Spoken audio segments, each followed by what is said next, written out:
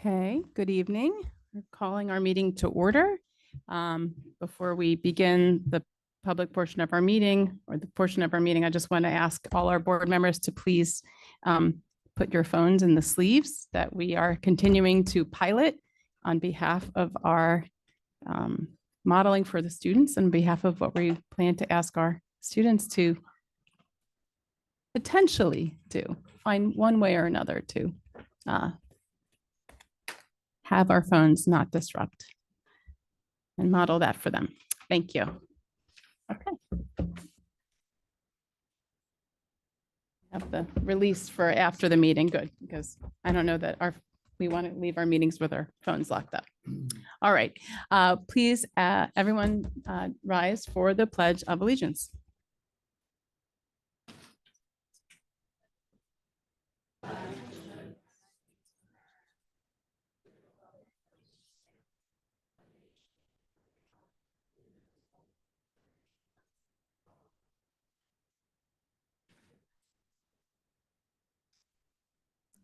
Okay, Mrs. Sugars, can you please call the roll?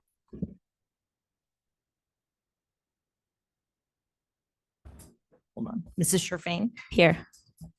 Mrs. Gallagher? Here. Mr. Greenbaum? Here. Mr. Mayor? Here. Dr. Rude? Here. Mrs. Niaz? Here.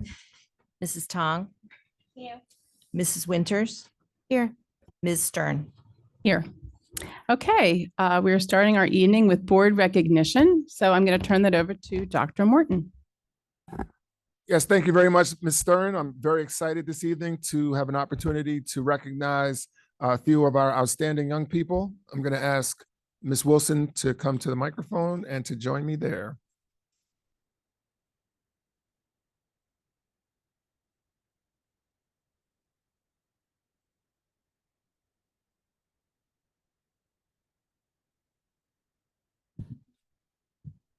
All right, good evening.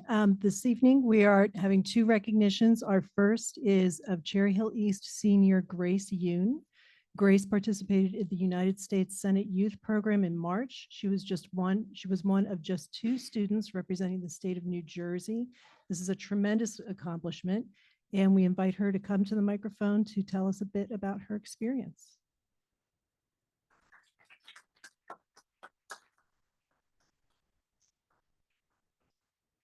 Hi, my name is Grace Yoon, and I had the honor of Grace, I'm sorry. Could I ask you to face the board? We'd love for you to face us. Thank you. My name is Grace Yoon, and I'm currently a senior at Cherry Hill High School East, and I had the opportunity to represent our state alongside our senators at the 62nd Annual U.S. Senate Youth Program. And along with that, I also received a $10,000 scholarship from the Hearst Foundation. And the U.S. Senate Youth Program is essentially a program created by the Senate bill, and I had the opportunity to meet numerous public servants and leaders within our community, ranging from President Biden to Dr. Jill Biden, from numerous senators to Secretary Blinken to Secretary Pete Buttigieg.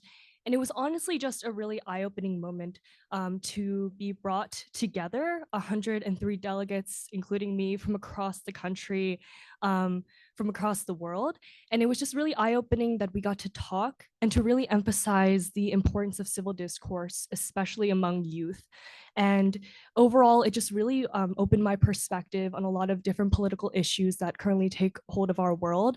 And it was an opportunity to hold discussion, an effective discussion with a lot of different individuals. So it was a very eye-opening experience, and I'm truly honored that I had the opportunity to represent our state.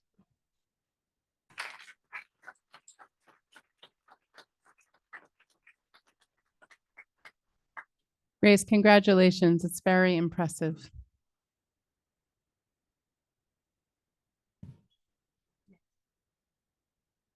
Grace.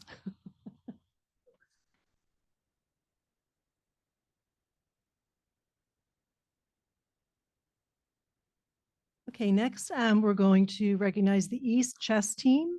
They are being recognized this evening for their South Jersey Championship win. And we invite Coach Greg Brune to come up and say a few words about the team and their season.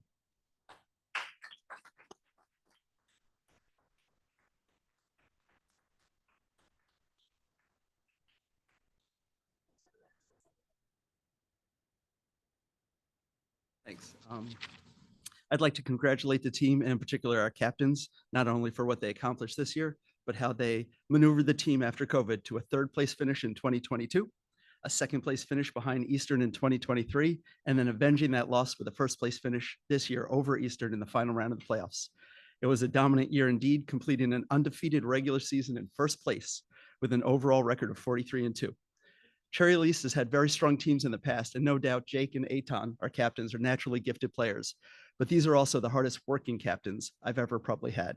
They assign chess puzzles as homework to be completed for the next practice.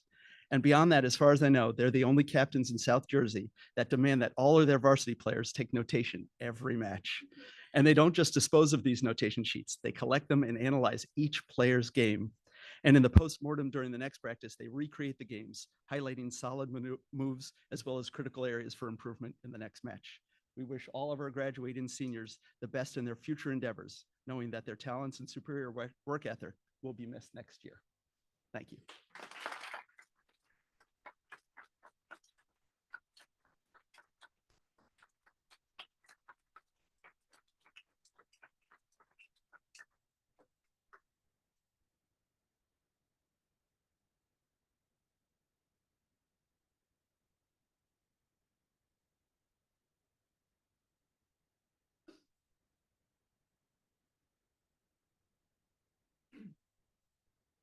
Okay.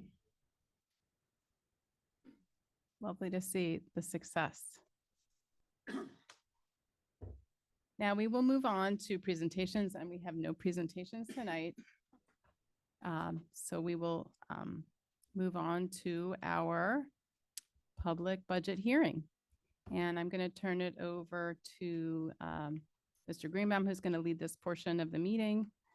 And he'll then turn it over to Mrs. Sugars, I believe, but I'll let you do that.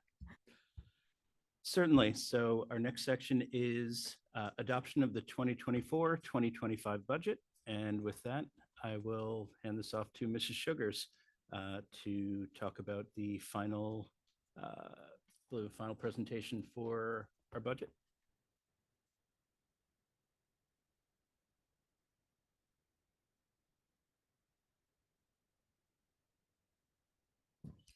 Okay, so tonight we are conducting the public hearing on our 24-25 budget. As you know, we have a two-step process. The first step is to approve an initial submission budget, which we did back in March. We then submit that budget to the county office for their review, which they conducted, and they approved the budget in its current form. So there's been no changes to this budget from the budget that we submitted back in March. So this is the same budget that we saw at that point. So this is now in Cherry Hill, since the elimination of April elections for school boards.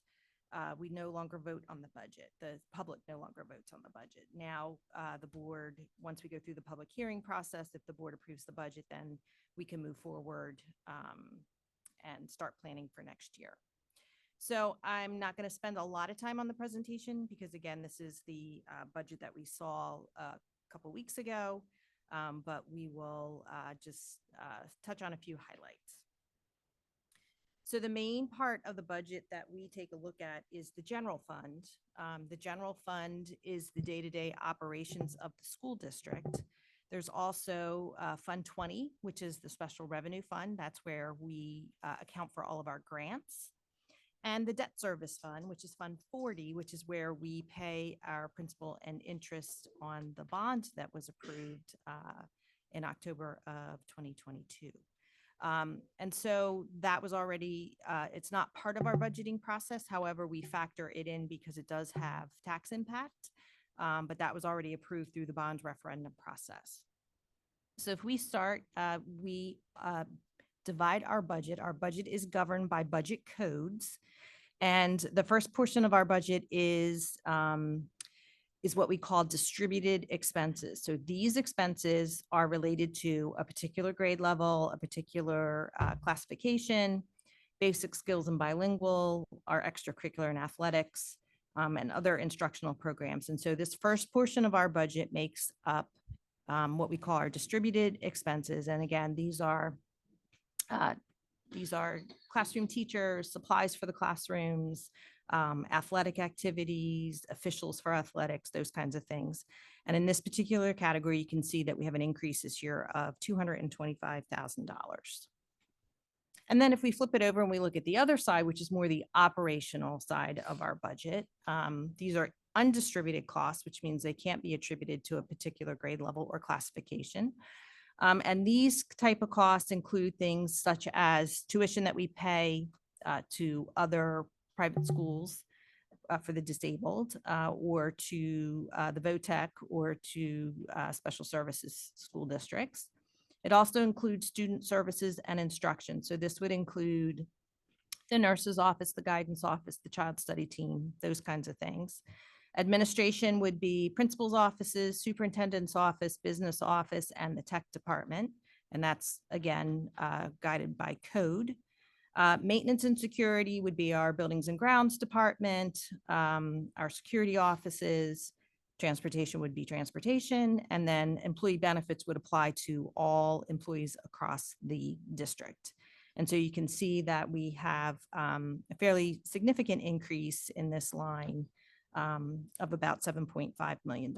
So Fund 11 is a component of Fund 10, again, our day-to-day operating costs, and overall we have an increase in those costs of about 7.8 million. We also have capital outlay costs in Fund 10. So that would be equipment, construction, capital reserve.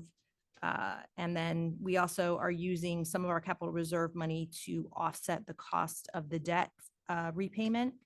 And so these items are included here. You can see we have a fairly significant decrease in this section, and that is mainly because we used a lot of capital reserve funds last year to provide our local fair share for some ROD grants that we had applied for. Some we were awarded, some we weren't, but you can see that we have a fairly significant decrease in the amount of spending in that section of the budget. And so overall, when we compare our general fund budget from 23-24 to 24-25, we have a decrease of about 4.5 million.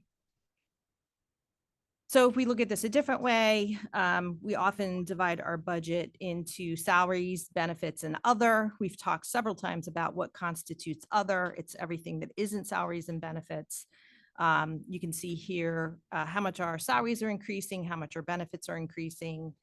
We have a contribution to the preschool program that's new this year, as we have implemented a full day preschool program. Again, that payment of debt that we're making out of the capital reserve account, and then our capital reserve projects, which we'll talk about briefly. And again, you can see here that we have about a $4.5 million decrease overall in spending between 23-24 and 24-25. If you are a graph person and you want to look at this graphically, you can see that the two, I guess, largest portions of our pie graph here is our regular education expenses and our employee benefits.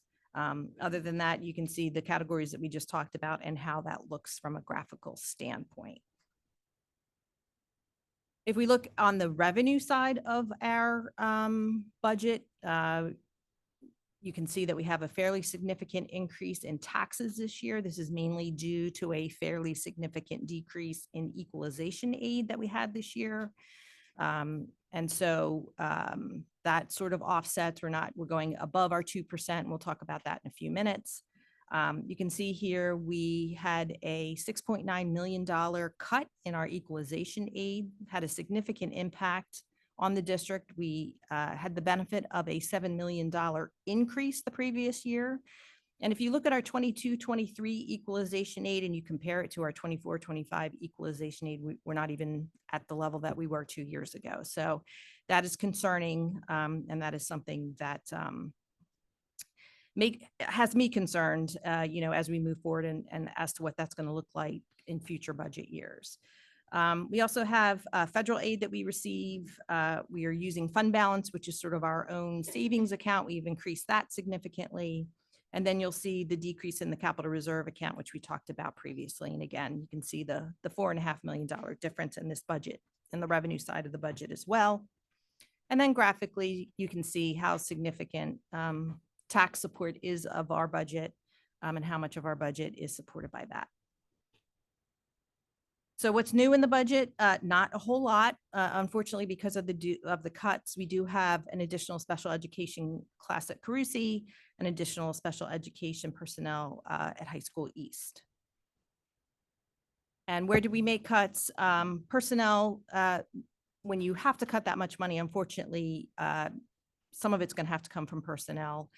We've done that through looking at our position control roster, looking at vacancies that we have across the district, whether or not we need to fill those vacancies. Have we had retirements come in since we started the budget process? A couple of program cuts that we are going to make, and relocation of the alternative high school program to High School East. On the non-personnel side, we looked at equipment, supplies, technology, furniture, professional development, and athletics. So we made cuts there as well.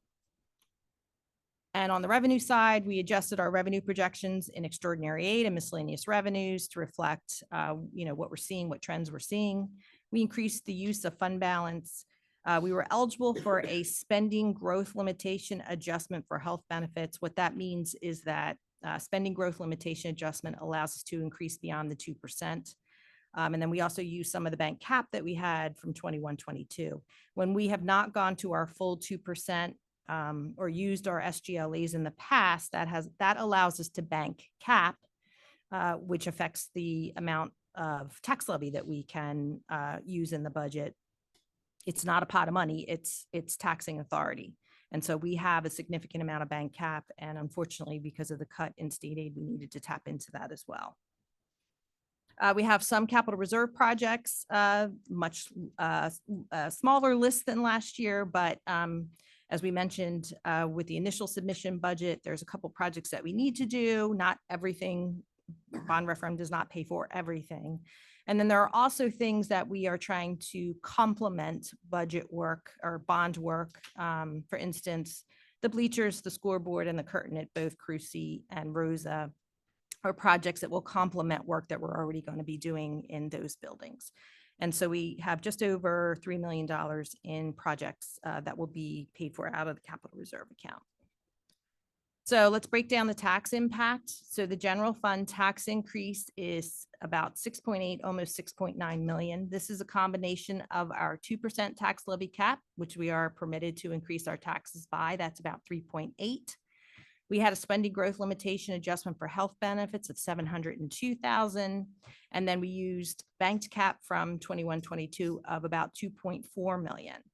So banked cap runs on a 3-year cycle. And so the remaining 352,000 from that will expire because we did not use it this year. We have bank cap from 22-23 of 1.3 million. That will expire in the 25-26 year. We also have bank cap from 23-24, and that will expire in 26-27. And that was also because of an SGLA for health benefits. So the tax impact is $127 from the 2% increase and the spending growth limitation adjustment, $67, $68 from the use of the bank cap. So the total impact on the average assessed home is about $194 from the general fund tax increase. And then also, as I mentioned, not part of our approval in terms of taxes and the budget, but we also have a special revenue fund. At this point, we don't know what our grant funding looks like, so we're required to budget at about 85% of what we had this year. And so these numbers, except for the preschool expansion aid, we do know what that number is. These numbers are estimates for now until we get those numbers. And then also our debt service fund, as I mentioned, we have interest and principal payments on our bonds that we are making. And we will use various tax levy and debt service aid that we receive from the state. We received this year about $8.6 million in debt service aid from the state that we will use to pay that number as well. There's a fairly significant increase in the payment to be made. And if we look at that over the next couple of years, we can see that 25-26, it goes up again, and then 26-27 starts to go back down.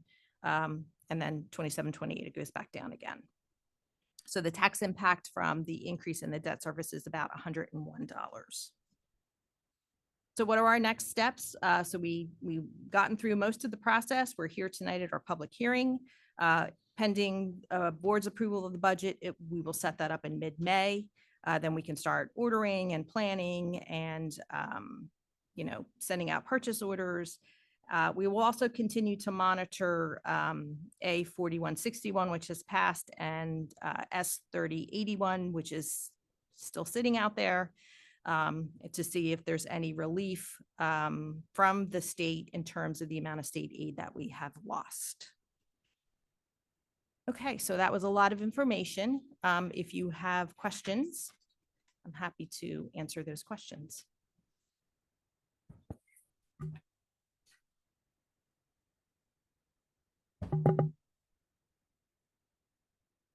Do you want to lead this, Mr. Greenman? Sure, I can do that. Any questions? Mrs. Churfane? Sorry to put you on a spot, and maybe Gina can answer this better, but I was hoping just for the public to understand what those bills are and what the one that's pending and what that means for potential aid for the district. So the one bill that has passed would restore 2/3 of our funding that was cut. However, where I am not clear on with that bill is it requires that you don't cut any positions. So we have not cut staff because we've been able to do most of the cuts through attrition.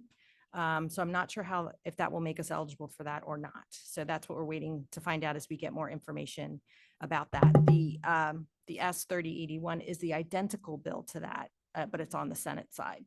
I know that that has been introduced, but I don't think there's been any movement on it since its introduction. Mr. Mayor? Could, Ms. Sugars, I don't know if this is really better for you or maybe Dr. Morton, but it would be great if we could, at least I could better understand the reasoning behind the potential termination of the Air Force Junior ROTC program at High School West. I'm going to let Dr. Morton take that question. Yes, absolutely, Mr. Mayor, more appropriate for me. So each and every year we go through a process where students section or schedule for classes that they want to take at the high school level for the new school year. That process typically takes place from February through around March. Enrollment in individual courses are based upon the interest that students have shown by scheduling for specific classes. As it relates to the decision for the deactivation of the ROTC program over at High School West, there's multiple factors that have gone into that, but specifically it points primarily to the enrollment figure that we've seen. Over the last 6 years, the enrollment in the program has declined. In the last year, the program's enrollment declined to about 44 students. The minimum enrollment that the Air Force establishes for us is 100 students on roll within the program. In January, or rather in February, we were notified by the Air Force that as part of the Air Force's decision that they would deactivate the program based upon this low enrollment number. At that time, recognizing that we were within the scheduling process or well within the scheduling process, I had asked Dr. Burns to file an appeal with the Air Force to see if they give us more time to see if we could spur enrollment and get more kids for 24-25 school year. He submitted the appeal and we were granted a postponement to the deactivation decision for a period of 1 year. And that came directly from the director of the Air Force Junior ROTC program.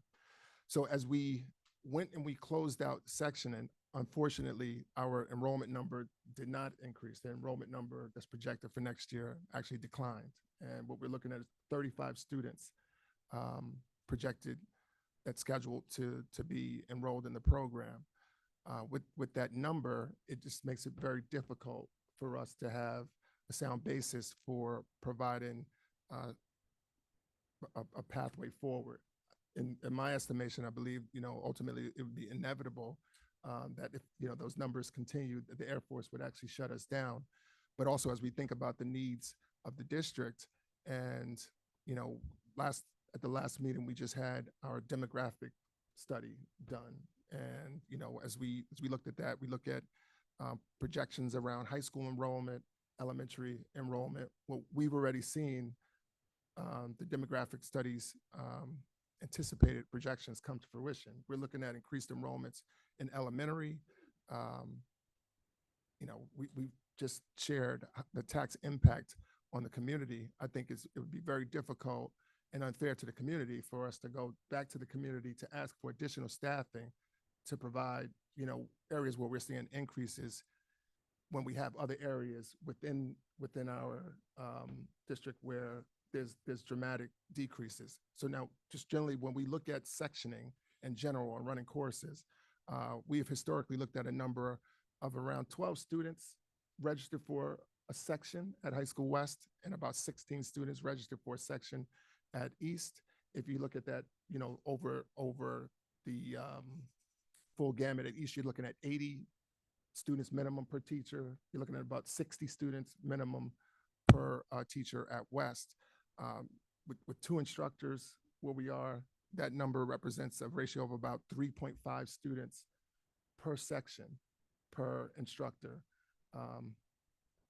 There's a number of courses that we do not run every year at the high school level due to low enrollment. So we have over about 300 courses within our course of study, but annually there's 20 to 30 courses that probably do not run. I can tell you with absolute certainty that there are, including ROTC, 30 courses at West that aren't going to run because of low enrollment. And at East, that number is 22. So.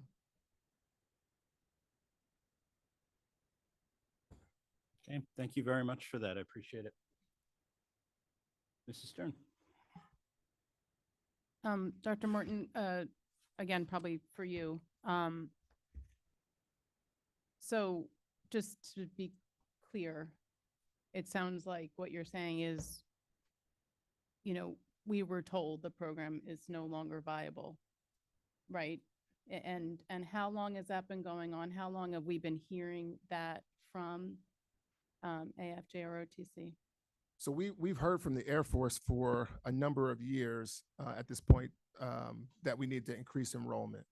The enrollment had been for a few years hovering around, following the pandemic, of course, hovering around 70 students. As I mentioned, this school year, between last school year and this school year, that number declined significantly. So that number went from, the number went from 76 students down to 44 students enrolled. With the status of having less or fewer than 100 students enrolled, the program has been on probation because of that. The Air Force has had us on probation. With the numbers at 44, this year's inspection for the Air Force, it's just untenable, for us to be able to continue a program with numbers like that. So the deactivation decision that was communicated on February 22nd was primarily based upon that. Now, again, I want to emphasize, Dr. Burns did file an appeal and we were granted a postponement to that deactivation. So the deactivation was scheduled to be at the end of this year, but they postponed it for a period of 1 year to provide us an opportunity to increase enrollment. Our opportunity is that window, that section and window from February through March, where students, register for courses. So how many students would we have had enroll in those courses in order to stay viable? Yeah, so a number that they had given, maybe 56 students. So if we had at least 56 students, we could continue in the probationary status and still be able to move forward and try to continue to increase up to the 100 number. So we really need to be at 100 to maintain, but to stay on probation, we would have had to have been at 56. Yes. Okay, and we were at 35. Okay, I just wanted to make sure I understand. Yes. I mean, it's very upsetting. Extremely upsetting for me. Haven't had the opportunity for 8 years to be intimately involved with the program and to see the impact of the program not only had on the individual students that have been involved in it, but the program has had on entire high school West community and in the community at large. I mean, it's extremely difficult and tough recommendation for me. Yeah, I think for a number of us and people in the room, many of us have family who are military or veterans. It's very hard. Yeah, many of us. So it's very tough to see. And we do not have this program at High School East. Is that correct? No, the program is not available at High School East. The program is available at Camden County Technical Schools. Our students have an opportunity coming from 8th grade to choose Camden County Technical Schools. Some students do take advantage of that opportunity, but there is a thriving cohort of cadets there. Thank you. I do have another question, but I don't want to, I have more, but I can wait. Nope, go right ahead. So I also want to ask, because Mrs. Sugars mentioned some of the programmatic changes that are part of the budget, and one of them was mentioned was the alternative high school movement. I think in the conversations that you've shared with us and with the community, although it's included in the budget as part of a programmatic change, it's not what's been shared with us. It's not the rationale behind it. And I wonder if you could just say a little bit about that. Yes, absolutely. So it isn't, the budgetary reasons would not be the primary reason for the move of the alternative program. The discussion has been a discussion that has been one that's taken place for many years. It precedes me. At one point, there was more of a concrete substantive plan to make that transition and make that move, which was interrupted by COVID in the pandemic and the lockdown. So things hadn't moved forward since then. As we look at inclusive opportunities for connection, expansion of extracurriculars, expansion of elective offerings to children, immediate opportunities for mainstreaming and inclusion into a school's environment. Those are some of the reasons why we are looking at making the move now. I'd be remiss if I didn't say as well, we have a great program. We have an outstanding principal, outstanding teachers and faculty. The program would be well supported next year. I think, if ever was the time to make the move, now is the time. I truly believe that the program will add value to the East community. Thank you. Those are my only questions. Okay, thank you. Are there any other questions from the board? Mrs. Gallagher. Mrs. Sugars, so we've lost about 7 million in equalization aid. So with the not filling the teachers or the staff positions, the cuts and all the budgetary items you've discussed, are we even? Like, do the cuts and stuff equal the loss in the aid? And then the increase in taxes. Do you know what I mean? So well, it's not just, so each year we have increases in our budget that we have to take into account as well. So we have increases in salaries, we have increases in benefits. And so then also we have to look at accommodating those increases and then accommodating the fact that we have lost our state aid. So if, see if I can get this back. If we look at kind of our revenue breakdown, we accommodated an increase in taxes.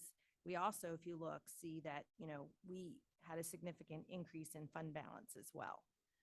So if you look at the different type of revenue categories that we have, we had an increase in the fund balance, we had an increase in taxes. In terms of being even, if you mean that we, have we been able to maintain essentially most of our programs and, our current status as a district? Yes, we have been able to do that. My concern, as I'm sure is everyone's concern, is what does state aid look like moving forward? And what are we going to have to be thinking about, which is something that we have already started to ask ourselves because we want to be prepared if we find ourselves in this position again next year.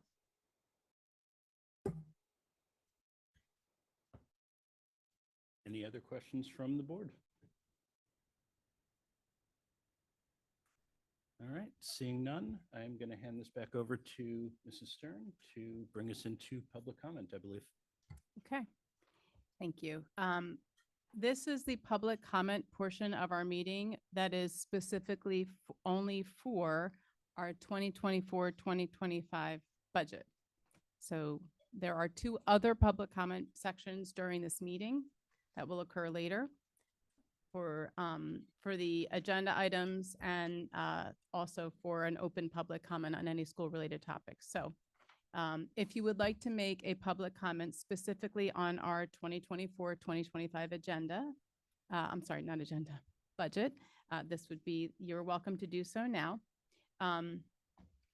We always offer students the first opportunity to speak before the adults. So if you are a student who would like to speak, you are more than welcome to approach the well, it's not a podium tonight, it's just a microphone. And if you are a student who is online, I would request that you please, and you'd like to speak, to please put an S after your name so that we know that you are a student. Otherwise, we will not know that you are a student. We would not be able to know to call on you. Public comment is an opportunity for members of our community to comment on matters relevant to the operations of Cherry Hill Public School District or within the authority of the Cherry Hill Board of Education. The board welcomes diverse opinions on relevant matters. Under established federal law governing reasonable restrictions on speech in public forums, statements which demean individual community members or groups or which are irrelevant to the operations of the school district or are repetitious will not be permitted. Community members who would like to present information not relevant to the school district are always welcome to communicate directly to the district superintendent, board president, and all board members via email or other alternative means. So with that, if you would like to speak, again, if you are a student and you'd like to speak, we would offer you the opportunity to speak first. And if so, please approach the podium. And then after that, we will have any non-students, non-high school or middle school students speak. So when you approach the podium, if you could please state your name and your municipality, which would be Cherry Hill. Before you make your comment, you will have 3 minutes to speak. Thank you. Hello, my name is Noah Casa. I live in Cherry Hill, New Jersey. Dear Cherry Hill Board of Education, good evening. I'm 3011288 to you, but to everyone behind me, I'm Noah. I'm more than just a number. I'm the future, like all my peers. I'm honored to be given the opportunity to run the Air Force Junior RTC program at Cherry Hill High School West. It's taught me so much about leadership and life. Without this program, I could say I 100% wouldn't have the confidence to speak in front of all of you this evening. I'm extremely disturbed with the news that the JRTC program is going to be disbanded after standing for 46 years. It's one of the oldest junior RTC programs in the state of New Jersey and is the only program that sets apart the high schools in Cherry Hill. I'm not one to waste my time on things that are pointless. I'm standing here in front of you asking to give junior RTC a chance. This year, the enrollment has dropped by 20 cadets due to lack of organization and leadership. This extreme drop is because Chief Boucher left the program. We know this. We now have the opportunity to be under the leadership of Master Sergeant Costa, a strong, inspirational leader, and who has built a new foundation for this program over the last month. We have been to a drill competition where we learned how to run an event. We have learned of new ideas to get involved with the community, and we have learned to fight for things we believe in. How many programs can say that? I'm a senior leaving the school, and I'm still fighting for this program. I believe that shows more than words. If you shut down this program, if you shut down Junior RTC program, Cherry Hill West is losing its instrumental program that teaches young minds to become the best versions of themselves and gives preparation for future endeavors. For every program you cut, give students less opportunity to grow and help them. Thank you. Thank you, Noah. If you can give that to Mrs. Wilson in the black shirt, that would be great. Thank you so much. And now we go to the line. I don't see any student hands raised on the line, so I'm going to come back to the room to continue with the students. And if I do see any students online, we will go to that student next. If you could please state your full name and your municipality, which would be Cherry Hill. My name is Caitlin Campbell. I'm from Cherry Hill, New Jersey. I actually, I talk about AFJROTC at a different time today, but right now I do have a genuine question. As a high school student and who knows everything that's going on in the world, is any of that money going towards our safety as students and the building? Or is it going towards projects like the stadiums and the bleachers? Is it not going towards anything to keep us safe besides word of mouth? I don't need 2 minutes. So, Caitlin, if you may not have seen our meetings before, but in our meetings, this is public comment. So it's an opportunity for people to speak, but we don't have dialogue or interaction. There's not answers. However, if you would like you could actually give your email, is usually the way we would correspond, to Mrs. Wilson over there in the black shirt. And I'm sure someone would be happy to get back to you with regarding your question. Okay? Yeah. Thank you. Okay, we go. I'm still looking on the line and I don't see any students' hands raised, so I'm going to stay in the room with the students. If you could please state your full name and municipality. Hello, I'm Essence Bishop. Hello, my name is Essence Bishop, and I've been a part of ROTC for 2 years. As a member of ROTC, determination is a key skill I learned. This program has showed me how to be a leader in and out of school. I have the opportunity to lead flights, physical training, colonel's lessons, team bonding, and drills. ROTC has contributed to my growth and instilled skills of resilience. ROTC has had a big impact on me and my peers. That's why I'm here speaking today.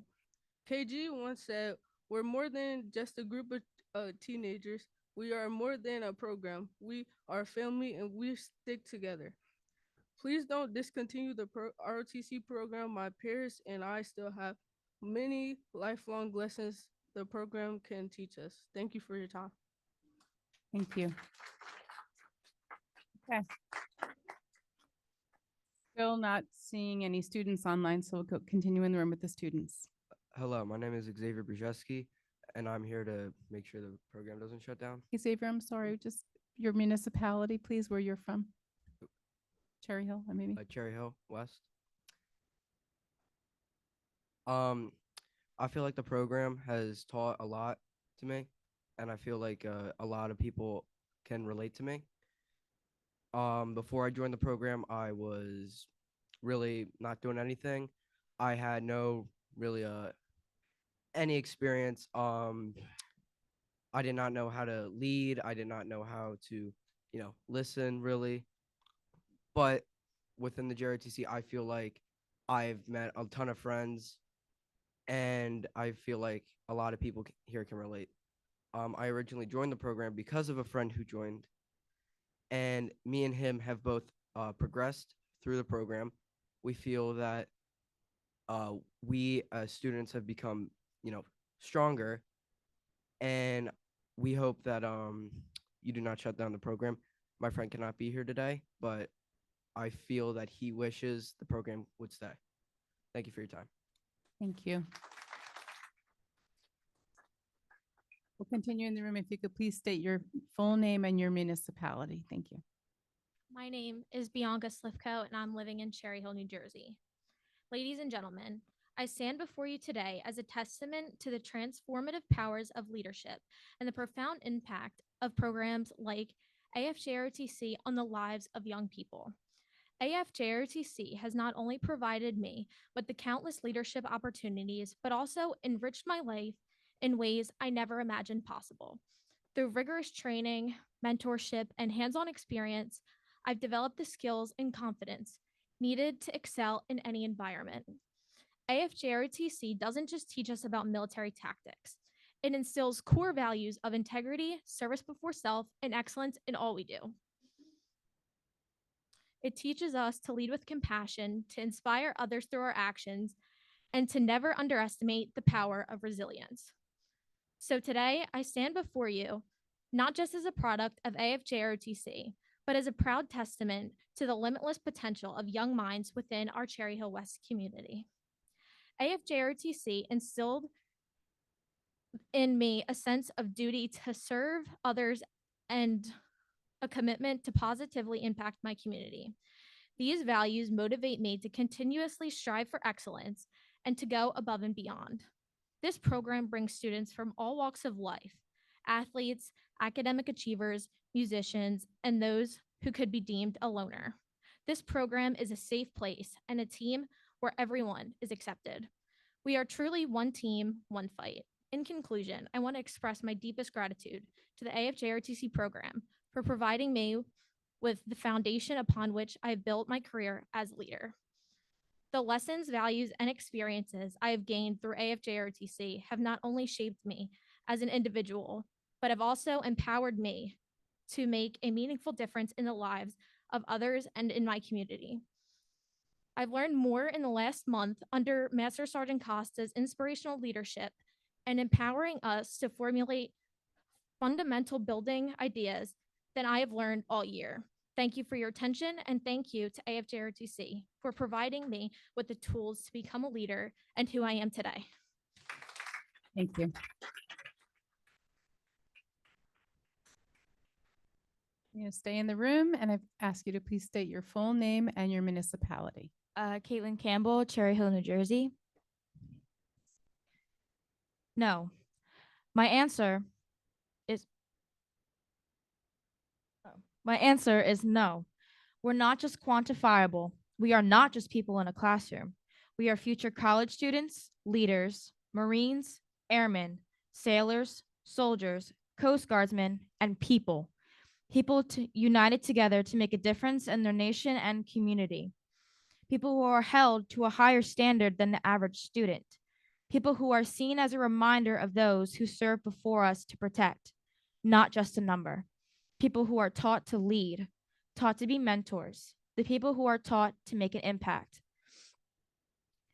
Enough to fill more than a squadron, be part of something greater, to protect you and your family.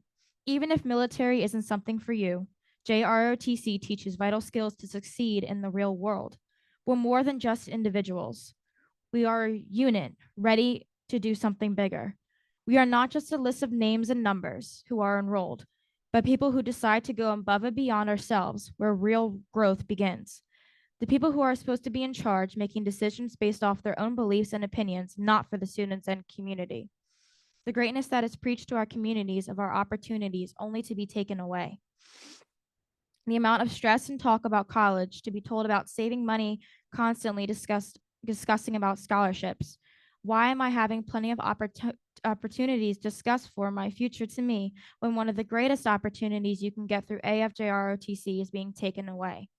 Why are we taught something, but there's no need for it? There is only one question I leave with you today. Why talk about futures and scholarships when you snatch away something so valuable? Thank you. Thank you.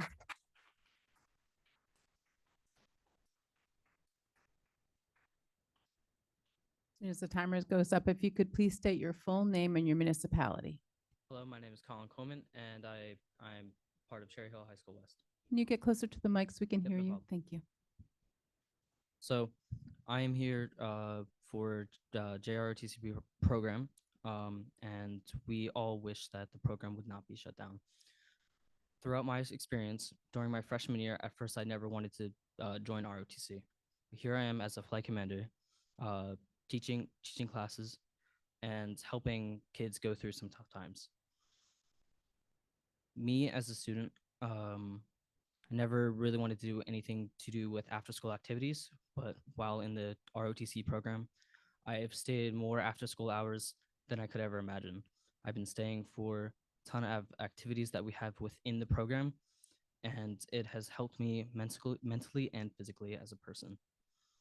I would really appreciate it if we could keep the program for those to come that could really use this program to get out of the shell and express themselves as who they are. That is all. Thank you.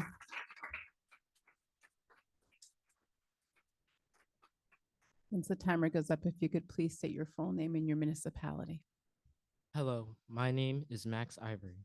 I live in Cherry Hill, New Jersey. JROTC has not only been an inspiration on my life, but on my family's.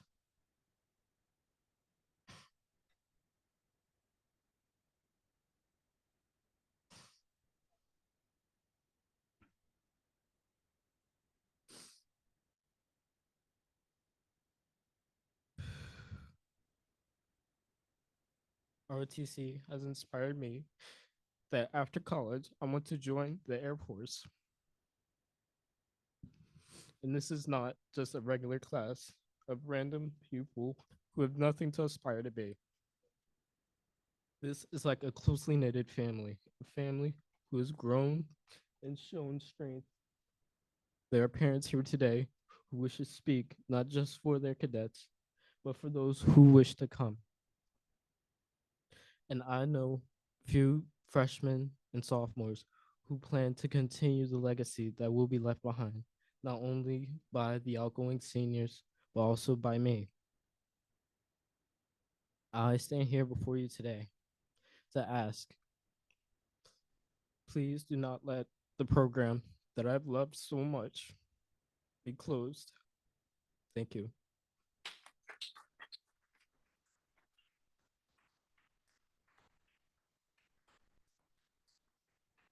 As soon as the timer goes up, if you could please state your full name and municipality. I'm Andrew Hughes, and I live in Cherry Hill. I would like to just speak to you a little bit about the opportunities that Junior ROTC offers for our high school cadets. This past summer, I was able to earn my pilot's license, my private pilot's license, completely paid for by the Air Force. They flew me out to Washington State and paid for everything for 2 months for me to fly, and house me, which ended up costing about $10,000. And that was, again, completely paid for by the Air Force. I didn't pay a single dime.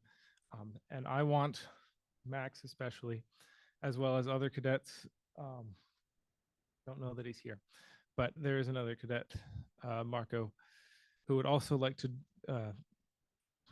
go out for that program. And I want them to especially to have that opportunity, because there are numerous things that you can do with the ROTC program that are not possible at all anywhere else in any program in the high school.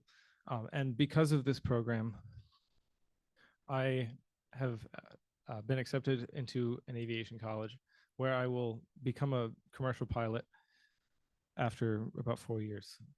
And I don't think that would be possible without this program and me getting my private pilot's license beforehand, or at least it would be a lot harder to do. I would also like to point out that the salaries of the instructors are half paid by the Air Force as well. There's a lot that the Air Force puts into the program for us, and them having postponed our closure means that they want us and they are willing to pay for the program again. And that is huge because the Air Force, again, pays for all of this. So thank you for your time. Thank you.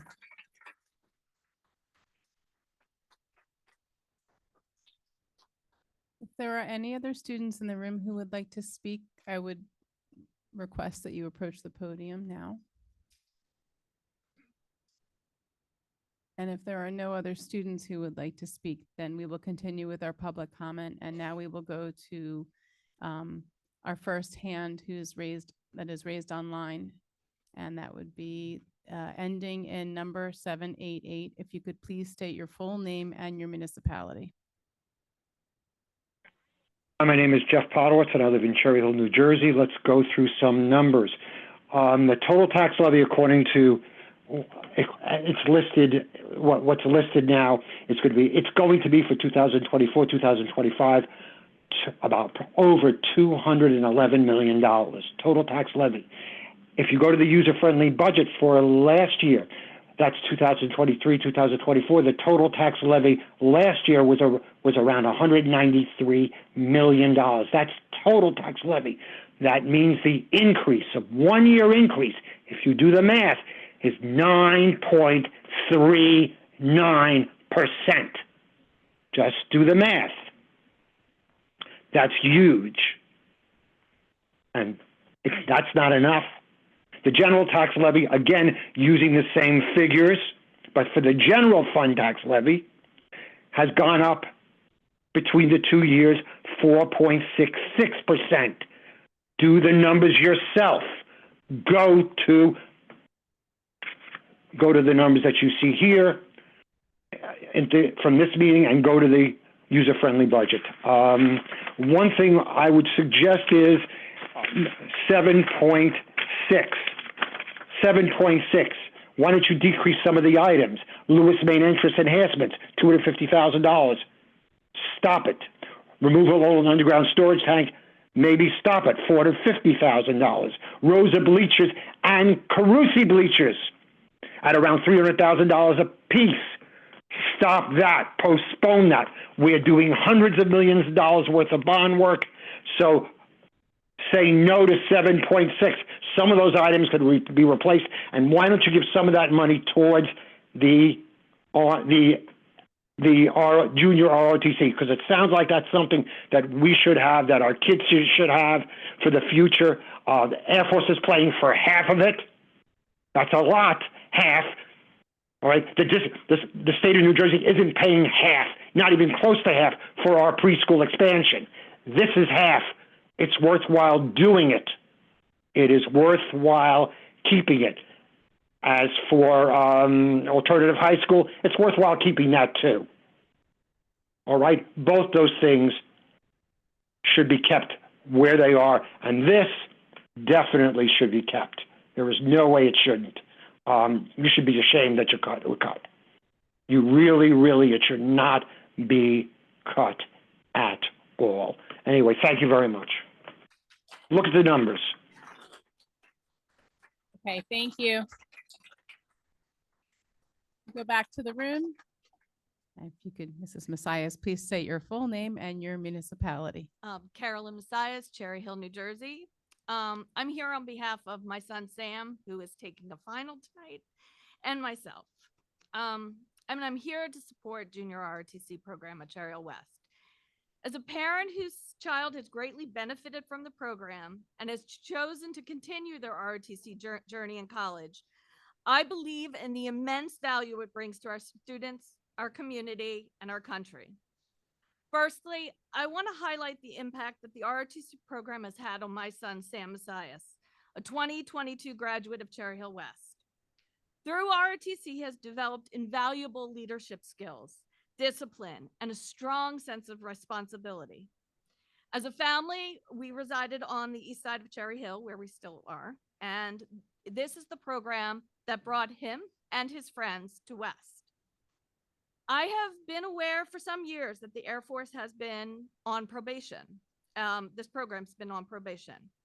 But my understanding is that they will allow them 1 more year to up their enrollment. And I believe, after meeting Master Sergeant Terrell Costa, that he will achieve this goal. In addition, I believe that the ROTC program plays a crucial role in preparing students for college and beyond. It provides them with unique opportunities for scholarship, leadership roles, and real-world experience.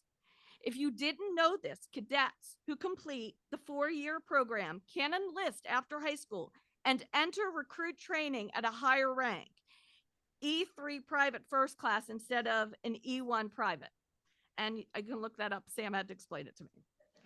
But this is also an increase in their pay. And for those attending 4-year colleges, junior ROTC offers scholarship opportunities. Sam was the beneficiary of a few, which helped greatly with college tuition, while 2 of his best friends who enlisted in the Air Force received pay increases because of their participation in Cherry Hill West's junior ROTC program. And I understand the challenges involved in sustaining such programs, but I urge you to please keep this program going. It saddens me to think that a district as large as Cherry Hill will no longer have this opportunity for students. Since I was a student at West in the early 1980s, I've watched programs like cosmetology, auto shop, wood shop, and others that have benefited a large part of our population disappear. And I hope that you will see the benefits of junior ROTC to our community and give this program one more year. Thank you. Thank you. Okay, we go back to the line and it's looks like Major L. Then. If you could please state your full name and your municipality. Good evening. Please confirm if you can hear me. Yes, we can. Good evening, Dr. Morton and board members. My name is Major Louis Then, and I actually live in Lumberton, New Jersey. Between the years of 2013 and 2014, I was the senior instructor there at West, and I really loved the program. I left for personal reasons. Dr. Morton and I had discussed at length, but I'm part of this meeting because I wanted to try to go ahead, and I see that there's incredible support for the program. I encourage you to take an opportunity to, if the Air Force headquarters has given you a lease on going ahead and having the program for one more year, then postponing it for this next academic year might actually serve you well. I'm willing to come in and speak to Master Acosta and discuss with him some avenues for which he might be able to go ahead and help his numbers. I don't know if you have two instructors. I've only heard of the one ASI, but there are ways to go ahead and try to help the program. Biggest reason that the program, I think, in recent years has suffered comes from COVID and some of those lingering issues that even now in 2024 have affected many students across the board. And the Air Force headquarters is noticed over those past years that there's an incredible decline in programs staying viable. But I will tell you that trying to establish a new one, if that opportunity ever comes up again, put you on a waiting list. And I think the biggest reason why the headquarters is so encouraged to try to go ahead and give programs such as the ones at West an opportunity to do what they can to increase their numbers or at least meet viability, as well as, there are other issues with also not having more than one instructor, is because they don't like to see programs like this close. It usually means that they'll never go ahead and open their doors again. And while I've heard many students, including one of the parents, encourage you to try to hang on to the program, even if it's for another academic year, I encourage you to do the same, because I can tell you that the students that I got an opportunity to connect with and teach when I was there, I'm still in touch with today. And that was a very short time that I got an opportunity to teach. But I know that I was able to go ahead and give them a little bit of what my knowledge was and tried to go ahead and encourage them to do whatever it is that they wanted to do. But we did bolster their leadership abilities, their followership abilities, their abilities to come out of. Thank you, Major Then. I'm sorry, your 3 minutes are up, but thank you so much for calling in. And we go back to the room. If you could please state your full name and your municipality. Good evening. My name is Dr. Tony Damon, Cherry Hill. First, I just wanted to take a look at these kids and invite you to do the same. And when you look at their faces, I want you to know that they are not beans to be counted. And so we cannot just look at our students and talk in the sense of dollars and cents as far as numbers of our students. So we know, as we've heard across the country, programs have reduced enrollment. But let's talk about Cherry Hill. Okay, we know that this program has seen a lot of transitions over the years. They have lost teachers, they have gained teachers. So there has not been consistency in the program. So if for nothing else, you give them the opportunity to move forward with some sense of consistency. I would also invite you to consider, while there was a very eloquent explanation of the cost and benefits, I just want you to consider an example. Not that I'm asking or know anybody's salary, But if we have 2 teachers at $100,000 and the government, the Air Force is willing to pay half, that is $100,000. And what we know is the other $100,000 is considered taxable income to the district. Think, if you will, about the $167,000 grant we got for CTE that I know I helped write. And we know that this ROTC program is a program that can be turned into a CTE program that can benefit from those dollars and other future dollars from Perkins funds. What are we talking about here now? $50,000 at best, a cost to the district? I would ask you all, please consider our children are much more worth it than that small amount. I would also ask you to consider, if you choose not to keep this program, if you vote this budget in as it stands and cut this program, would you then consider including these children in an out-of-district expense and allow them to finish their educational program at Camden County? What then would be the cost to you? Because these children are worth it. You saw Max, my godson, stand here and talk about what it means to him. But what you don't know is what he's been through. Like you don't know many of these other children. You do not know their story. You don't know what it means to them. Everyone can't be an athlete. Everyone can't benefit from the lights that'll go up on the stadium or the new bleachers. But what we do know is this country can benefit from young people learning leadership. Thank you, Dr. character. Damon. Thank you. Okay.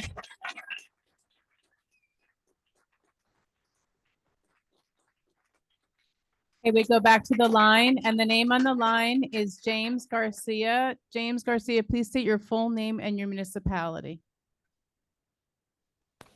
Thank you. I'm retired Lieutenant Colonel James Garcia. I'm the regional director for New Jersey and Staten Island for Air Force Junior ROTC. Right now, I'm down here in Montgomery, Alabama, which is where our headquarters is at.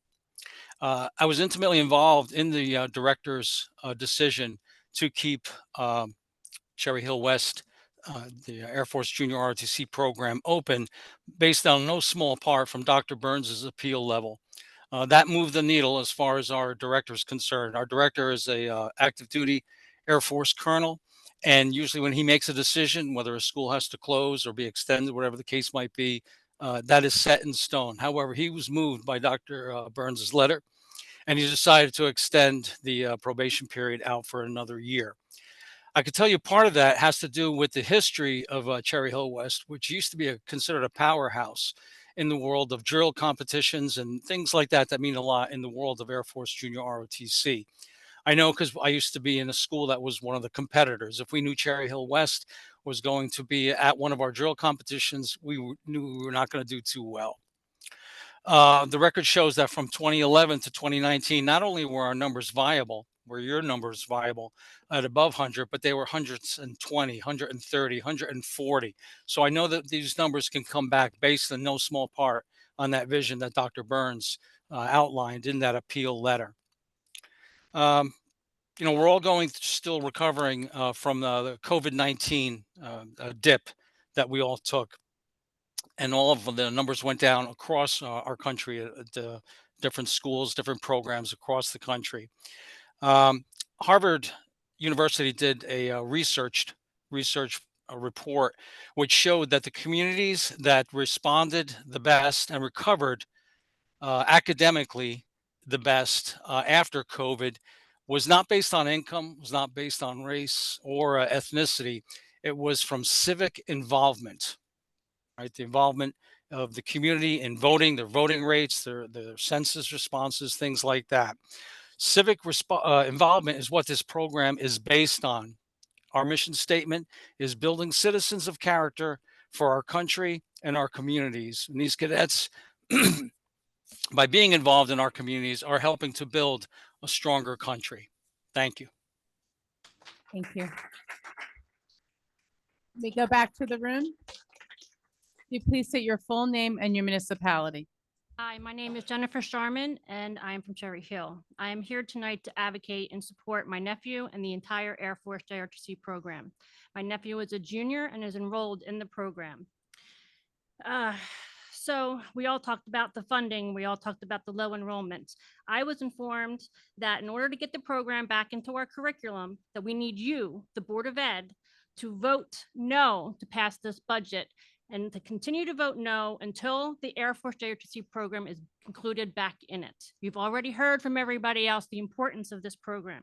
Since April of this year, only a few weeks ago, Master Sergeant Costa was hired, and through his commitment, inspiration, and leadership, he has grown the enrollment by 50%. Imagine what he could do if he was given more time and more support from our superintendent and district leadership. Master Sergeant Costa and West Principal Burns have worked diligently to come up with an enrollment plan. The plan was presented to the Air Force and was approved to continue the JRTC program for another year. So why is our superintendent and our district willing to remove a program rather than share the same patriotism, confidence, and faith in our Air Force JRTC students and its leadership as the Air Force does? It is evident that the Air Force does not want to give up on the program, but Dr. Morton and our district does. Why is Dr. Morton's first action as superintendent since April 9th, to shut down the JRTC program? This goes against all of our district beliefs and statements. Where is the inclusion for our JRTC students, our military families, and community?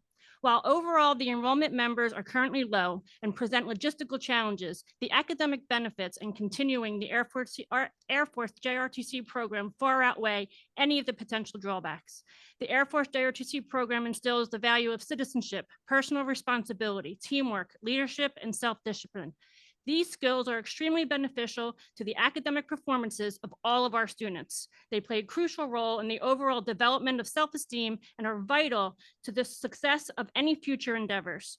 The Air Force JRTC program provides scholarship opportunities that help all students afford college, and for those who choose to go into the military upon graduation, they will be given higher pay grades. The Air Force JRTC program helps students develop a sense of patriotism and civic duty that fosters a strong sense of community. In the last week, a student petition received over 1,500 signatures in support to keep the program. Removal of this program goes against our board district school goals. Vote no on the school budget and add the JRTC program back into the curriculum. Thank you. Okay, we go back to the line, and the name on the line is Christina Musso. If you could please state your full name and your municipality. Hi, can you hear me? Yes. Hello? Oh, hi, Christina Musso, Cherry Hill. I'm just calling in regards to the budget. I'm still struggling with the preschool expansion. I find it hard to believe it's only going to cost us $1.5 million. And I understand that that may be just this year's amount. But as Mrs. Sugars had pointed out, we don't know what our state aid is going to be in the future. And if we continue to invest in programs where we don't necessarily have the funds for, I just find this to be disturbing. There are tons of things I want to do to my house. I want to go on expensive vacations, and I can't afford it. And we're asking in the struggles that we're having right now in the economy and with inflation and all of the issues we're all facing, and we were generous enough to vote in the bond. We know that our schools have been underfunded for years, and the schools are falling apart. And we're grateful that, everybody agreed to be putting forth the effort and the additional taxes to improve our buildings. But this is just getting to be a little bit ridiculous. And I just don't understand how we can, in good faith, bring on new responsibilities and new liabilities for the future when we really don't have a sense of what our state aid is going to be in the future. I'm really struggling with it. And I understand that people have in the past said that you can show me every study in the world that it benefits the kids, and I'm not going to disagree with you. But if you don't have the money to do something, you shouldn't put yourselves in debt in order to do it just because it's good. I understand that if the state aid wasn't an issue, I wouldn't have an issue with it. I just think we just need to really think hard right now about setting ourselves up for just future issues and continuing to raise taxes. And I just really implore you guys, maybe it's just a communication issues and I'm not understanding what the true output from the community and what we're going to have to pay for this program in the future. So maybe it's a misunderstanding on my part, but I think we need some better communication, because I don't think it's just $1.5 million. And to be honest, if we're short, that's still a significant portion. If we were to cut out preschool, that's still $1.5 million that can go to stuff that for our existing population. Thank you. Okay, we go back to the room. If you could please state your full name and your municipality. My name's Nelson Mellitz. I'm a retired Air Force colonel, 32 years in the military, Cherry Hill, New Jersey since 1985. I'm also the immediate past national commander for the Jewish War Veterans. I'm the chairperson for Governor Murphy's Veteran Services Council, which is the highest level council. First of all, let's give these individual students a round of applause. They're fantastic. And Cherry Hill is a fantastic area to live. But these students, these ROTC cadets coming up here and speaking and backing them up, that's just a fantastic opportunity for us to see the skills that they get within this program. ROTC at Cherry Hill West has been a struggle for many years. But that's basically because what everybody's saying, it's the leadership. We now have fantastic leadership. It's a community event. It's not just the leadership, it's all of us are involved in this. Communities, individuals, look at these parents out here. Thank you. Thank you for supporting this effort. I pledge, as the governor's representative to the Veteran Services Council, that I'll get the VFW, the American Legion, the Jewish War Veterans, DAV, and every other of the 32 organizations involved in making sure this program's a success at Cherry Hill West. You can't ask for anything more than that. We just need one more year. And I understand the budget. There's ups and downs. It's difficult. I've done budgets. Everybody in this room's probably done budgets at the house level, their house. It's important to keep this program going. Thank you very much.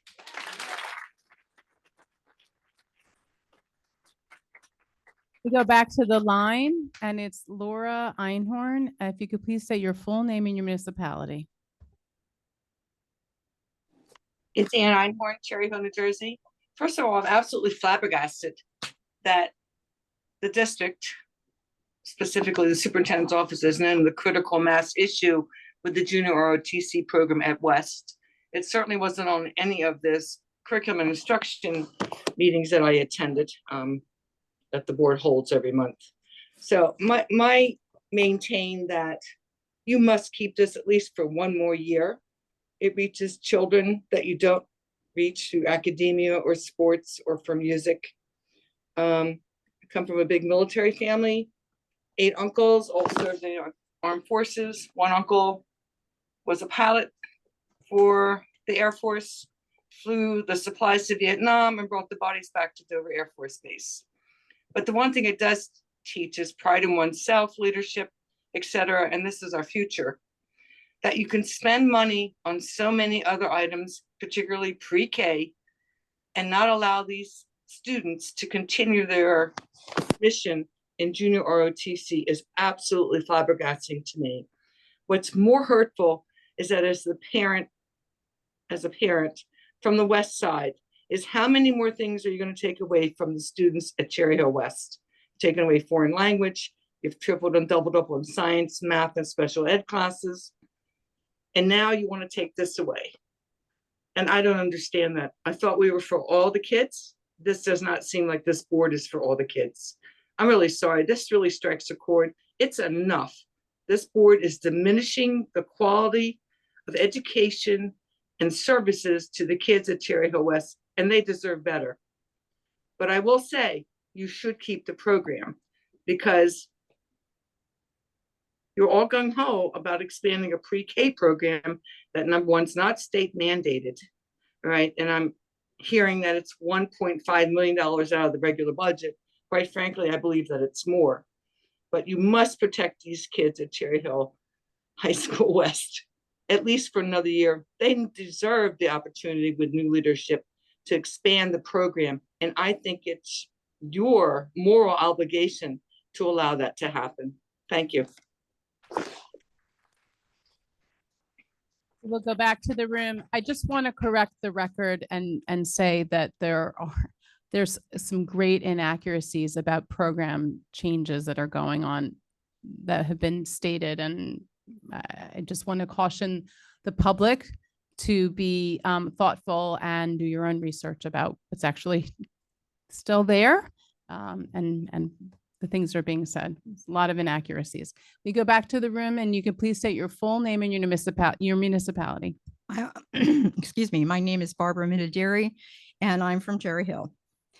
I retired in 2011 as a West English teacher, and I was there for 32 and a half years, and I was the student activities coordinator for 28 of them. My husband, my son, and my 2 daughters are West grad. We do bleed purple. I even wore my staff shirt, pulled it out. My son, he was a parochial school transplant, and he came to West in 1988 and joined the Air Force Junior ROTC program. He stayed in the program all 4 years. And when he graduated with a nomination to the Air Force Academy, a nomination to the Naval Academy, a Air Force full scholarship to Lehigh, and an Army scholarship. Today, after 20-year career, he retired as a commander in the U.S. Navy, and he leads his dad's company and serves as a blue and gold officer for the Naval Academy. And where was his leadership skills and personal confidence and discipline instilled and nurture? With you guys. He had incredible instructors. You know, I could talk here for hours about my son, but I choose not to tell you about just about him, but my wonderful students.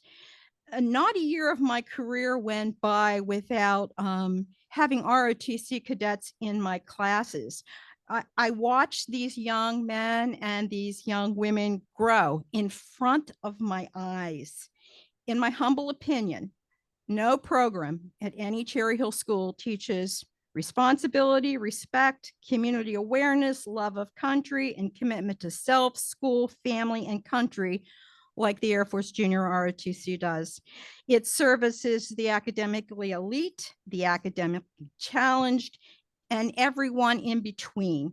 It provides structure that too many young people lack at home and encourages them to be productive and proactive role models.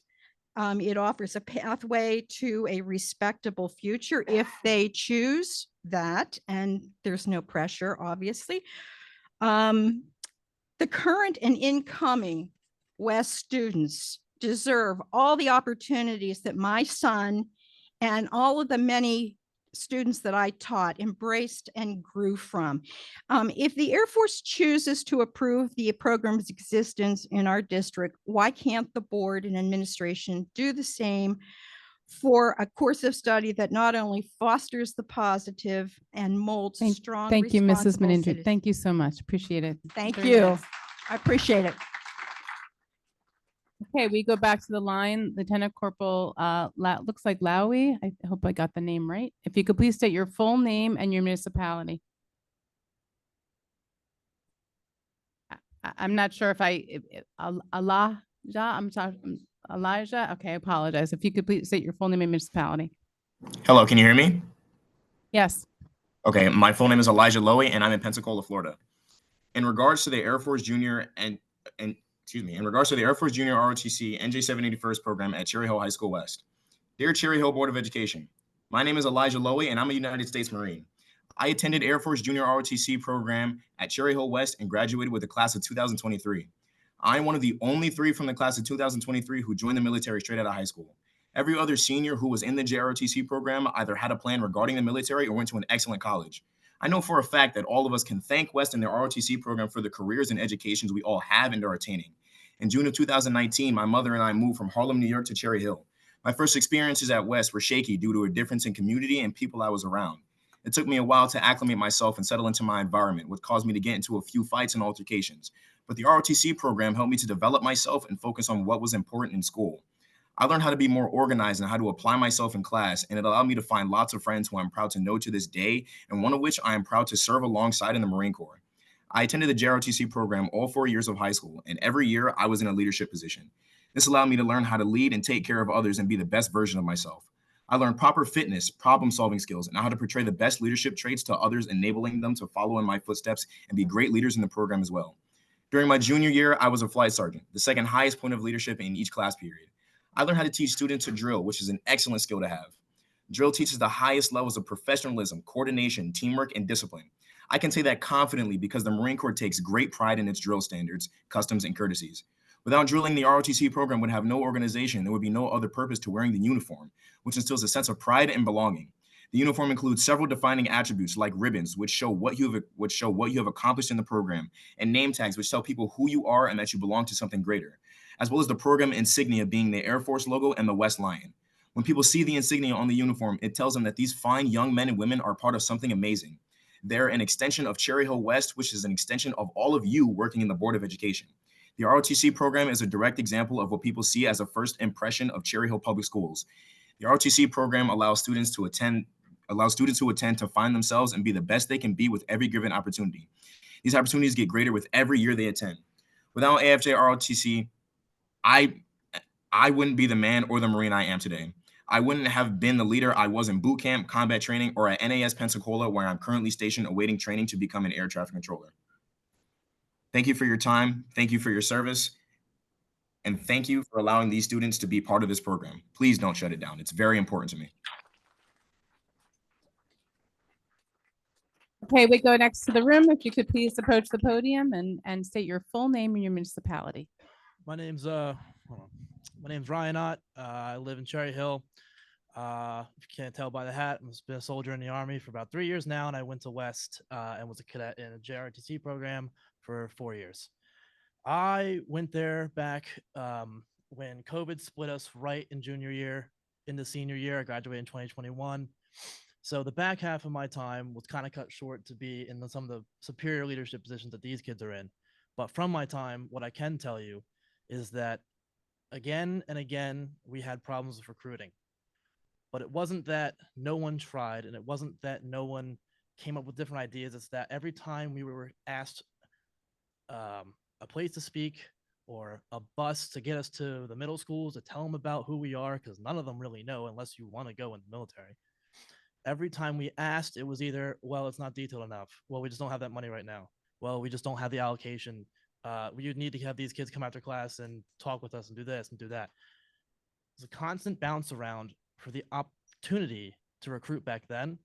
And seeing the numbers now, I mean, you said there was 35. This is about 35. I mean, you have almost the whole Corps in here. If it was that bad then, I can't imagine it's any better now. I see the music kids, because I was in music too. I see the music guys go to the middle schools. They recruit there.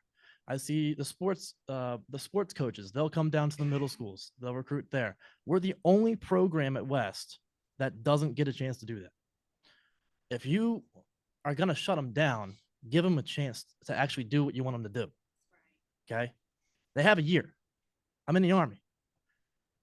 When you have a deadline, you have a deadline. When you tell a colonel who has been 30 years of telling people what to do, hey, pretty freaking please, they 9 million times out of, however many, they're going to tell you no, get back in line. You guys managed to sway one of these crusty old, sorry, sirs, but one of these old men who get to tell us what to do all the time. That's remarkable, and I just want to bring that to light to you people, because it's hard to understand if you're not in it. So if you're going to shut them down in a year, if they don't have the numbers by then, that's the Air Force. That's their problem. We tried. But give them that year to actually do what you want them to do. Thank you.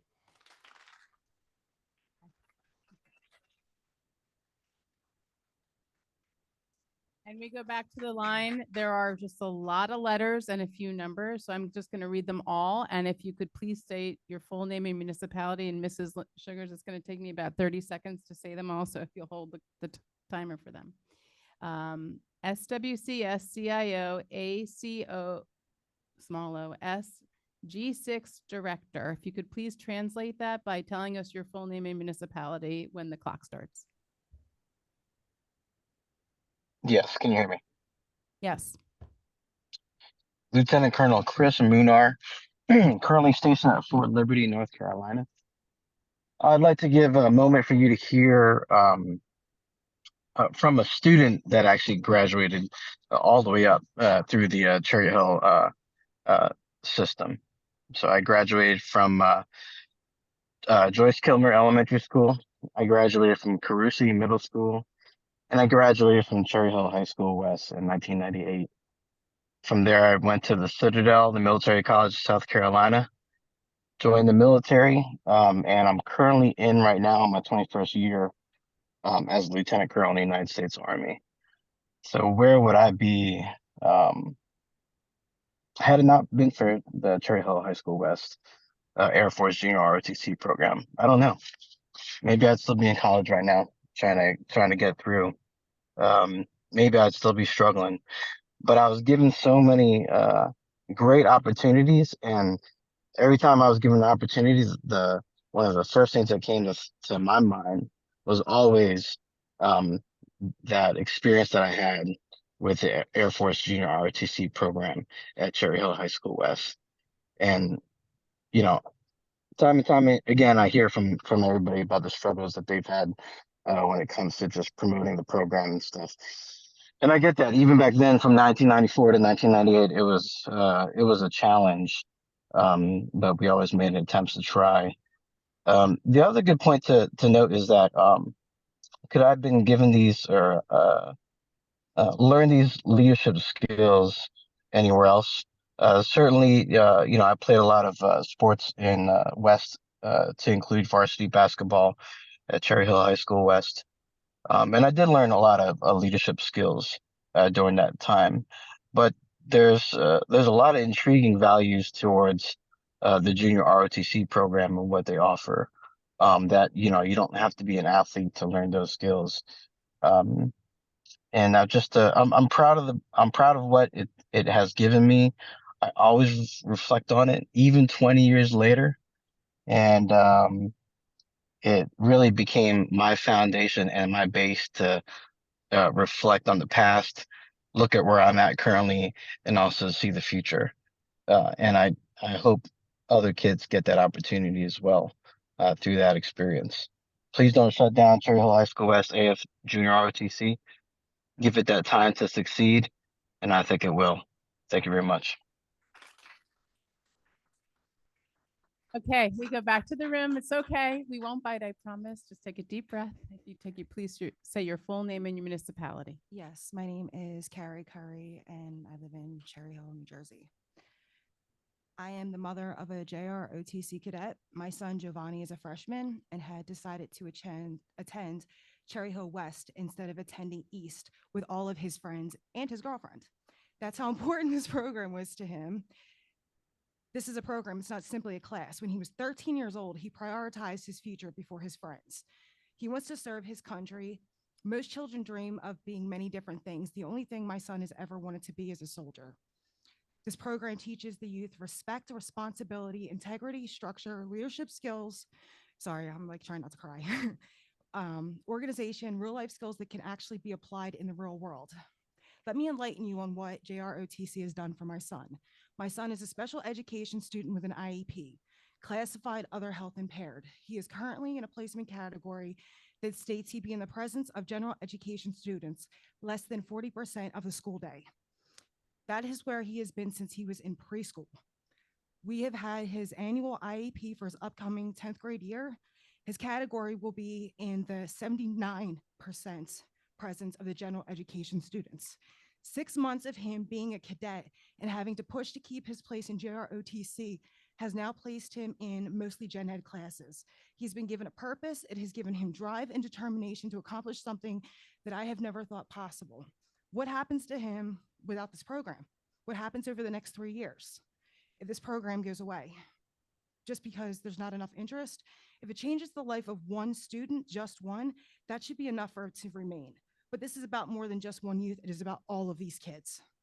So please remember, Cherry Hill School District prides itself in diversity, equality, inclusion, accessibility, and belonging. By taking this program away, you are going against everything you stand for, especially when it comes to youth like my son. So please vote no on the budget until the JROTC program is voted back in. Thank you. Yeah.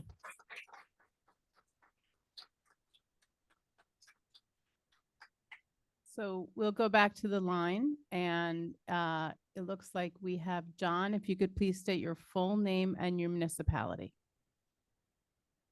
My name is John Wojcik, and I'm in Cherry Hill.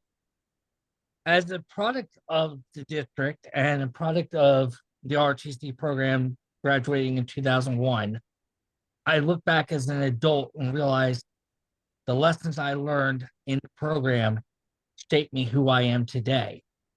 I remember back in 1997 when East was cut from the program because of numbers. The numbers might not be there, but the value of the program is. It has shaped me to be a better adult. It shaped me to being a better parent. And most of all, it showed my stepson, who went 1 year through the program, how much of a role he can serve in the community. Because of this program, the students have an opportunity to learn all the skills that the many other people have spoken about. But I'll tell you, from someone who graduated 23 years ago, those lessons are still ingrained in my mind today. I thank all the members of the service that have spoken and will speak, and thank you for your time. Thank you. We'll go back to the room. If you could please state your full name and your municipality. Christopher Pucci, Cherry Hill. I'm an 04 graduate of Cherry Hill West. I attended ROTC all 4 years. I'm also here to represent my brother, who was a 4-year cadet, and my sister, who was a former Corps commander. I didn't really prepare anything. I just found out about this.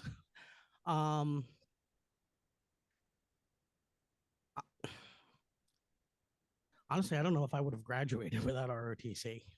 I had Major Skelly and Chief Gargis looking over my shoulder the whole time, and they kept pushing me and pushing me. And that's what kept me coming to school sometimes, not my academics, but to be part of this program. It's not, I know you said it earlier that there are a number of courses that aren't being offered due to the budget, but this isn't a simple course. It's a program. You can't just start it up again once it stops. I learned leadership. I learned personal responsibility. I learned patriotism. I learned civic responsibility. I wouldn't have any. I didn't learn that in a classroom. I learned that in ROTC. I've seen this program. I've seen honor students go through and have a chance to excel and distinguish themselves. I've seen it save troubled students who didn't have anywhere else to go. With as much as this Corps has given to this community over the years, I think that you can give them one more year to do what needs to be done. If the Air Force is willing to hold off on that, I think you owe them that much. And if there's one thing I know about the NJ 781st, if you give them a task, they will do it. Thank you. Okay, we go back to the line and we have JC, I hope I say it right, Villar. If you could please state your full name and your municipality when the clock restarts. Hi, ladies and gentlemen. My name is JC Villar. I'm actually calling you from Palm Beach County, Florida. I actually went to Violin High School down in Cumberland County. And I graduated there in 1998. I say that because we had no JROTC program. I sought out and found Cherry Hill West as the closest program to me. That being the case, I contacted at that time was Chief Gargis and Lieutenant Colonel Willozen, who gave me the opportunity. Obviously, I couldn't be at Cherry Hill West, but gave me the opportunity to do summer leadership school. It's a program that's part of the program that you have to do those 2 weeks at Fort Dix. Not only did I do it my sophomore year, I went back my junior year, and then, my freshman year, sophomore year, and junior year. All the time learning different leadership structures in that short 2-week program and building relationships that have lasted a lifetime. That's somebody that didn't have a JROTC program where they went to school and found you guys. And you guys offered me the ability to, obviously through all the waivers and my parents okaying it, but being that determined and learning those kind of leadership skills led me on to a career. I ended up going to the Virginia Military Institute. One of my best friends that you heard from earlier is Lieutenant Colonel Munar, went to the Citadel. Being that I got injured, I couldn't get cleared by MEPS to continue my military career. However, because of the lessons I learned from your program, a JRTC program, a leadership, and giving back to community and building those relationships, I ended up going on to law enforcement. I've now been in 22 years as a deputy. And let me tell you, if these guys are there, if there's that much care and concern, and you have someone calling you over 20 plus years, the program works. You change lives. It's more than what you just think. It's not just a budget item. And if you have the military willing to back it, I'll beg you from someone way down here. I'll even come back and volunteer for something if you need it. But please give these kids an opportunity to build these same kind of relationships that carry a lifetime, not just in the moment. I appreciate your time. Thank you very much. We go back to the room. If you could please state your full name and your municipality. William Sharman, Cherry Hill. We shall provide all children with an education that develops open-minded thinkers with the strong academic and interpersonal skills to thrive in an ever-changing world and make it a better place for all. Do you recognize that statement? I hope you do, because it's yours. Because we value high-quality education, we believe, all staff will dedicate themselves to support student achievement. Students must be prepared to explore multiple perspectives. Students must have the opportunity to demonstrate proper respect, responsibility, positive citizenship in their schools and their community. Because we strive to produce well-prepared, inspired graduates, we believe students must graduate from our district ready and prepared to enter college and/or careers. Schools must partner with families and community to foster lifelong learning. Students must be supported in their efforts to develop and pursue meaningful goals. Those are all your words. So I have a question. How are you going to prepare these students and the ones that choose to serve their country if this program is discontinued? By not funding this program, you are doing a great disservice to the students that want careers in the military. And that goes against your mission statement. All you need to do to see what a big mistake it would be to stop this program is to look at what happened in the years since you chose to remove the shop programs. Now there's a generation of adults that have college degrees, debt, no job, or jobs that have nothing to do with their degree, and they still live with their parents. They don't know how to work with their hands or to be accountable. The ROTC program teaches core values and holds each person accountable for their action or their inaction. And that is what character is made of. And now this BOE, Board of Education, stands at the precipice of what will be a generational decision. By choosing to approve the budget without anything for the ROTC program, you will forever change the lives of the students that want to see if they have what it takes for a life of service to their country.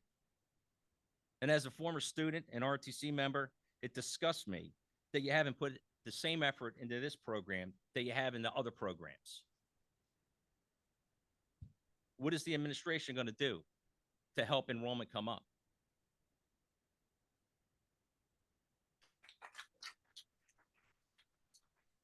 Okay, we go back to the line and we have Victor Seguinot. If you could please state your full name and your municipality.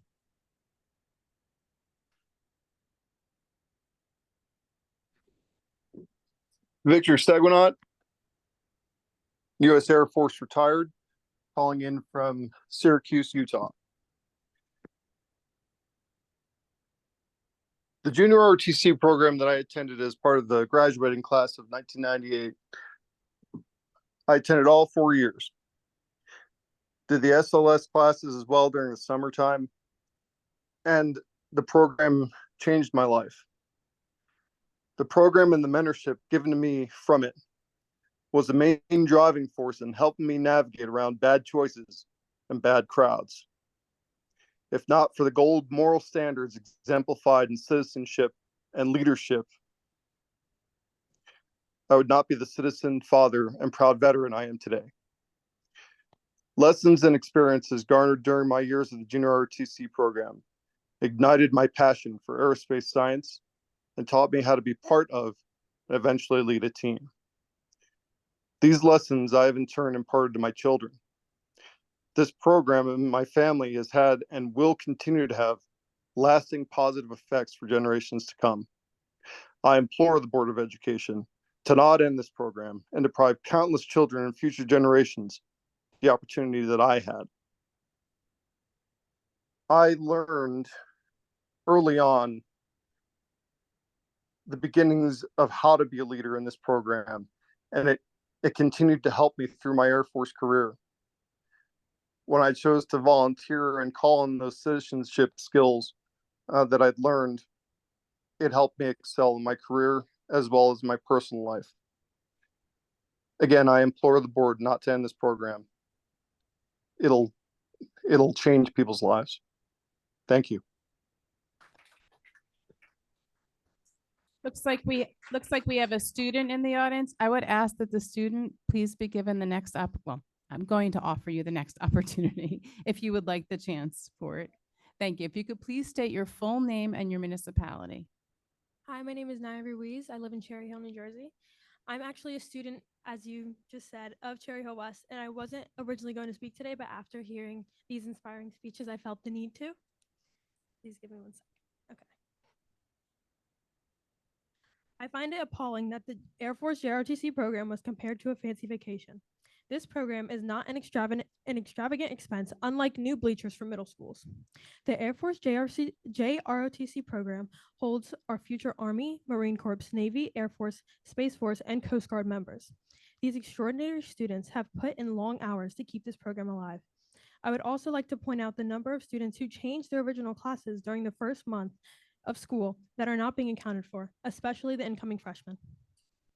There are more opportunities to build numbers that aren't being accounted for, especially in the incoming freshman class. As a member of both varsity sports and leadership positions at West, I can account for the great imbalance in recruiting opportunities given to the leadership programs, much like JRTC. By taking away this program, you'll be taking away countless opportunities.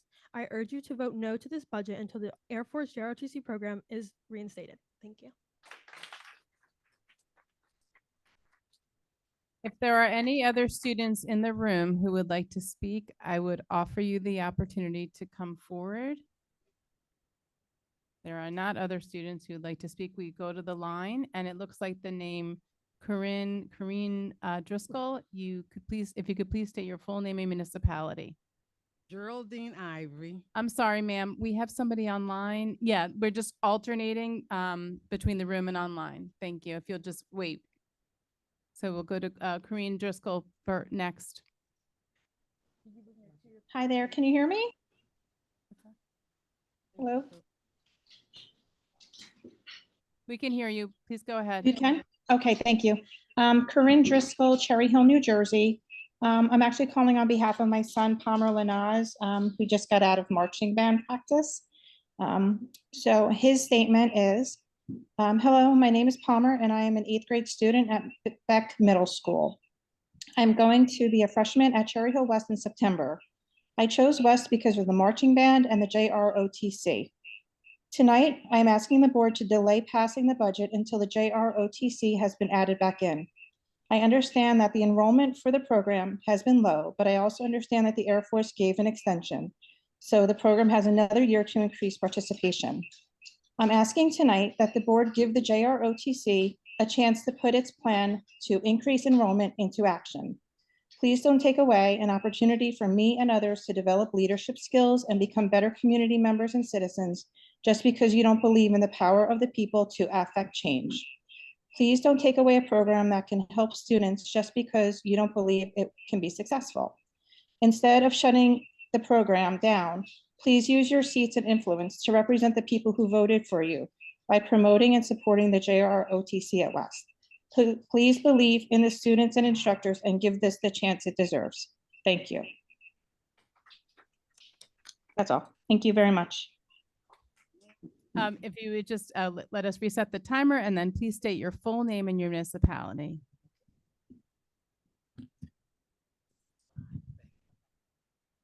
My name is Geraldine Ivory, Cherry Hill, New Jersey. Max Ivory is my grandson. Like they said, you don't know these children's stories, and each one of them, look at them. They look so good and proud, and you all want to stop a program like this? Why? My husband served in the service for over 22 years. And I see what this program has done for Max when he first came here. You understand? So if you take this program away from him or any of these children, you are taking away a lot from yourselves because you're taking away things that they need and they want to do. He is so proud to be in this organization. He has volunteered so many hours. I say, are you tired? No, grandma, I got to do this. I got to do this. Or, grandma, can you tell? I don't do much. But I'll tell you one thing, if you keep this program going another year, I will volunteer. I don't do much, but I got a scooter and I can get around faster than some of you all on your feet. You understand? So like I said, if you give it one more year, you can count on me. All right? Thank you for your time.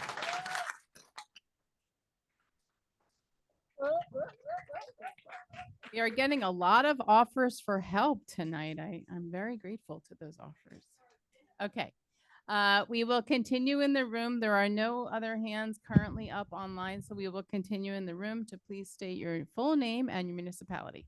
Rick Short, Cherry Hill, New Jersey. Cadets, active and retired, thank you for your service. Tonight is one of those, I think, patriotic votes, ladies and gentlemen.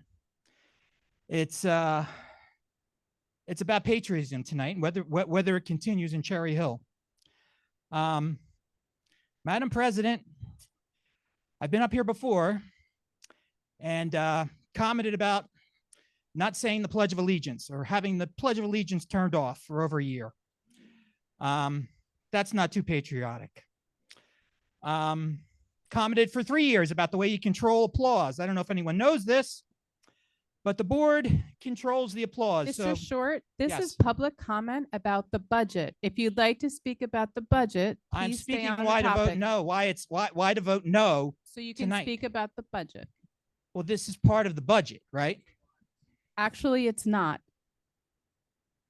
Please continue.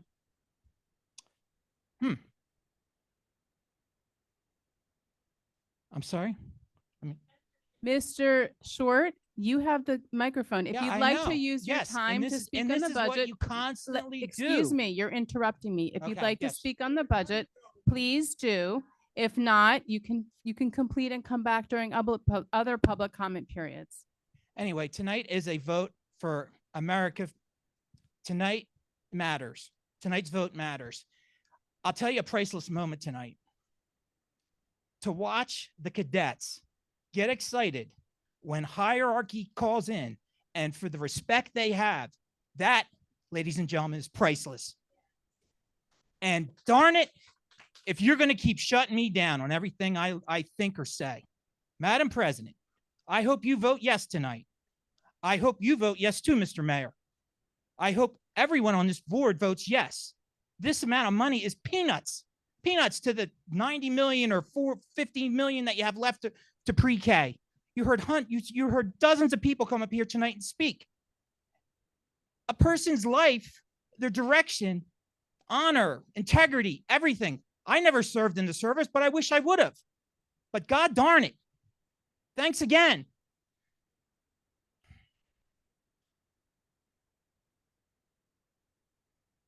Again, tonight's vote is about American soldiers supporting our country. It will forever live. Your vote tonight matters, yes or no. And whatever amount it is, it's peanuts that you need. Thank you. Okay, we go to the next person. So in our public comment period, each person has one opportunity to speak during that specific public comment period. We do have 3. So this one is specifically for our budget. If you have already spoken, I would ask that you come back to during another public comment period. If you have not spoken, then we would ask you to be the next person to speak. I don't believe that you have. There have been a lot of people tonight, and I want to make sure. If you could please state your full name and your municipality. Omar Ortiz Lopez, Cherry Hill, New Jersey. I'm here to speak about Junior RTC.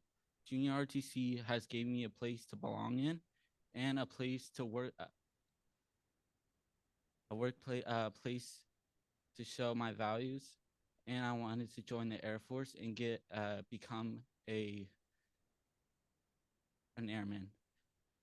Junior RTC has gave me a whole lot and showed me their core values: integrity first, service before self, and excellence in all we do. And I'm begging, please, not for you to close this program. For all these people who stand here, who want a program to be here. Thank you. That's all I have.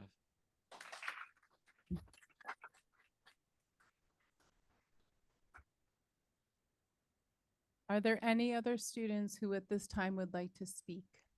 If so, you always are the priority, so we'll ask you to come to the podium and speak. Okay, we'll continue on in the room. If you could please state your full name and your municipality. Cole Casa, Cherry Hill. I graduated from West in '92. There are a few cadets here whose parents were in the Junior Air Force ROTC when I was in high school. And my son, I'm gonna get a little emotional, but he is the commander of the Junior Air Force ROTC, and he's worked very hard to get there. I stand before you today with a heavy heart and deep sense of disappointment regarding the decision to dissolve the Junior Air Force ROTC program. As the parent of the commander of the Junior Air Force ROTC, I know firsthand the impact this program has on students and the community. The Junior Air Force ROTC program has been more than just an extracurricular activity. It has been a cornerstone of character development, leadership training, and academic excellence for the countless young individuals. Through this program, students have learned the values of discipline, integrity, and service to others. They have honed their leadership skills, developed a strong work ethic, and cultivated a sense of responsibility that will serve them well in all aspects of their lives. By dissolving this program, we are not just removing an option from our students' extracurricular menu, we are depriving them of unique opportunity for growth and personal development. We are closing the door on a pathway to success for many young individuals who may not thrive. Excuse me, can you stop typing? You've been doing that all night, and it's so disrespectful. Could you please thrive in traditional academic setting, but excel in the structured and supportive environment provided by the Air Force ROTC program. Furthermore, the dissolution of this program sends a troubling message to our students about the value we place on their aspirations and ambitions. It suggests that we are willing to sacrifice opportunities for their growth and development in the name of budgetary constraints or administrative convenience. This is a disservice to our students and a betrayal of the trust that they and their families have placed in us as educators and leaders. I urge the school board to reconsider its decision and explore alternative solutions that would allow the Junior Air Force ROTC program to continue thriving within our schools. Let us not deprive our students of the opportunity to become the leaders of tomorrow, to serve their country with honor and distinction, and to achieve their fullest potential. In closing, I ask each member of this board to reflect on the values that guide our educational mission and to consider the long-term impact of the decisions we make today. Let us stand together in support of our students and their dreams, and let us ensure that the Junior Air Force ROTC program remains a vital part of our educational landscape for generations to come. Please, and thank you. Thank you. Do we have any more students in the room who would like to speak? I'll continue to make the offer if there are any more students who have not spoken yet who would like to speak. Okay. All right. We go back to the room, and you are next. If you could approach the microphone and say your full name and municipality. Thank you, sweetie. My name is Ashley Masinkovich, and my municipality is Cherry Hill, New Jersey. I don't do public speaking, but I absolutely love and adore my oldest, but I have never, ever been able to get him to join anything. I couldn't get him to join soccer. I couldn't join karate, football, nothing, absolutely nothing. I've never been able to get him to put himself out. I begged, I pleaded, I tried bribing, nothing. He always refused. And as the mean parents that we are, against his initial wishes, we signed him up for the ROTC. And honestly, I think that was probably the best decision we ever made. To be honest with you, we knew that's what he needed, and we knew that was going to help him break out of his shell. I don't think my son has come directly home from school more than one day a week for the last few years, and frankly, I'm thrilled. Not because I don't want to see him, but because I am so happy that he has either volunteered or stayed after school darn near every day for an ROTC program. He's joined the Raider team, which is a fantastic exercise program. He has joined rocketry. He did the robotics and more. His attitude did a complete 180.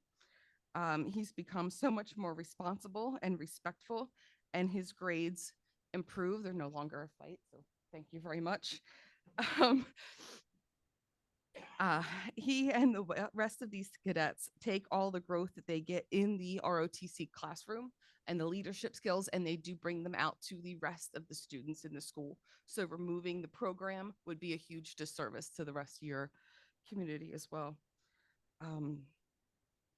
Speaking of bettering and giving back to the school, these cadets also volunteer their time every chance they get. They are ushers at back to school night and help direct parents, mainly me, who gets lost in the maze that is Cherry Hill West. They also are the ushers at plays and other after school events. If the program goes away, I don't know who you will have step up and actually give you a hand there. But with that said, the removal would be a huge disservice to the kids. So thank you. Okay.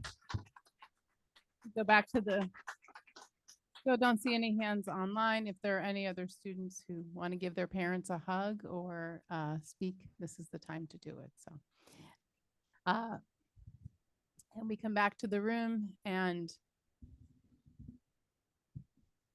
we have a student who would like to speak, who has not spoken yet. So thank you, Mr. Plavinsky. If you could please state your full name and municipality. Hello. Okay, Aubrey Roney, Cherry Hill. I am a AS3, about to be an AS4. I am a flight commander, and I am a future top 5 leader. I have been at Cherry Hill West, obviously, for 3 years, and I have not been more excited to stay after school, to even go to school, than I have been since I joined the ROTC program. I joined the ROTC program my freshman year, and I told my parents that I might not enjoy it. I now am able to stand in this room and call all of these ROTC cadets, not just cadets, but my family. I have every one of y'all's back. I'll stand here and call you my family. I won't call this microphone my family. But without this program, I would not be as self-confident as I am. I would not be as respectful as I am. Sorry, Mom and Dad. But I have grown so much as a leader, as a person, as a human being, because I have people that are backing me up, supporting me. I have an awesome instructor that guides me and helps me no matter what. And this class has just shown me so much more. I was a rocketry commander. I was a robotics commander. And this program has meant so much to me, as it has meant to all of my family members. And if you're taking away something that has meant a lot to a lot of people, we're telling us who are so passionate about something that it doesn't matter. And look at everyone. They're so proudly standing here right now. It is currently 8:30. I could be sleeping, but I am fighting for this program. And so are all of you, and I appreciate you. Thank you.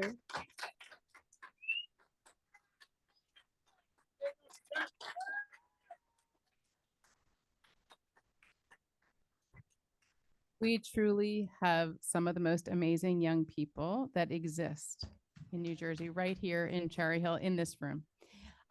Dr. Morton. Dr. Morton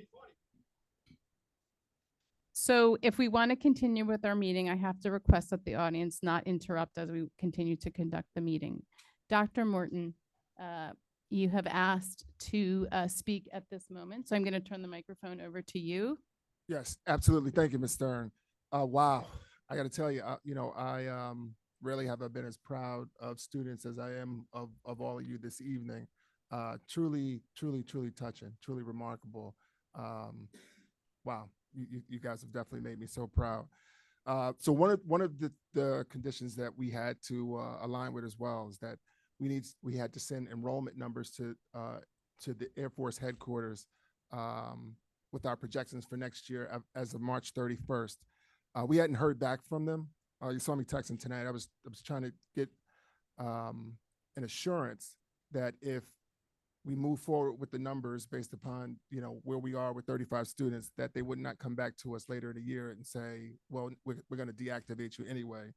I just received assurance that they will, no matter what the numbers are, allow for one more year to grow the numbers.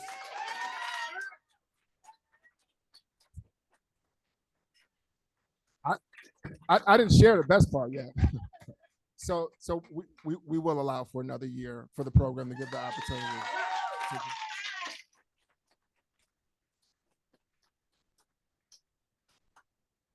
Dr. Morton, that is incredible news. I want to thank you. I knew we made the right choice when we chose you as our superintendent, because in real time, as you're listening to our student and community voice, you've made a really important decision to allow the program to continue, and I want to thank you for that.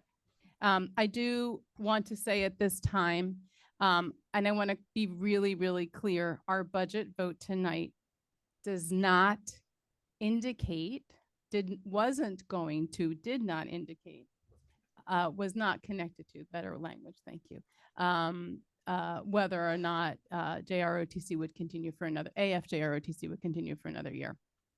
Unfortunately, I think that's a message that's been put out there to people, and I'm sorry that you were all given the wrong message, because that's actually not accurate. But regardless, we still have your voices raised, and you made an impact. So your service is already making a difference to our country. So I thank you all. And I want to thank all at this moment. We continue with public comment on the budget. If people still would like to speak specifically on the budget, you are more than welcome to. But I think we've heard some very powerful information. And I want to thank all the people who've offered to help.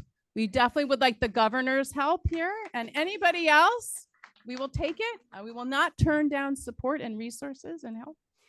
So thank you. And we'll continue on with public comment with that on the budget. So we have a hand online. We're going to go to the person online, and it is JN. If you could please state your full name and municipality. Yes, hi, Laurie Neary, Cherry Hill. I just want to say how pleased I am to hear what I just heard from Dr. Morton.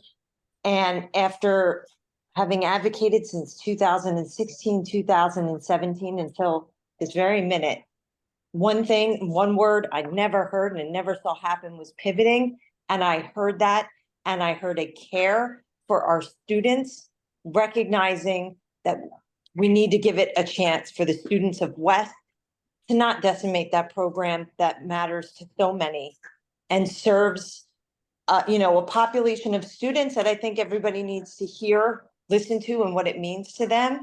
And that, if it wasn't impacted in the budget, I think it's important to lead with that information when speaking with the community members and let them know at the start if that's not the case, because people are just coming out passionately for what matters to them so much. I am so pleased, and this is a refreshing change.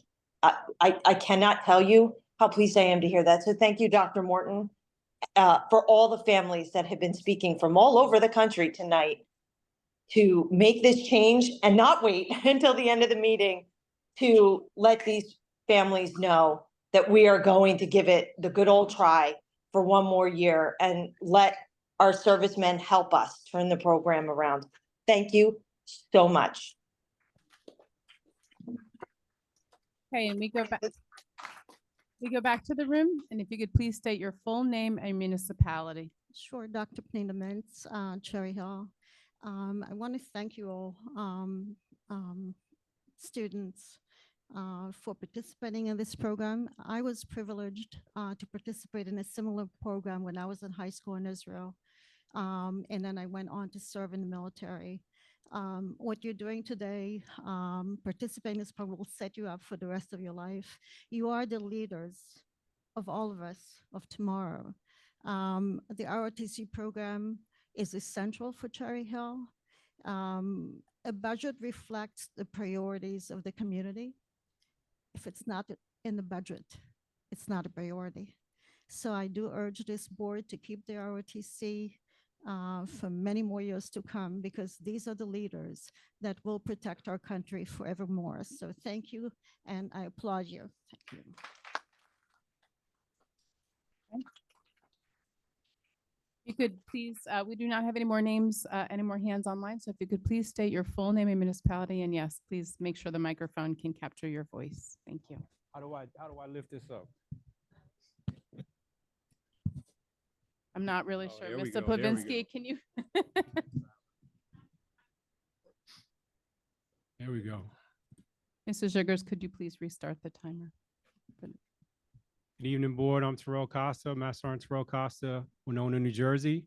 There's no such thing as bad teams, but bad leaders. And that was something that was instilled in me as a young airman by retired Master Sergeant Reardon. Throughout my 23.5 years serving this country, I've learned to navigate that and take something that is broken, learn and see what obstacles are at hand, and learn to mold it and fix it. And it's just through that leadership and guidance and organizational structure. So when I was hired on, I started April 9th. So I've only been at the school 3 weeks. And I knew that I had to hit the ground running, because at first observation, I knew that they lacked organizational structure. They lacked leadership guidance, right? And it's hard to do with one instructor, Colonel Tomasi, who was there. And so I knew that it needs a two-man team to do it. And so I was inspired by these cadets and their ability to want the program, not just when I got boots on ground, their action, willing to take action. And so I truly believe, without a shadow of doubt, I'm here for a purpose, right? And I'm here for a reason. My path, my childhood experiences, I experienced most by the age of 5 that most people would never experience in their life, from sexual abuse to racial discomfort, anxiety, fear, all of these things. And so when I'm out in the hallways connecting with students who may have those similar experiences, I'm meeting them at their level. When they're acting out in their ways and screaming, I see that there's trauma attached to that. And so I want to connect with them. And it made me inspired to work and just connect with the guidance counselors to get students on board, to understand that there's an additional instructor here and we're here to work. And when we were doing PT today, I was very moved. While we were running, we had one cadet that was lagging behind. And Colin, who led that PT, made sure that cadet finished the race. Because I said, whoever finishes with the fastest time, I'll buy them pizza. And of course, I posted their times on the board. But then I said, you guys had the slowest time, but you left no man behind.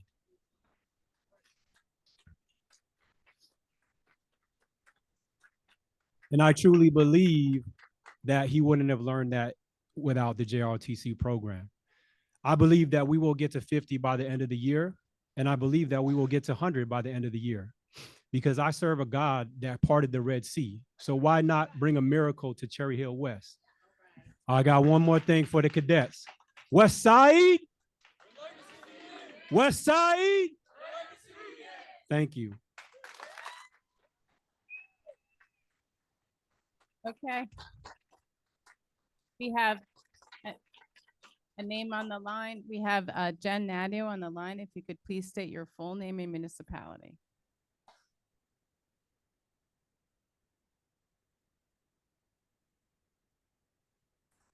Dan Nadio, you're the next hand online. If you could please state your full name and municipality if you'd like to speak.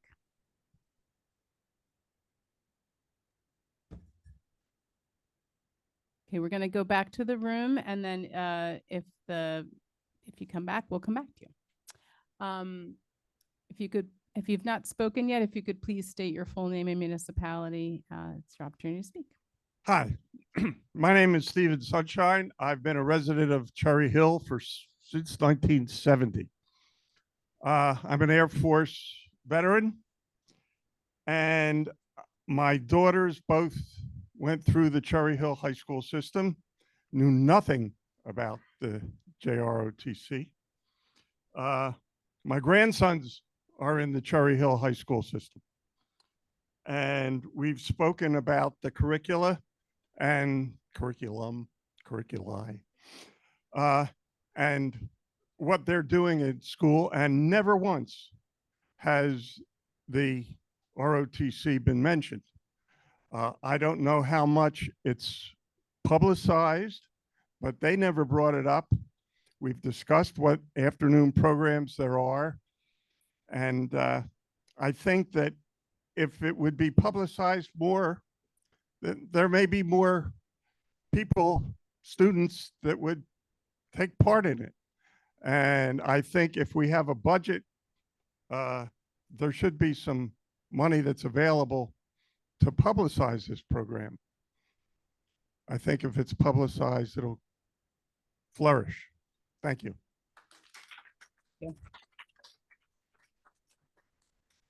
Still on the public comment for the budget. Wait, yes,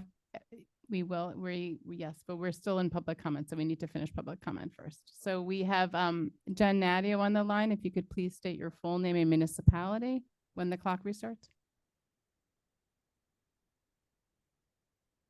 You're muted.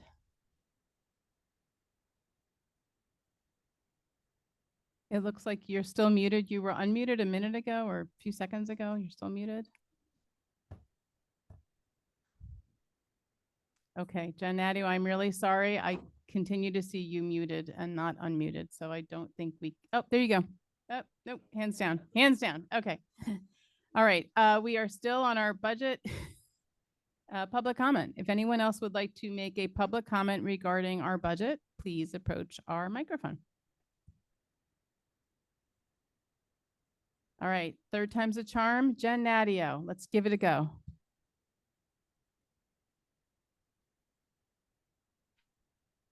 You're muted. You were unmuted. Try the other thing you just did. See if that works. Jen Nadio. Jen Nadio. I don't know what to do. Maybe leave the meeting, come back. Okay. Not sure what to do. All right. Any more public comment on the budget? Because if not, I don't see any hands online. There are no people in the room. And I'm going to close public comment on the budget. Martin is back. Okay. Lost my place. Now we are going back to, I'm going to turn it back. Well, first I'm going to say thank you again to Dr. Morton for demonstrating the kind of leadership that makes a difference to our students. And although most people are maybe not in the room, I do want to very much thank all of our cadets and all of the folks who serve our country.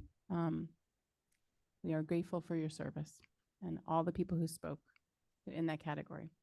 Now we will continue on. I'm going to turn it over to Mr. Green to continue the budget part of our portion of our meeting. All right, thank you. So the superintendent recommends, and I move the following. 7.3, adoption of the 2024-2025 budget. 7.4, maximum travel expenditure. 7.5, motion to approve use of capital reserve to fund debt service. 7.6, Motion to approve the use of capital reserve to fund approved projects for the 2024-2025 school year. Do I have a second? Mr. Mayor, any questions? I'm going to take liberty here and make a comment first. I hope that's okay. I know many of the community members that were here have already stepped out, but I want to give a profound thank you for coming out and sharing what this program means to you and sharing your passion for it. To the community member that noticed I was typing, I apologize. I meant no disrespect. I was actually sending an email asking to confirm that we can separate the budget vote from this because I wanted more time to discuss it. I don't want to put words in anyone's mouths, but from the hands up, I think a lot of people were feeling the same. And I thank you, Dr. Morton, for pivoting on this and listening to the students. I think we've all heard how important this is. That's it. I just wanted to say thank you and how appreciative I am to students past and present and to the community. So with that, I will give the opportunity to question or comment to other board members. Thank you. Mrs. Churfane. Are we able to just provide a little clarity on how this is not now connected to the budget? So will the positions will remain? Yeah, so this actually came about as part of the high school sectioning process that happens annually. So, you know, again, we make decisions about what courses will run based upon enrollment. So, yeah, so budget was one thing. High school sectioning is another thing.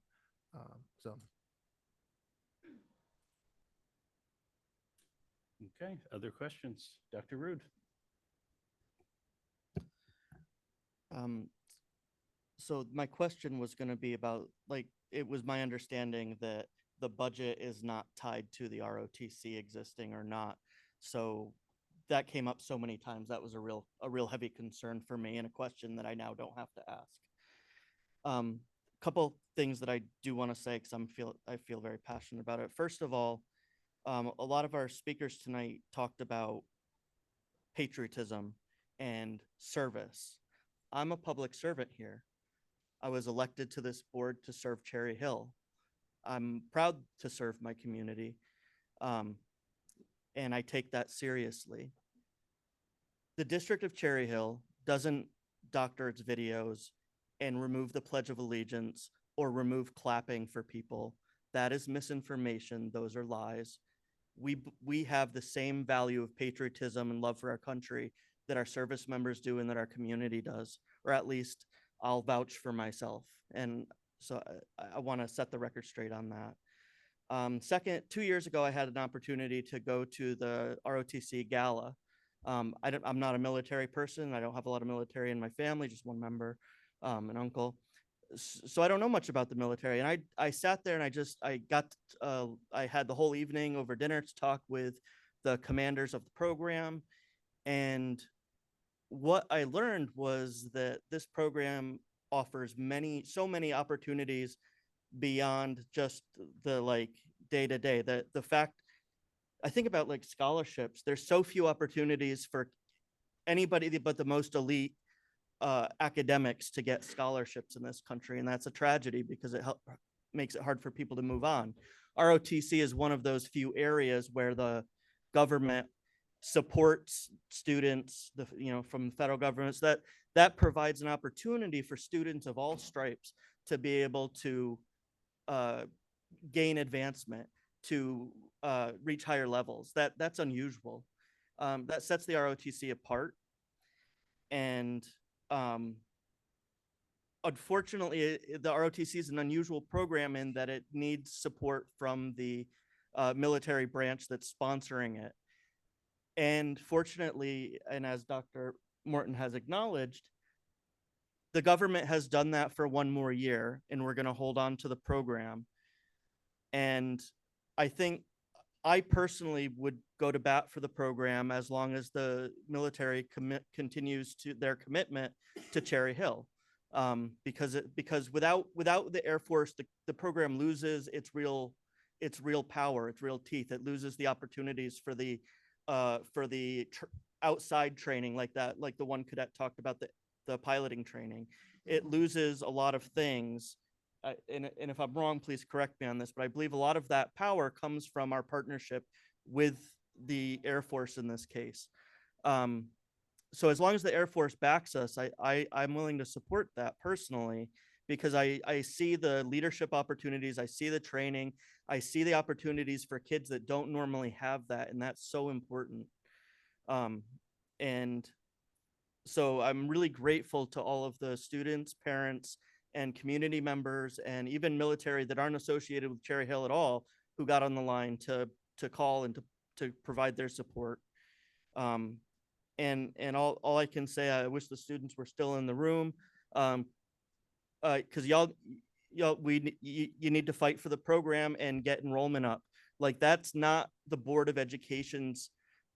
We can't control the enrollment, and that's one of the bars for the Air Force. So enrollment has to go up, and we have to show that we have purpose and passion to continue. And that's going to take the community, and the gentleman who said he works with New Jersey, it's going to take people like you who are going to interact with the community and who are going to help to bolster interest in the program. And this isn't something that the Board of Education can just hand to you. I can't give you ROTC. It has to be wanted by the students, and it has to be populated by the students. And that's going to depend on you as the community to really help that. And I'm sorry, I'm a little long-winded here, but I thank you for your attention, for your time. And that's all I have to say. Mrs. Gallagher. I just want to confirm the alternative high school move is tied to the budget vote, correct? Mrs. Sugars. I'm going to defer to Mrs. Sugars on that. Yeah, I mean, my understanding, and Mrs. Sugars, maybe you can correct me if I'm wrong, is that everything we offer is funded by our budget.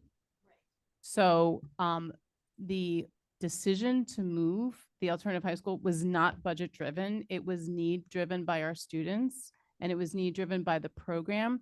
It is supported by the budget, just like everything we offer, our busing, everything. So it's part of it. Dr. Morton's coming, and maybe Mrs. Sugars can add to it, but everything we do is encompassed in our budget, every decision that's made.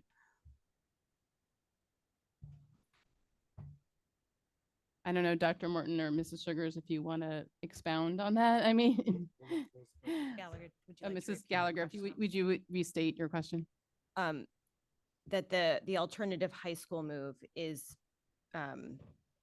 linked to the budget vote. Yeah, so there are financial implications and financial ramifications of the move ultimately, but the budget, approving the budget tonight, that move of alternative high school, your budget approval is not contingent on making that move.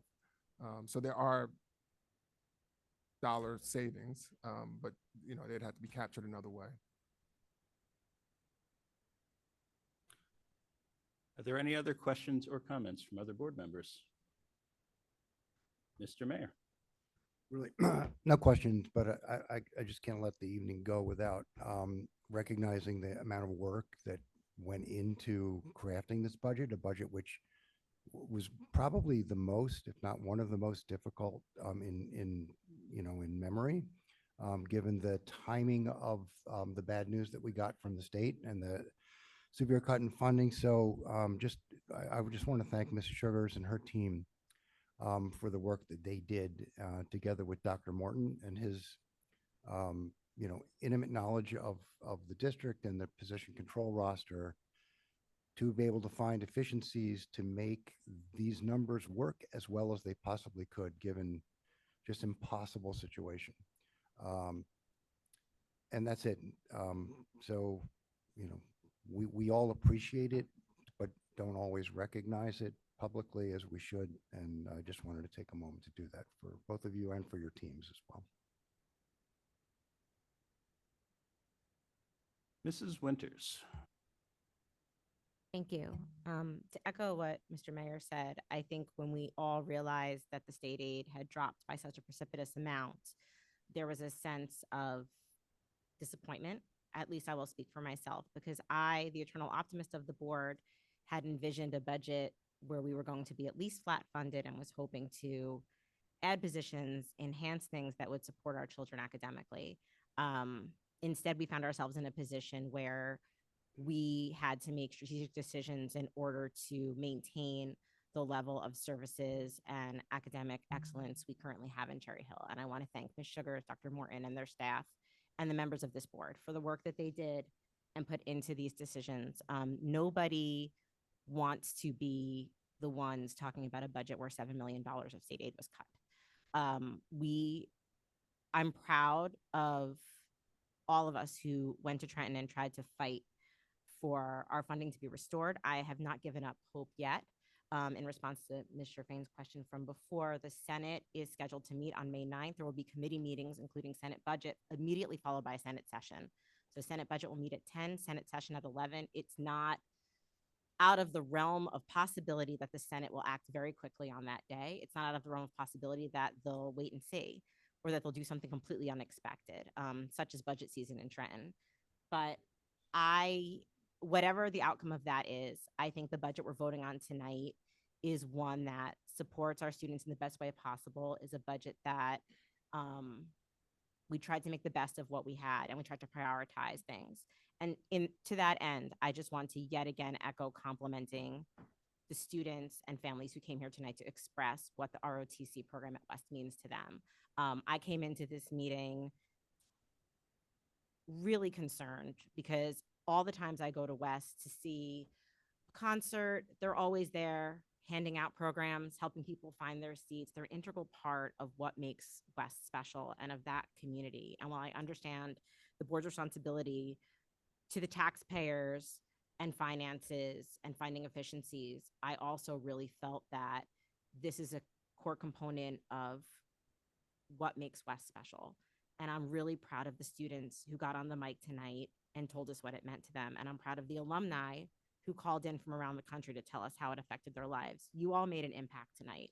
When we sit at this table, our decisions are not made.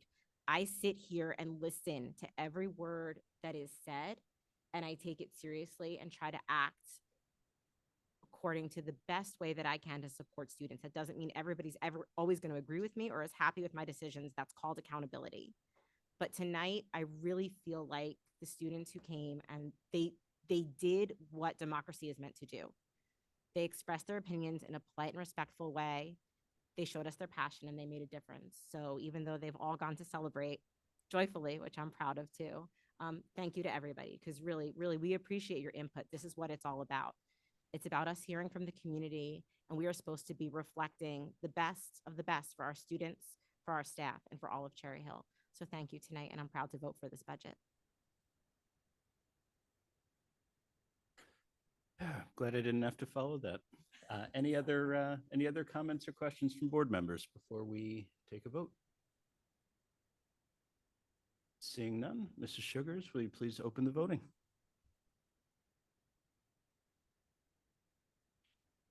Board members, you may cast your votes.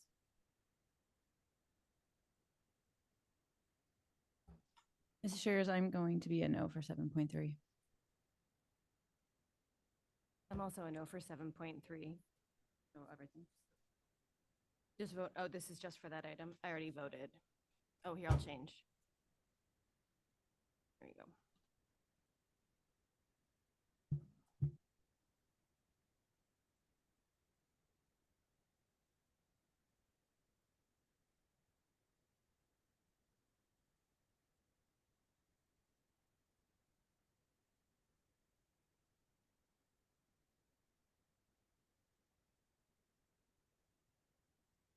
So we have 2 no votes, Mrs. Sherfain and Mrs. Gallagher, and the remaining votes are all yes votes. So it's a 7-2 vote. Motion carries. Okay, and we go on to our administrative reports. We do not have any administrative reports tonight. And then we have board member attendance at events under correspondence. And are there any board members who want to share about any events they've attended? Mrs. Winters. I'm tired and hungry. I'm sorry. It took me a Would you like a second. snack? I have some Cheerios. No, I'm good. In my Thank you. bag, like I'm a toddler. No, you keep going. Please give us your correspondence. So I made a list for myself because it's actually been 3 weeks since our last board meeting and I'm forgetful. So I attended the Rosa Climate Showcase, which was phenomenal. I saw Dr. Morton as he was walking out. We were ships passing in the night and Dr. Rude was there as well. It was a really great day to watch the Rosa students work in an interdisciplinary manner using skills across different subject areas, which I think is a key skill they're going to need moving forward. They were able to use their science skills, their research skills, their presentation skills, all together to really present on issues and topics that were important to them. I want to thank Dr. Morales, who was there, and I also saw him at the Arbor Day celebration at Croft Farm this weekend out and about with our Rosa students, really helping these kids live their passion about environmentalism. So that was a really great morning for myself and for Dr. Rude to be present for that. I also attended the East Art Show here at Lewis. It was actually a two-step art show. There were sculptures out in the lobby over here, as well as canvases that were present in Dr. Morton's office. It was really great to speak with the East students and their families about the art that they're creating. And one of my favorite things about the way that the superintendent runs the art shows is that it's a different school every month. So it's really neat when you attend an elementary one and then a middle school one and then a high school one to see the progression of art students through their years in Cherry Hill and what they create and how they express themselves and how their uniqueness comes out. Some of the sculptures were really just phenomenal. I couldn't believe the art that our students do. So I just want to thank the art teachers who were here as well, encouraging students to take further art classes. I thought that was a really nice touch. It's really amazing to see how students bloom when their instructors notice their talents and then encourage them to go on and to continue to succeed. And I think our teachers at all of our schools do just a phenomenal job at that. But thank you to the East art teachers that night for encouraging our students to continue in their pursuit of art. It was really amazing. And finally, several of us were at the opening of the new Cherry Hill East Stadium last night. It was a beautiful night. I personally think the best part about football stadiums are the halftime show and the marching band, but I hear they play sports in them too. So to all of the students at Cherry Hill East and the fans and the spectators who will benefit from that new stadium and will be joining me under the Friday night lights in the fall to watch the games. It was just a great night to celebrate what we can do when we come together as a community. And we're really beginning to see the fruit of the bond referendum that many of us supported and how that's going to really impact our kids in their academic experience and their full high school experience going forward. So really just a thank you again to the community members, if we don't say enough, those of you who supported the bond referendum. We appreciate you. And I'm so, so pleased and excited to see what we can do when we come together as a community to work in concert for positive change for our students. It's just great to see it physically manifested in the stadium. And that's all. Thank you. Thank you. Other board members have any community events that they've attended they'd like to share about? Mr. Greenbaum. Thank you. So this is going to piggyback a little bit on the budget discussion. I attended the fair funding meeting this past month where I provided a legislative summary that I prepared with a lot of help from Mrs. Winters. Tuesday tweets still going on, Friday phone calls. Still want to support our students, stabilize our funding. I urge anybody who wants to help to find fair funding on Facebook, join the meetings. We could always use more. There are a lot of bills that are out there that have not passed yet, and we want to call our legislators and urge them to do so. When we went to Trenton and our students testified, they listened, they hear us. We want to keep advocating. That being said, I had a much longer version of this legislative summary, but I'm just going to go through some very brief highlights. Assembly Bill 4059, which is now going to the Senate as 3002, allows certain districts to delay budget submission until after appropriations. My understanding is that if this passes, it will allow us to make changes to our budget after it's been submitted or after it's been approved tonight. The other main one that's gaining traction is Assembly Bill 4161, which is now Senate Bill 3081. This is a bill that restores up to 2/3 of our cut funding with no requirement to use banked cap. This has already passed the Assembly. It's going to the Senate. And that's something that Fair Funding is urging people to support as well. There are a lot more details about those and several others that haven't seen much movement, but for the sake of time, I will cut that short. I also wanted to mention the high school stadium grand opening. There are quite a few of us there, so I'll be very brief. It was exciting to see new lighting there. Finally, we could have games there at night without having to go, without the East students having to go elsewhere. And a lot of great accessibility improvements, both to the bleachers, to the sidewalks. It was really nice just to see that inclusivity in such a great new space. Thank you. Great. Any other board members have community events they want to talk about? Mrs. Gallagher. I don't know, I walked out to use the restroom. I don't know if anybody talked about Rose's sustainability. And I don't have the correct words. What was it? Showcase. It was a really nice afternoon. The students did a fantastic job. And the presentations were really, well planned, well presented. And it's amazing. I say this all the time. I go and I see students and I'm like, I was not like that as a kid. So it's really amazing to see some kids who really have passion, and then can not on top of that, like articulate it in a way to adults, which, it's a huge feat. So it was really nice. And yeah, there was a good crew there to see it all too. So thank you. Mrs. Niaz, and then Mr. Mayor. I also attended the climate showcase with Mrs. Gallagher. And I have to say I had learned more about climate change from those kids than I did in college. So, but they're very passionate and they did a very good job about showcasing their information. And I enjoyed it myself very much. Mr. Mayor.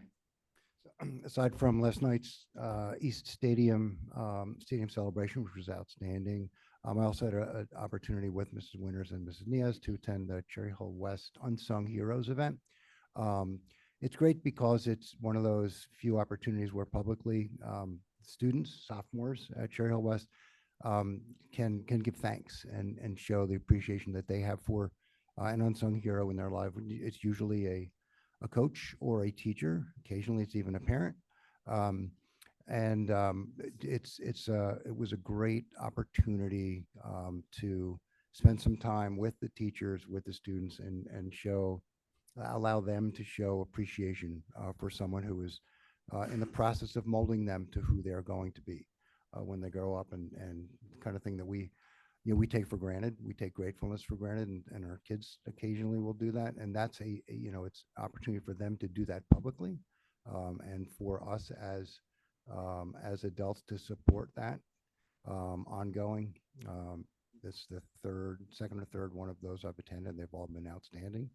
I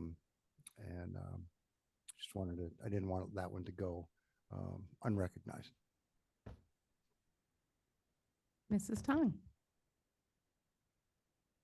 Could you speak into your microphone? Thank you. I know. There you go. It's been a little bit. Oh, wow. I apologize.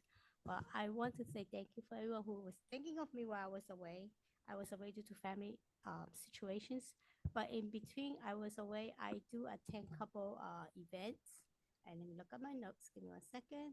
I was at the multicultural event at the Johnson, and they have all type of different food from different countries. There was also the lion dance, the Japanese, Koreans. It was very well done, and there was a lot of people at the Johnson multicultural night. I also attended Cum Lao induction. I think there's a lot of students. I think they accomplished so well. I have to say, proudly have to say that all my 4 kids had gone through that, and my daughter was the youngest one. I think over the course of the 10+ years, I think I've been to these events. This is the biggest students that we have. A lot of students, even though during the COVID we had so many students got affected during the challenge time. But there's so many students still do very well, and I'm very proud of them. I'm so proud of them. And I also attend the well, I don't think this is a school function, but apparently there was student from Rosa attend the Earth Day cleanup day at the Palmyra near the riverfront. And they were doing a good job. Everybody had a good time. Dr. Morales was there. There was substantial amount of Rosa students as well as high school students. But I'm not sure if the school run. I just happened to help out with my daughter, so I don't know what was it. But I say I'll support you and just go along with the event. The last thing I went was the grand opening East Stadium, and that was the I think that stadium is very well done, and I'm very happy. It's my first time actually after the COVID. I visit the high school stadium because my kid played tennis over there, so I know a bit about what's going on. But it's very well, and very happy about it. Thank you. Thank you. I just have a couple. So several board members have talked about the grand opening of the renovations to the East Stadium, and the one thing I will add is that I mean, it was really full circle for me because I was at the town hall that we had when we were discussing with the community and getting input from the community on what to include in the bond and also what the community wanted to see with the bond, where the community, what their input was. It was our opportunity to listen to the community. And it was at the town hall that a student came to the microphone and said, "We want lights at the stadium in our high school.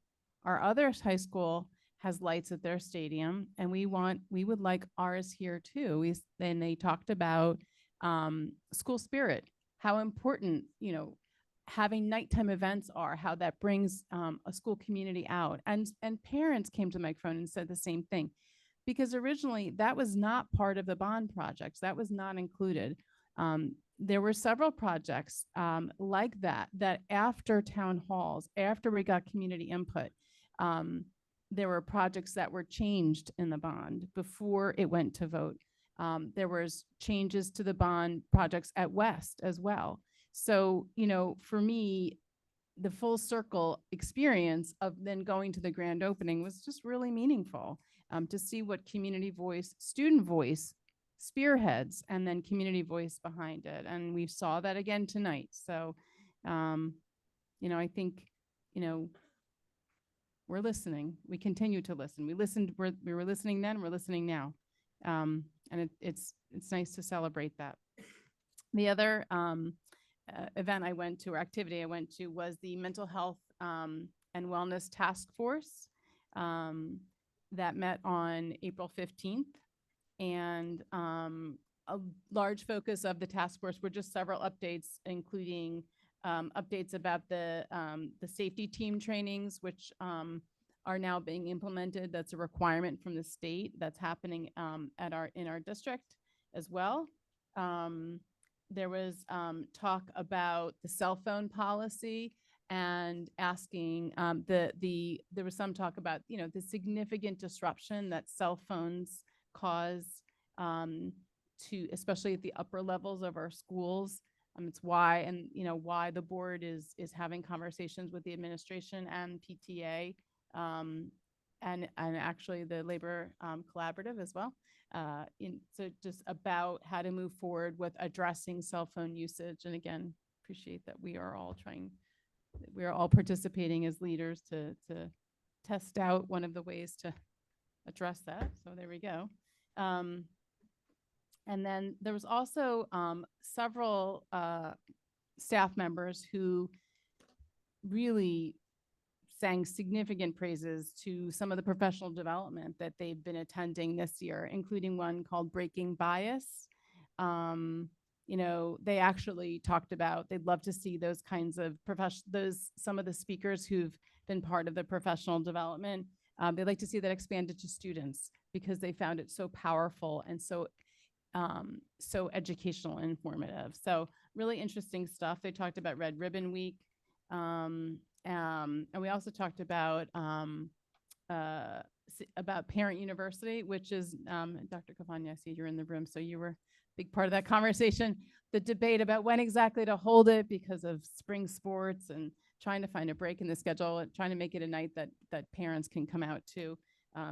But it's not happening till next spring 2025. So we have a lot of lead time, but it's a great night to provide all kinds of educational opportunities and information and resources to families in our district about anything and everything related to mental health and you know, technology use, cell phone use with kids.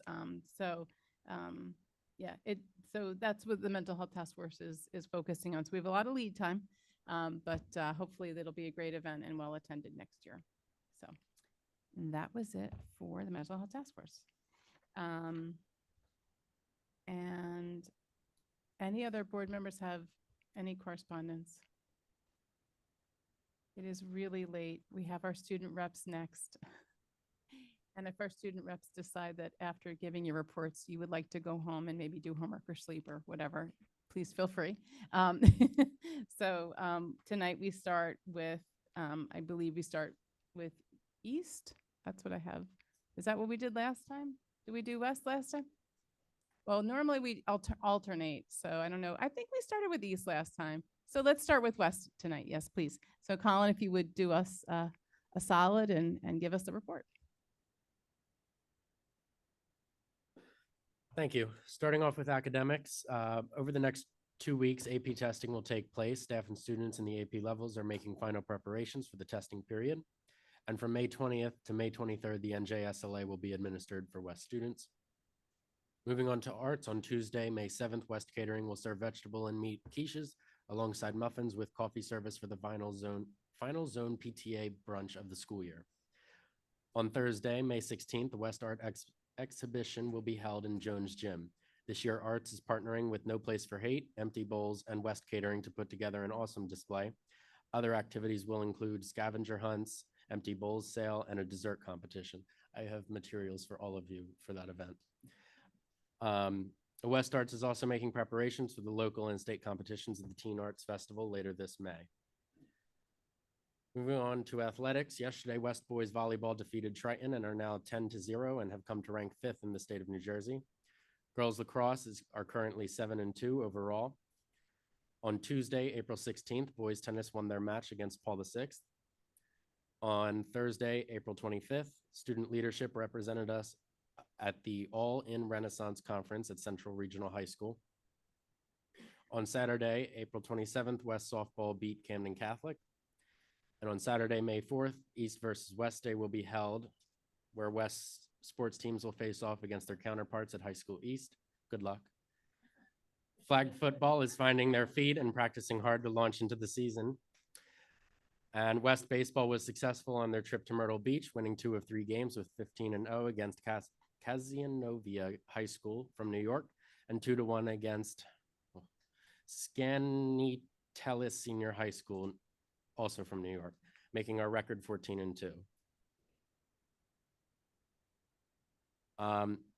For extracurriculars, DECA is currently away in California, showcasing their business know-how at the International Career Development Conference. On April 12th, Multicultural Day was held with a stunning performance from our culture clubs with cultures represented from all across South America, Europe, Asia, and Africa. On April 18th, the World Language Cook-Off took place where students baked dishes unique to their cultures and educated staff and students on the history and process of making their dishes. On Wednesday, May 8th, Latinos at West will unveil their mural in Ewing, where alumni and graduating seniors have been asked to place their handprints to be part of the mural. On Saturday, May 18th, West Model UN will be hosted by our East counterparts for the final Model UN conference of the year. And finally, other notes from April 2nd to April 6th, senior trip took place in Orlando at Disney World with 114 seniors attending. On Thursday, April 18th, the Unsung Heroes event was held for sophomore students to thank the role models in their lives, whether it be a coach, friend, or family member, for all their kindness and support. On Thursday, 18th, Junior Prom was held at the Westin Hotel in Mount Laurel. We had a staggering 250 juniors attend the event for a night of dancing and fun with their friends and dates. Also, on Thursday, April 18th, senior interns presented their end of the year presentation on their professional experiences at the Township Hall. On Friday, May 3rd, we will conduct interviews for West Next board representatives. And on Friday, May 10th, Star Games will take place for a day of fun in the sun with our special education students. Thank you. Thank you, Colin. Mr. Green reminded me it's Skinny Atlas. That's how you pronounce that. Yeah, it's a really difficult, it's a very tough one. So you did great with that. Skinny Atlas. A couple of us have driven through it or upstate. Yeah, upstate New York. Great, thank you. I hope we'll be getting information about and invitations to some of those events, especially the food ones. And hopefully maybe the dedication, the mural dedication, that would be fantastic. Anyway, just putting in plugs for invitations. Matt, if you could kindly give the East report. Of course. And first, I'd like to say that good luck sounded a little bit backhanded, but we'll let the scores speak for themselves. First, with school updates and academics, we had spring break, 2 sessions with the second leg last week, with Monday, Tuesday, and Wednesday off, and then half day on Friday for wellness, as well as staff prep time. We have AP testing beginning on May 6th, as well as the following weeks, and then NJ SLA testing from May 20th to May 23rd. Science and History National Honor Society inductions will be held May 28th, and this will honor students who have excelled in those fields. And cum laude induction ceremony was earlier this month, honoring the top 10% of the junior class and the top 20% of the senior class. And then Dr. Dennis Perry, principal of High School East, announced earlier this month that he'll be retiring from Cherry Hill Public Schools. And we wish him luck, as well as hope to involve students in the process of selecting the next principal. In terms of events, Multicultural Day, it was held March 28th, just after the last report I gave. We had a great showing from all the different cultural clubs, with food, dances, art on display, just a great time. The Senior Hall of Fame has begun to be displayed on the social media pages, the Cherry Hill East activities page, with 43 seniors who have excelled in the East community, having a spot to be seen in the spotlight each day. Senior prom will be held on May 30th at the Crystal Tea Room in Philadelphia. And there will be a graduation meeting on May 7th. It's a virtual meeting at 7 p.m. on Zoom. In CAF 1, the Latinos and Amigos will host a Noche Latino party on May 3rd. Mr. East will be hosted May 17th at 7 p.m. in the auditorium, where we see a number of male East students compete to see who is the most talented and who can put on the best show in a number of categories. And then Junior Prom was recently hosted with a Great Gatsby theme. And we have a college commitment athlete signing day on May 22nd. For competitive clubs, ICDC, the International DECA competition, is currently underway with students in Anaheim, I believe, attending and competing. And I believe they're finding out about final awards shortly today, and they return tomorrow. So we wish them good luck in their final competitions. The Cherry Hill East Model UN conference will be held on May 18th. Last year was the first one in I think close to a decade. So it's good to see that this home hosted conference has continued. And we also had a very successful esports season.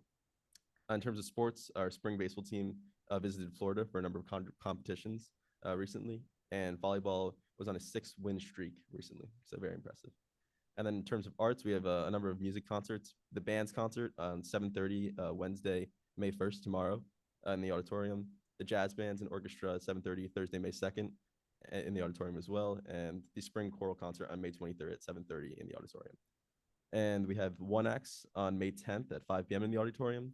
And on May 14th, we have the Pavis Art Show, where we get to see a number of students display their artwork, truly incredible work they get to see on display there. And that's it. Lots of great stuff. Thank you both. Again, invitation is open if you probably stay up 7 hours past right now, but but you definitely, if you have things to do, we appreciate your staying so late. All right, now we go on to our first public comment. There are 2 opportunities, well, 3 really tonight, but 2 normally left this evening. This is our first public comment period, and it is for board action items only. So items 14 through 17. unless you are a student, in which case you can comment on any topic related to our schools. There is another public comment period at the end of our meeting, which is for any comment related to our district. So you will have, if you would like to speak now, you will have 3 minutes to speak. If you are not a student, if you are an adult speaking, we ask that you please identify the agenda item you're going to speak about. But either way, we ask whoever does speak to state your name clearly and your municipality. We will alternate between speakers who are here in the room and speakers who are online, and you will each have 3 minutes to speak. Public comment is an opportunity for members of the community to comment on matters relevant to the operations of Cherry Hill Public School District or within the authority of Cherry Hill Board of Education. The board welcomes diverse opinions on relevant matters. Under established federal law governing reasonable restrictions on speech in public forums, statements which demean community members or groups or which are irrelevant to the operations of the school district or are repetitive will not be permitted. Community members who would like to present information not relevant to the school district are always welcome to communicate directly to the district superintendent, board president, and all board members via email or other alternative means. So we will start in the room, and it looks like we have students, so you will all go first. If there is a student who is online who would like to speak, please put an S after your name so that we can identify you as a student and have you speak before the adults. And with that, I ask you to please state your full name and your municipality. Stella Kim, representing Cherry Hill. Good evening, members of the Board of Education, and thank you for allowing me to speak tonight. My name is Stella Kim, and I am the president of the freshman class of 2027 from Cherry Hill East. We are the class that will be at Cherry Hill East for the next 3 years, which means we will be the most affected by the decision to integrate the alternative high school into East this coming fall. The mission statement from the Cherry Hill Public Schools website states that our goal is to, quote, provide all children with an education that develops open-minded thinkers with the strong academic and interpersonal skills to thrive in an ever-changing world and make it a better place for all, end quote. This mission promotes an inclusive environment, a vision we all support. This vision, I believe, might have influenced the decision to move the alternative high school to East this fall. However, there's a big difference between theory and practice, and they are often worlds apart.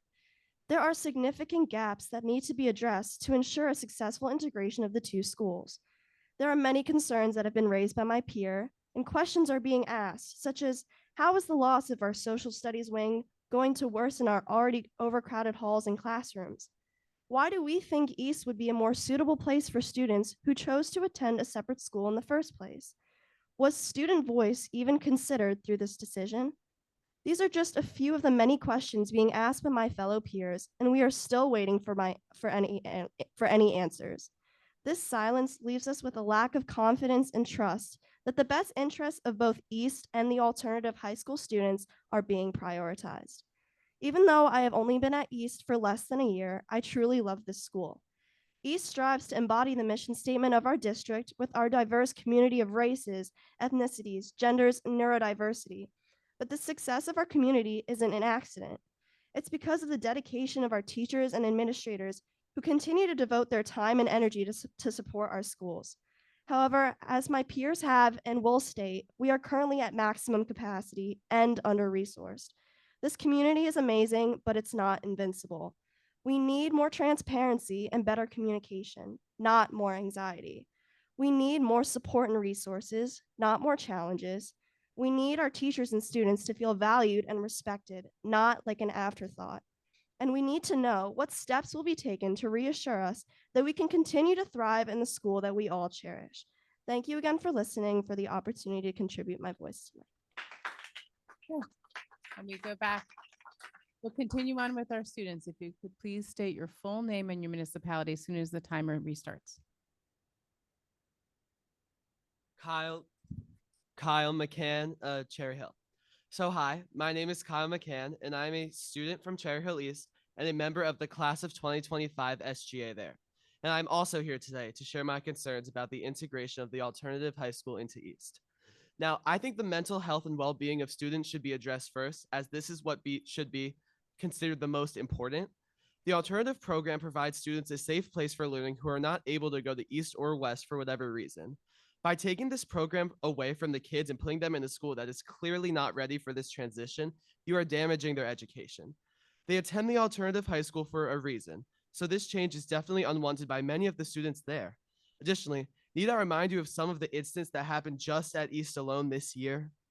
East is also getting a new principal next year, so much change is going to be happening in so little time. So I don't really see how anyone could view this transition as wise with the current state of affairs. Additionally, the closing off of a portion of East is in order to conduct this transition is not a bright idea, as East is already overcrowded. I cannot recall a single year when there were enough desks at the beginning of the year for everyone. By closing off a number of classrooms, this problem is just going to become worse. I know you can say that East used to be bigger in the past, so this plan is feasible. However, when the East population was bigger in the past, this was already considered a major issue. Why would we want to worsen the overcrowding problem now out of all times and basically move backwards in progress? My uncle went to East at the time when there were A and B sessions for school because of how overcrowded the student body population was. I recently spoke with him, and although he still received an education, he told me that he almost felt as if he was getting cheated from a full high school experience. Now, these concerns are additionally furthered by the fact that the East population is expected to increase dramatically in the future. The current first grade and kindergarten classes have more kids than they have had in a long time, so if this program is implemented, it will certainly have long-lasting negative effects. Furthermore, implementing it as hasty a decision as this one is extremely concerning, as if the talks about implementation have been going on for years, then why are there so many questions to be asked? What's going on with the wall? Will this implementation affect East Lunch and Learn? Where are the teachers that have been in B Wing for years going? What about the bathroom that is past the alleged wall? And why is this huge announcement coming so suddenly out of a budget meeting? As you can see, the lack of transparency is astounding, not just to me, but to seemingly everyone in the East community. When our classmates went to Trenton to testify, you talked about the importance of student voice, but where is that now? If all of these student, adult, and community voices speaking up cannot reach the minds of our own school board, then what will? And if this plan is just going to be implemented now anyways, despite all the reasons why it should not, then there needs to be clear answers. There should be no more talking points or silence. The community wants to know exactly what's going to happen, and as of right now, you're failing us. Do better. Thank you for the opportunity to speak. Thank you. You could please state your full name and your municipality. Good evening. My name is Asher Boyskin. I live in Cherry Hill, New Jersey, and I attend Cherry Hill High School East. I'm also the student body vice president, and I'm here to insert some questions into the record that a lot of members of the East community and probably behind me today have. Board of Education, have you visited your new alternative high school in the B Wing of Cherry Hill High School East? Have you walked into one of the 7 classrooms? Did you attend one of our amazing social studies classes? Were you cognizant of the fullness of the class sizes? How did you feel entering the places that many teachers have called home for much of their careers? What will happen to the social studies faculty room and speech therapy room? Will they become assets of the alternative high school? To what extent will this decision impact teacher morale for the teachers losing access to their faculty lounge? Where will the school continue providing speech therapy services? Will a new room be built? How will students who rely on an all-gender bathroom and viewing be impacted? Will the district create a new bathroom for them to use? Did you solicit feedback from East students and faculty before making this decision? What communication did the district have with Dr. Perry and other administrators? What about those at the alternative high school? Have you met with the Cherry Hill Special Education Parent Teacher Association? When you say that this decision has been part of an ongoing discussion that's, quote, 2 decades old, how come this move feels so sudden? Why now and why not later? How come East faculty were only notified about this decision 1 day before it became public knowledge? If community feedback is so important, why does it feel like this decision was made in a vacuum? What exactly about this decision incorporates the community voice you always talk about? Why have so many questions from students, faculty, and community members gone unanswered? What should taxpayers now expect? Does this decision come in light of the $6.9 million budget cuts that Cherry Hill Public Schools face? What new costs will the district incur? Will the district save money? Why do you claim that you have, quote, not had conversations yet about budget implications, but have also considered this change for more than a decade? Over the years that this bureaucratic body has met in the decision-making of this initiative, did you never once think to evaluate its effects on our budget? What can East students expect? What can alternative high school students expect? Are the rumors true? What will happen to the Lunch and Learn program at East? Should students brace themselves to have homeroom next year rather than the current flexibility they have? Will the extra space in the Arthur Lewis Administration Building go to administrators? What do they need additional office space for? Does the district plan on A, hiring more administrative staff, B, selling what will become a mostly out-of-use building, or C, using the property for student activities?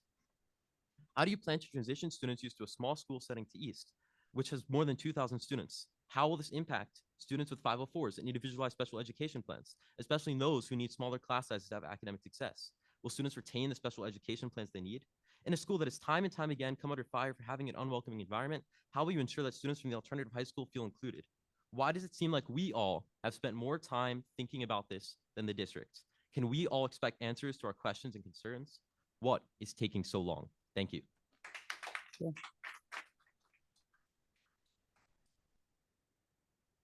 You could please state your full name and municipality.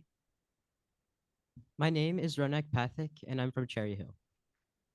Why? With the moving of the alternative high school to East confirmed, I would like to first state that I have nothing against the movement of the alternative high school. But why? Why now?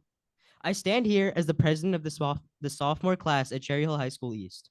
All four of us stand here today as elected representatives from every grade of Cherry Hill High School East in unity to address the shortcomings of this decision. I would like to re-emphasize the points that we had brought up at Trenton. We addressed overcrowded classrooms, underfunded activities, and much more. But now when we bring those same concerns to you, there are no answers. Such a change to the school would have so many implications that need to be fully addressed before the decision is made, not the other way around. Why did I take a day off from school to speak on your behalf in Trenton when you fail to speak with us in our district? But what gives the board a right to make such a drastic decision without consulting public opinion? Why could this decision not have been more democratic? Now, after this decision, I fear a loss in the quality of my education, sitting in the back of an overcrowded class. After this decision, I fear the loss of the electives that allow me to pursue my hobbies and interests. And I fear the loss of my voice and the voices of all of our students in this district. Thank you for listening to me. Yeah. Okay, it looks like I don't see any student hands online, so I'm going to go to the phone number. If you could please state your name, your municipality, and the action item you are speaking on, items 14 through 17, and it's the phone number that ends in 788. My name is Jeff Podowitz, and I live in Cherry Hill, and the item is 15.5. 15.5. John A. Carusi Middle School referendum renovations. This multi-year comprehensive project at Carusi Middle School will include the following items. It lists the items there, and all the installations. It's interesting, and this is what's concerning to me, at least to me. The project is slated to begin next month after the BOE award to Newport Construction through a competitive bid process on April 11, 2024. Fine, okay. The renovation is scheduled and contracted to be substantially completed by June 2028. That's 4 years. It's going to take 4 years. And it's going to take more than 4 years because it says contracted to be substantially completed by June 2028. That's a long time. And how do you define substantially? Is it 50%? Is it 60%? When will it be totally completed? 2030? 31? 32? I mean, 4 years is a long time, but it could be 6 or 8. So can you give us the definitions of what substantially is and maybe explain why it's going to take 4 years to complete renovations? And again, it's going to take more than 4 years because it says substantially. So what's your definition of substantially? I don't know, 50%? Anyway, that's my question. I'm sure I won't be answered, but I mean, it's like school board members, maybe you could ask some questions.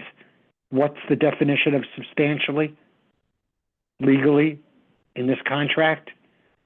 Thank you very much. And 4 years? Thanks very much. Okay, we go back to the room. If anyone would like to speak on any of our action item agendas. Oh, we have a student. Okay. I think you know what to do. Just waiting for the timer. Yep, thank you. I'm Matthew Rentzels, Cherry Hill. First, I'd like to say there's a fly around the room, so that's might have been bothering some people now. I'd like to also talk about the alternative high school transfer. First, one of my classmates, Asher, brought up the gender neutral bathroom within B-Wing. I believe that's one of the only gender neutral bathrooms in the school, if not the only one. And this is a very important facility for gender non-conforming students. So I'd like to see another gender neutral bathroom placed within the school. To perhaps those students. Additionally, I think that this change has been made, which will heavily impact teacher morale, which teachers retention is at a all-time low. Base starting salary. And when you pile on top of a feeling of not being listened to, that can cause many teachers to leave the district. I think what brings teachers to our schools is a level of it's just the resources.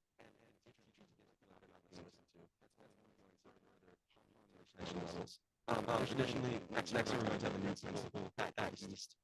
They're going to adjust not only to the East community, also to a entirely new school, having the experience of the East community. It's going to be very difficult. Especially with the plans for equity, that they say things in the school. I mean, I heard that there are to accommodate students, but it requires a lot of enabling classrooms and other non-traditional classroom spaces that aren't necessarily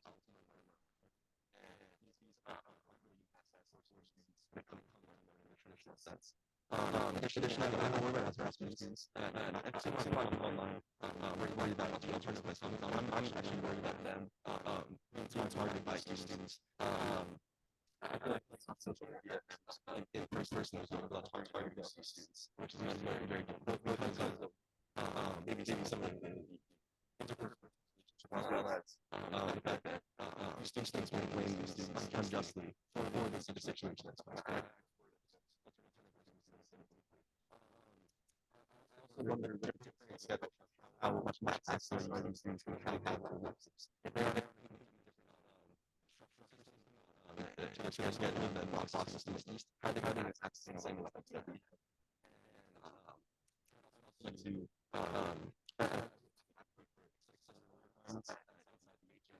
To zero intent both. So we have two separate schools. So I think it's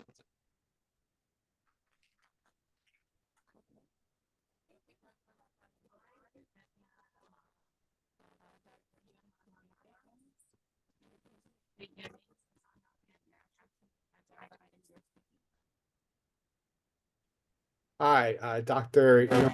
Harris. I'll just. Is there a student at the mic or no? There is not. You can please go ahead. Sorry. I want to comment on HR agenda. I will pull it up. I just totally minus it off my screen. 16.1. I just want to acknowledge that Mrs. Grassi, who is leaving the district after 30 years, in fact, student taught in the district. I realized tonight that she and I started in the district simultaneously. She student taught here and is just a giant who got better and better. I had the privilege of getting to be in her classroom last year for a bit. And it's really special when you see an educator have the same quality and just continue to improve and improve. And then she took on a new challenge this year by moving over to East. And that's not something you do when you're in your 30th year. She is going to be a major loss for our community. I am personally really grateful to her as a first-year teacher myself, and having someone to be able to reach out to who has been in the field for that long and is just a resource. Obviously, I will still have that, but for the students coming forward who have lost that, it's just very sad. I'm excited to see what comes for her next, but I think it's really important that we need to keep figuring out a way to retain these veteran teachers and create teachers who can follow them, who have that same caliber. I also want to acknowledge Ms. Weddington, who is also retiring. Her work in the last couple of years, especially in her new role as assistant superintendent, has been incredible. We've moved that work faster and further in the last 2 years than the previous 10 years, I will say. And I hope that the board and Dr. Morton will work to figure out who will be shepherding that and championing it to make sure that it doesn't fall to the wayside. It's really, really important work that needs to be done. And that's it. Thanks so much. Thank you. Go back to the room, not a student, No, nevertheless, but back in the thank you. room. I appreciate that. Okay, Kimberly Gallagher, item 16.5. I've had kids at Man for about 4 years, and the first 3 to 4 months of our time was rough. It was COVID. Dr. Cafagna and I spoke many times, and if he ever disagreed with me, I will never know. He was always kind, respectful, and he listened, and he took criticism in a way that was remarkable. Dr. Cafagna understands the customer service element that much of education lacks. You may get a few emails back and forth, but eventually he will pick up the phone and have a conversation with you, and that makes all the difference. It's not unusual to see Dr. Cafagna at drop off and pick up. He is visible all the time, helping kids on and off the bus, greeting kids and parents every morning. He makes it for a very warm environment. Dr. Cafagna will always go above and beyond. He will change out the front display, showing days off and events. He will put on the yellow vest and be the crossing guard when we need it.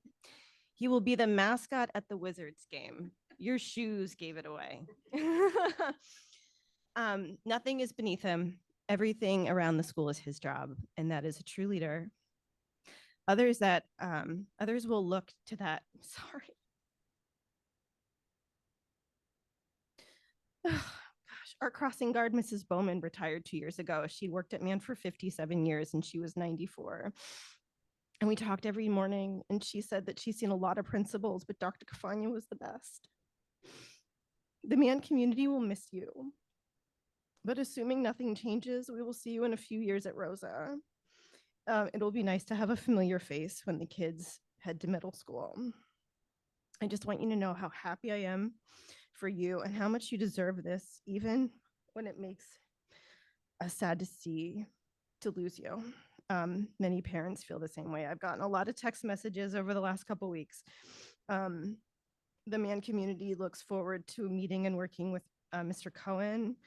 Dr. Cafagna, thank you for everything you have done to make Man an amazing place. Thank you. Okay, and we go to the line, and it is Laura Einhorn. If you could please state your full name, your municipality, and the item you're speaking on. It's Ann Einhorn, and I'm going to be speaking on 16.1, the HR agenda, since I like accurate information. I'd like to congratulate Mrs. Wetherington on her retirement. And the only thing I have to say is it's been a pleasure knowing you and seeing you in action. And I can only wish you all the best. And I sure hope you have a lot of fun when you retire. Thank you. Okay, we go back to the room, and if you could please state when the clock restarts, your full name and municipality. Okay, Dr. Panina Mentz, Cherry Hill. I'd like to second the students' voices here. I'm sorry, that- Dr. Mintz, could you speak on which item you're speaking on? I apologize. Agenda item 14 to 17. Yes, so what?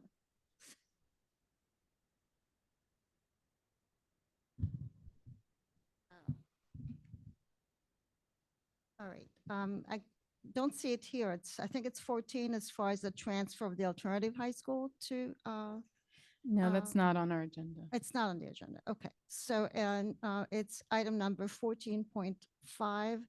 If Dr. Morton will share with the public the full cost of taxpayers' funds that are going towards this program. Thank you.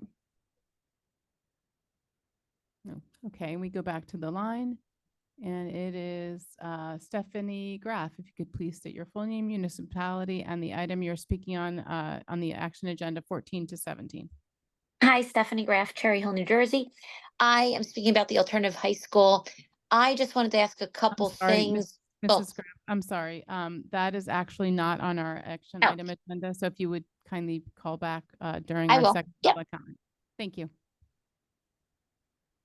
Okay, if there are any more folks who would like to speak on our action item agenda, or students who want to maybe go home, don't blame you. Wish we were following you, but we're not. We're still here. Very happy to be here. Please do not misunderstand my joke.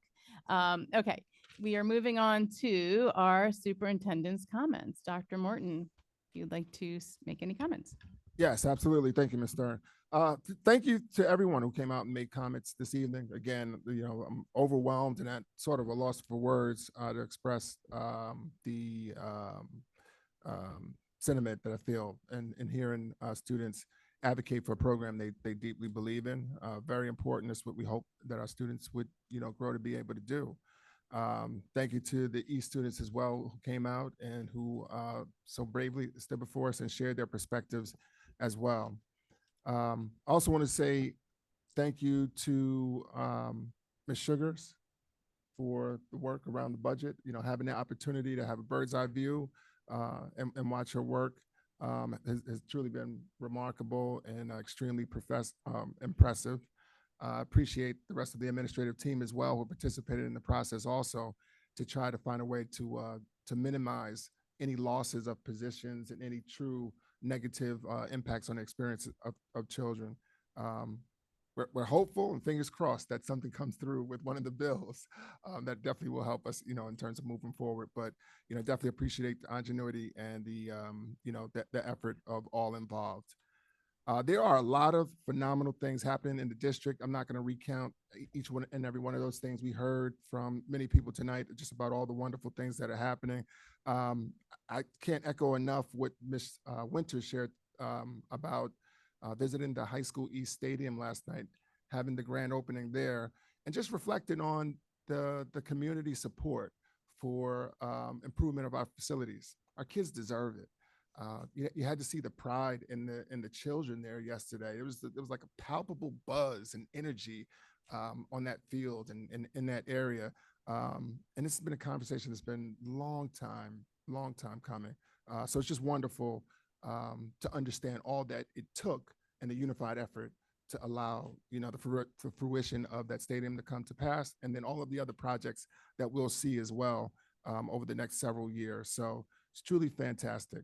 I want to acknowledge the efforts of Dr. Mahan and her staff around work for preschool. We mentioned during the last meeting, I believe, or maybe the meeting before that, that there were 526 students who registered for preschool over a two-week period. And letters were sent to those who have been given a space. Decisions are due back on Friday. I believe there may have been a misprint in terms of the day where the dates, the decisions are due back, but by this Friday, decisions are due back. So thank you, Dr. Mahan, and all involved there. I also want to take an opportunity to address alternative high school. I'm looking forward to an opportunity to come back out and work with you, Matt, and speak with students as well, with specifics, around, the decision and to answer questions that exist as well. We're also arranging for an opportunity to come out and speak with parents as well. So, I want to address questions as candidly and as transparently as possible. So those announcements and those dates will be forthcoming. But as we think about who we are as a district, we are truly one district, right? When I hear conversations that categorize students as alternative students or our school and East students or our school and just West students, it impacts me somewhat negatively because I understand who the children in the alternative high school program are. They aren't students that came from an external source. They're our kids. They're kids who are high school East or high school West students who receive a program, an individualized program at a specific location. They aren't separate. So if you think about the populations, about 70% of the kids are actually East students. If they receive mainstream opportunities like the students so frequently do, they're going to go back to their school, which is high school East. belonging is essential. I think as human beings, I know certainly as adolescents, the need to belong is probably the greatest need that kids have, from what I've seen. Even as individuals, as adults, the need to belong to something, belong to a group, belong to a family, belong to something is essential. And when I hear conversation that students have been castigated, families have been castigated, there may be targeting of kids, it does something. The father in me, the grandfather in me, gets riled up, and it makes me think of a quote. And the quote is, "What you permit, you promote. What you allow, you encourage. What you condone, you own, and what you tolerate, you deserve." Who are we as a community? Like, are we going to concede to something because of the potential for negative behavior to occur? That's not who I am as an individual. I don't believe in that. I believe that High School East belongs to all of our students. I believe that all of our students should have the opportunity to reside there and take advantage of all of the extracurriculars and opportunities that exist. When we think about our core values as a district, as a people, our core values can't only exist when it's convenient for us. But if we truly believe in inclusivity, belonging, if we believe in these things, we believe it all the time, even if it's slightly inconvenient for us. So that's who I believe we are as a district. That's who I am as an individual, and that's who I envision that we will be as we move forward. During the time that I'm in this seat. As I think about individual items, there are several things that are somewhat unfounded. They'll be addressed when we have an opportunity to talk more candidly in question and answer sessions. But there will not be a loss of lunch and learn. Lunch and learn and autonomy is not contingent on a location at all. So having been a high school principal for 8 years in this district and one who introduced the concept of student autonomy around lunchtime, I can speak to that very, very clearly. There will not be a loss of electives. We just finished the high school sectioning process. There are no electives that are lost because of an allocation of space. That's not the case. The only way electives do not run or will not run are because of enrollment. Low enrollments, as I mentioned earlier, in association with ROTC conversation, are the only reason. There's 22 courses that will not run at East out of the full gamut of 300 courses that we offer. The new principal, new change provides a new opportunity. I can't emphasize enough, we have an experienced, seasoned rock star and a principal of our alternative high school, and Lauren Giordano. Lauren Giordano will come and add value to the High School East community. I'm going to exhort the new principal of East to tap into her and to use her knowledge and her leadership as well. She will absolutely provide support. As we think about classrooms and overcrowding, currently slightly about 2,090 students at East. There's over 147 staff positions allocated. If you run simple numbers, that's a ratio of 14-to-1.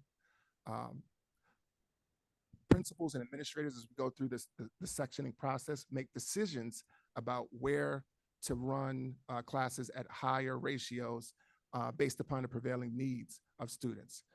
For instance, if we think about an English 1 class that might be at the R level, we might want to run that at a lower student to teacher ratio so students receive more support, as opposed to an English 4 AP class where students have much greater independence, the ability to, greater autonomy, they can work more independently. We may run that at a higher ratio. Those are classes that you typically see at 27, 28, 29, 30.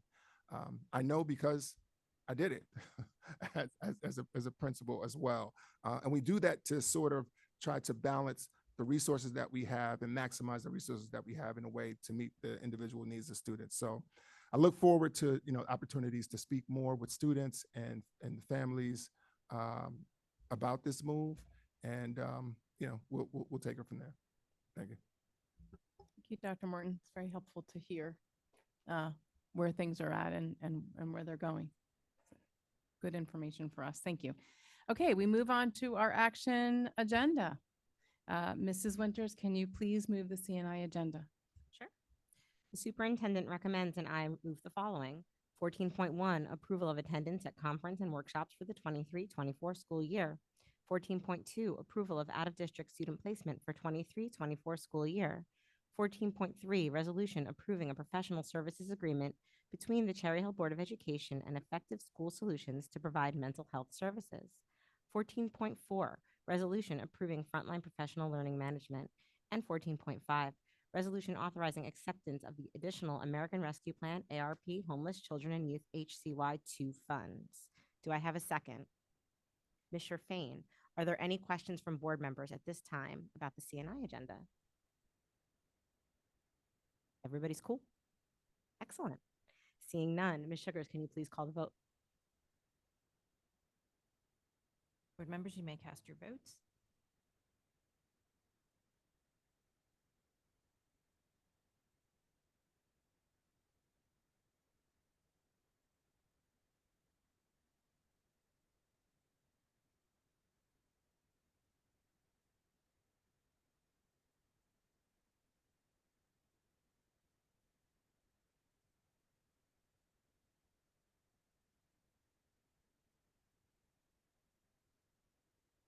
Oh, okay. We have a unanimous yes vote. Thank you. Okay, Mr. Greenbaum, can you please move the business and facilities agenda? Thank you. Ooh. Superintendent recommends, and I move the following. 15.1, approval of minutes, board working session, special action meeting minutes, and executive session minutes dated March 12, 2024. 15.2, approval of minutes, special meeting minutes, and executive session minutes dated March 19th, 2024.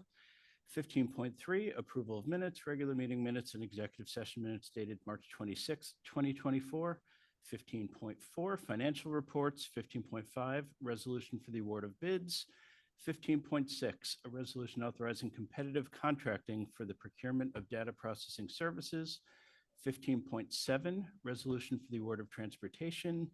15.8, acceptance of donations. I'm going to continue with reading through the donations because I always think that's something nice to do. This month we have Sharp PTA, a donation to be used for third grade field trips. Sharp PTA, a donation to be used for kindergarten field trips. Sharp PTA, donation for fifth grade field trips. UPenn, donation to be used for CPRE research.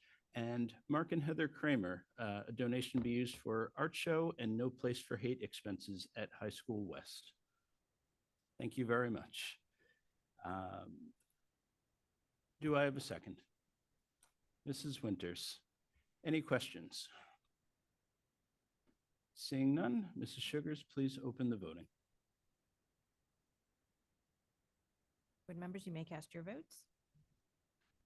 Mrs. Sugars, I will be recusing from 15.4 due to conflict of interest. If I was not at a meeting, do I have to abstain from the minutes? Additional two, but you don't have. Okay. I don't remember which meeting I wasn't at, and my phone is locked up. So I'm going to abstain from 15.1 to 15.3 because I don't remember which meeting it was. Very fair. Mrs. Sugars, I need to abstain from Bill List 5 to avoid a conflict of interest, and I have voted yes to the rest.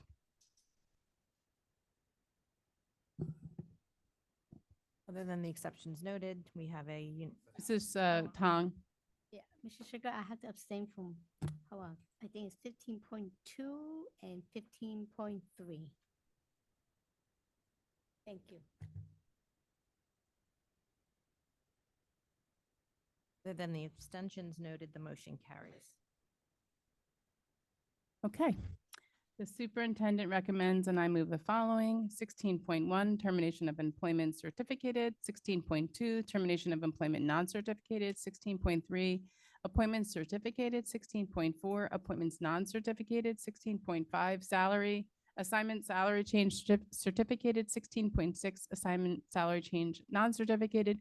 16.7, leaves of absence certificated. 16.8, leaves of absence non-certificated. 16.9, other compensation certificated. 16.10, affiliation agreement. Do I have a second? Dr. Rude. Are there any questions? Mr. Greenbaum. I just wanted to make a comment on 16.1. I want to wish Mrs. Wethington a happy retirement. Are there any other questions? I'd like to also make a comment to join in. I know Mrs. Wethington is online, and I wanted to thank you for many, many years of serving education, serving the Cherry Hill community, and wish you well in your retirement. Okay. Anybody else? Comments? Mrs. Sherfain. Just a quick question. Can I recuse myself from a single person, or do I have to do the whole item? Single person. Okay. Or the section, yeah, either way. Okay. Single person, section. All good. Okay, anybody else? Questions, comments, questions? Okay. Mrs. Sugars, can you please call the vote? Board members, you may cast your votes. Mrs. Sugars, I'll be recusing myself from 16.6 and 16.8 due to conflict of interest. Ms. Sugars, I'm going to abstain from 16.5 and recuse myself from 16.6. Just go for the whole thing.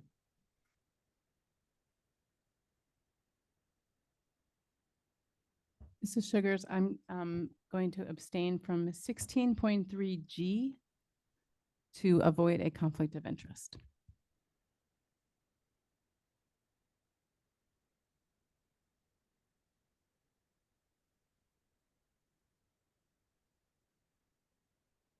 Okay, other than the abstentions noted, we have a unanimous yes vote. Motion carried.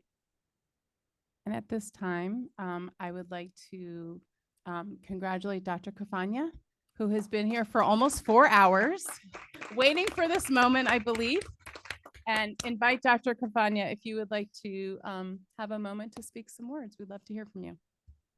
I just wanted to say thank you for this privilege and opportunity to move forward. In 26 years, this will be my 8th position at the school district, only my 5th building. And each time I go, everybody always asks the question, oh, are you excited? And it's hard to say because I am excited about where I'm going, but I am sad to leave where I'm leaving from. But we truly foster an atmosphere in this entire school district for growth. Looking around this room, looking at Dr. Mahan, Dr. Morton, myself, Mr. Plavinsky was a student when I started in the school district. You know, we all have grown up in the district, and we keep on having these opportunities to grow and learn from one another. And every community I've been in, I have found such awesome connections. I have parents out here. I had students calling on the line. I've hired students as teachers.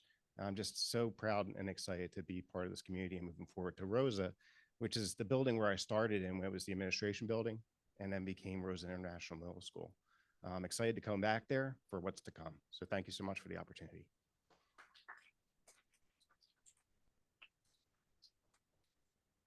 Congratulations, Dr. Cafagna, and we are very lucky to still have you after all these years.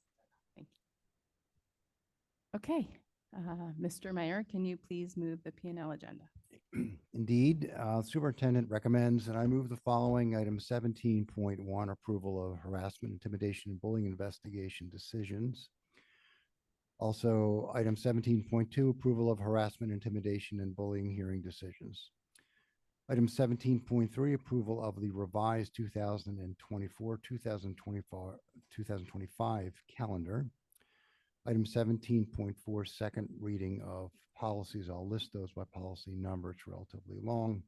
1140, 1523, 1530, 1550, 2260, 2411, 2423, 2431.4, 3211, 5570, 5750, 5841, 5842, 7610, and 9223. Also, item 17.5, which is the abolishment of, I flipped my notes at the wrong time, the abolishment of policy 5755, policy actually isn't in practice being abolished. It isn't completely subsumed into policy 5750.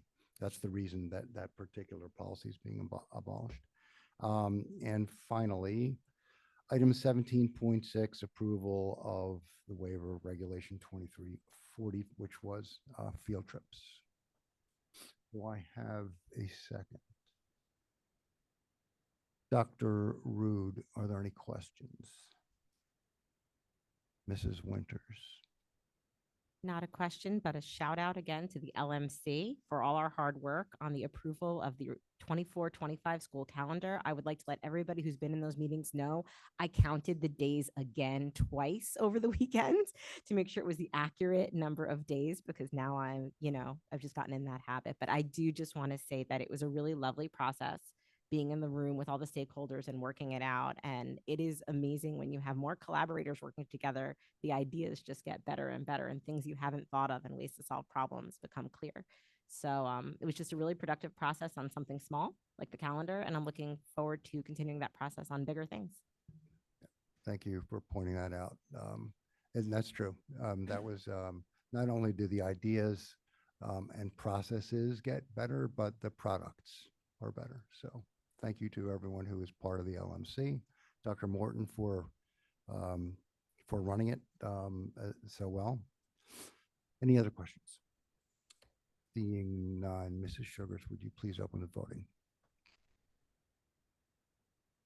Board members, you may cast your votes.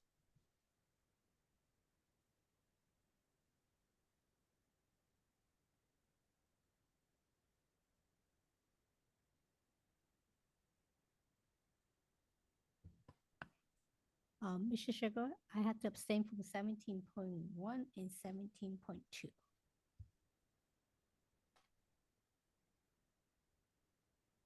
Other than Mrs. Tong's abstention, we have a unanimous yes vote. Okay, we do not have any items for strategic planning, so we move on to new business. Is there any new business to discuss this evening? Okay, we'll move on to old business. Is there any old business to discuss this evening? There is not.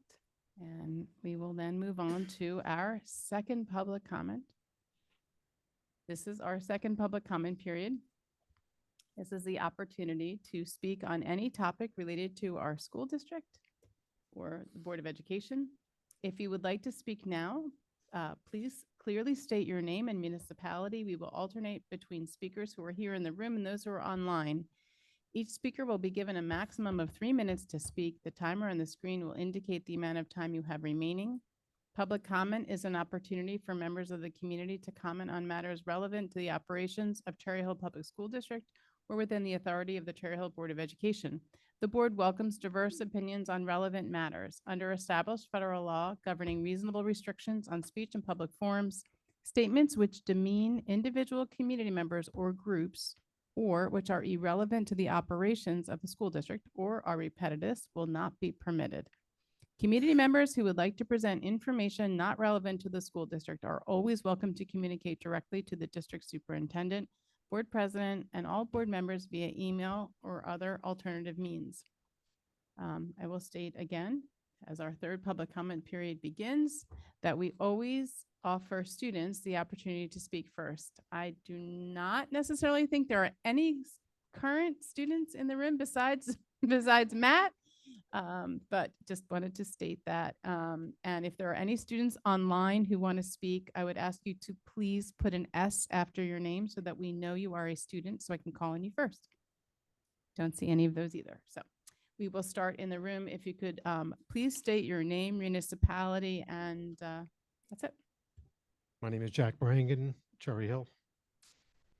Unfortunately, at the last board meeting, we had to listen to Dr. Rude impugn the character of several of the community members here in Cherry Hill. Subsequent to that, I sent an email to Mrs. Sugars to add some agenda items for one of the upcoming board meetings. And I copied each and every one of you on that email.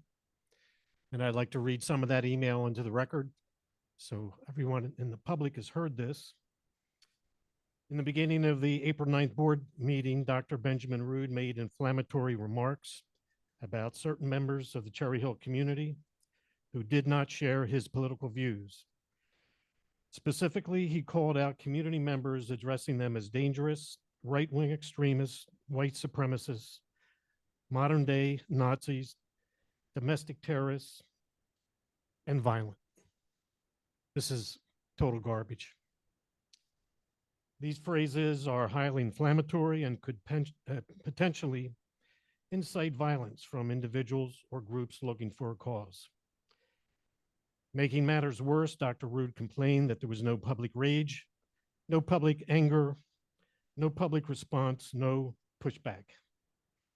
This is a public call for action by Dr. Rood, a call of rage, a call of anger, and a call for violence.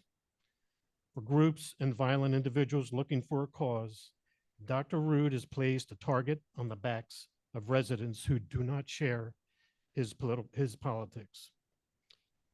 These are slanderous and threaten the safety of people invited to speak at the Board of Education podium. Dr. Rood is sending a clear message to future speakers of the podium that they address the board at their own peril. He created an untenable situation as speakers who wish to address the board during the public forum now fear retaliations if they express opinions that differ from Dr. Rood's politics. Furthermore, board members Miriam Stern and Joel Mayer followed Dr. Rood, making comments supporting Dr. Rood's comments and admiring his accusations. I'm requesting four items. A full board vote condemning the dangerous statements made by Dr. Rood. A full board vote condemning the statement by Miriam Stern. A full board vote condemning the statement of Joel Meyer. A full board vote censuring Dr. Rood until January 1st, Okay, that's your 3 minutes. 2025. Thank you. And we go back to the line, Stephanie Graff. If you could please state your full name and your municipality. Hi, Stephanie Graff, Cherry Hill, New Jersey. First of all, if Dr. Kafani is still there, I just wanted to lend my congratulations as well. He was our principal at heart, and my oldest that started there in first grade with him is now graduating college in 3 weeks. So glad to see him moving up. I think that's fabulous. Second of all, thank you, Dr. Morton, for the explanation on the alternative high school program. I will call it with its right name. I do have a couple questions that I just wanted to get into the record. When we watched the presentation last month about the demographics, I believe it was clear that East is already over capacity. I think it was 279 students, but I don't think that presentation is posted yet, so I'm not 100% sure on that number. What my biggest concern is more just about the space allocation. It's my understanding that program has about 35 students that will be moving over to there. It's, if you're taking 7 classrooms and those classrooms for history are generally, there are no R levels, so they're not small classrooms, they're A and AP. They're generally, 25 to 30 kids in each classroom. So you're talking at least 200 students displaced to put in 35 students in that space. And so that's a concern to me in a school that's already overcrowded. I think I've heard that the demographic study projects out, that school won't be overcrowded, but I don't know what it projects, which has always been an issue, is that just because of where houses are placed in the neighborhood, more students than are scheduled to go to East end up choosing East. And so that tends to skew those results a little bit. So even if the projections may look like East is going down, that's not necessarily the case because of the open choice. So just really concerned that you're, moving 7 classrooms of potentially 200 students to bring in 35 students. I'd be curious to see, after you guys have had all the discussions with the current students in the program, if you surveyed them, how they feel specifically about that move. Because it's a smaller program, I would think there's been a lot of conversation with those students. So I'd be curious to see what their thoughts are about moving back to their home school for the majority of them. So That's it. Thank you. And congratulations to LaCoya as well. Thanks. Okay, we go back to the room. If you could please state your full name and your municipality. Constance Stitzel, Collingswood, New Jersey, of course. Grandchildren here in Cherry Hill. I'm speaking on the subject of student safety, the subject at the last board meeting, April 9th. Coincidentally, I wanted to address student safety at that meeting, but was unable to attend. You beat me to the punch, and it was indeed a punch. During March Madness, I wondered when in our area a biological male might accidentally topple a female player to the ground to the point of serious injury. With greater bone mass, weight, and overall strength, it has happened already in Massachusetts, for example, when a young woman's teeth were knocked out. The school board may not be able to change the safety issues that go unchecked for women in Title IX. I do understand that. But it can amend the safety issues pertaining to it in 5756. Some 29 school districts in New Jersey, have repealed or changed 5756, and it's time we review it in Cherry Hill in the interest of all students. And I will address that, however, at a later date, not tonight. Since student safety was brought up by 3 board members, my concern for safety is spot on. However, it depends, apparently, who's questioning it.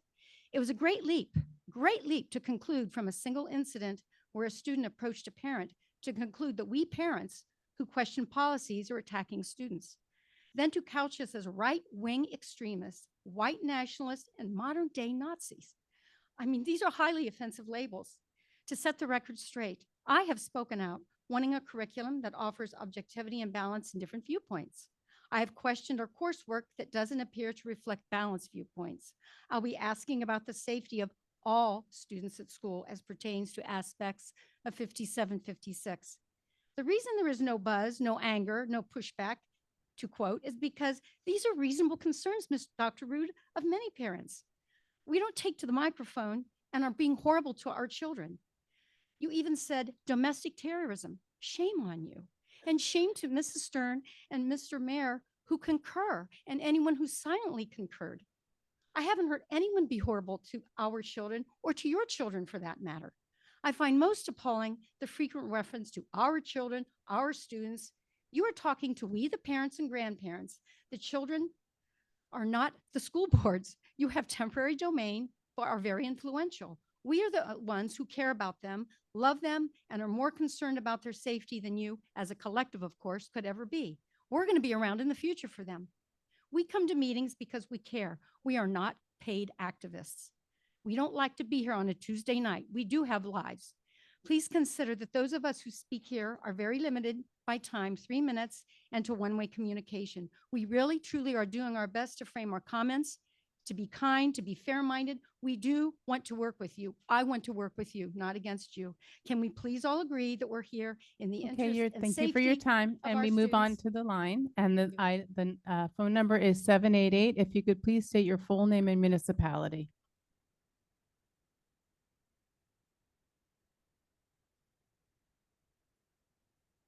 Could you please unmute Dr. Podowitz? We can't hear you.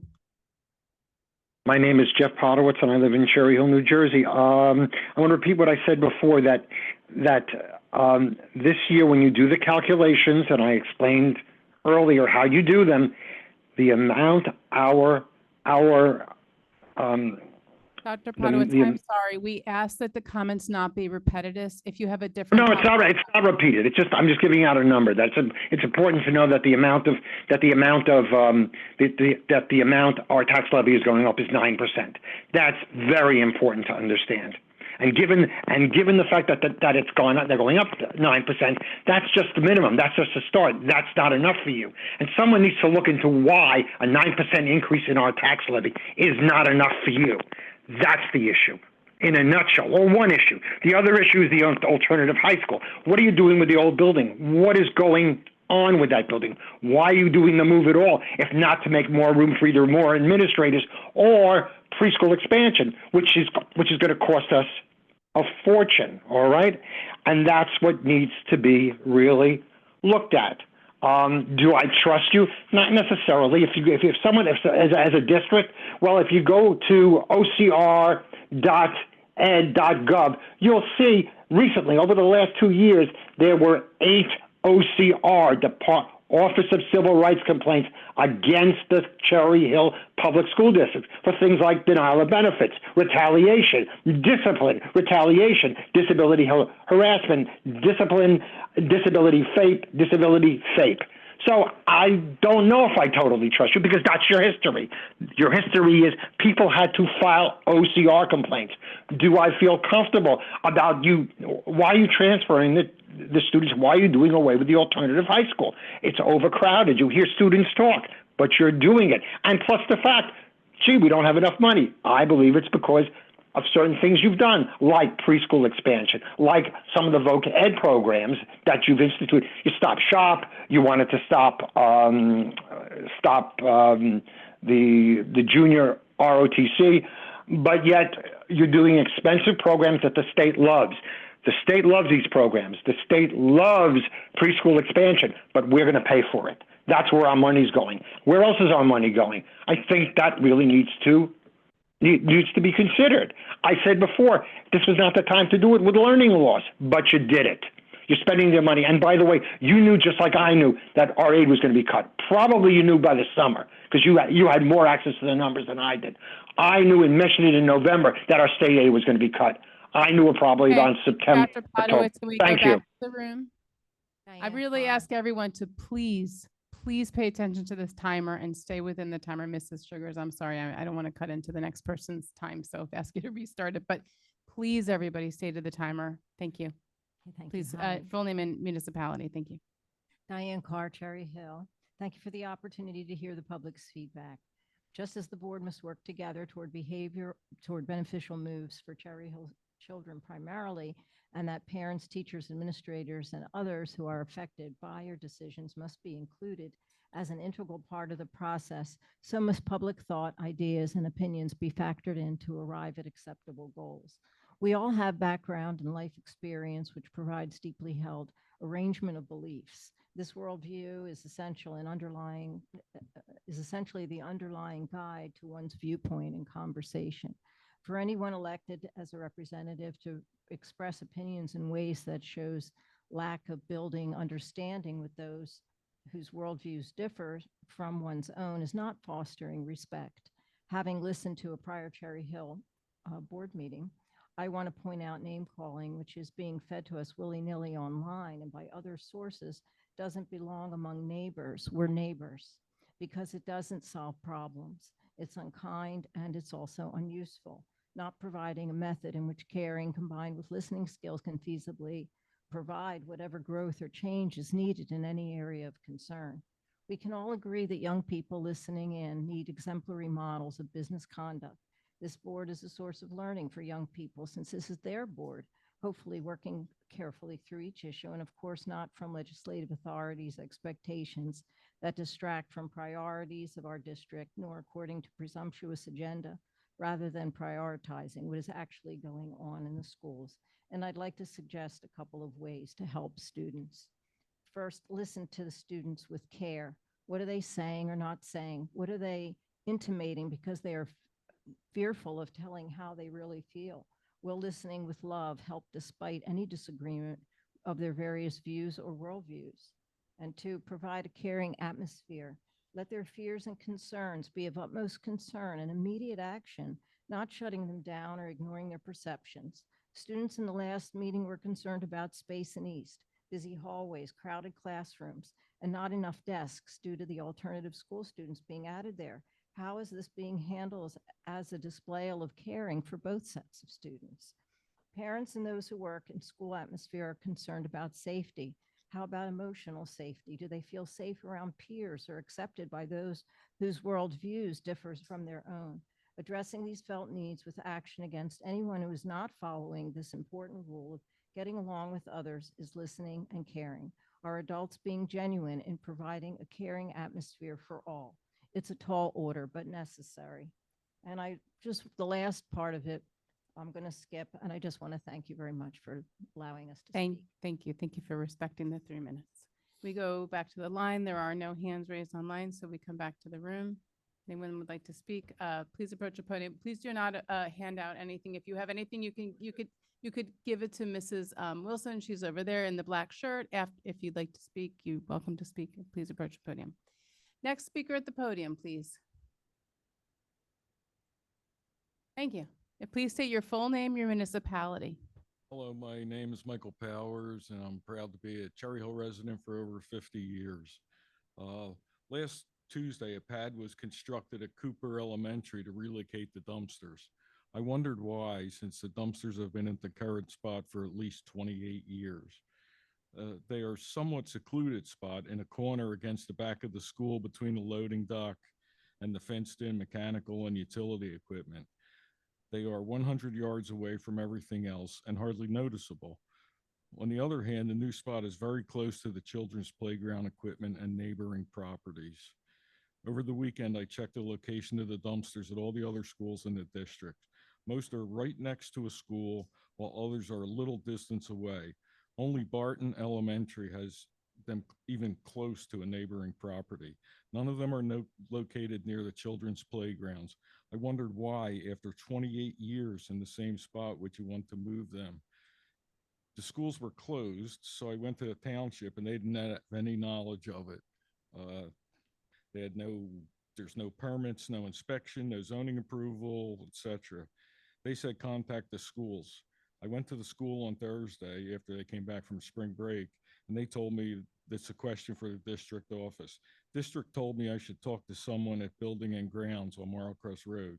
So yesterday I talked to B&G, and they said it's a safety issue.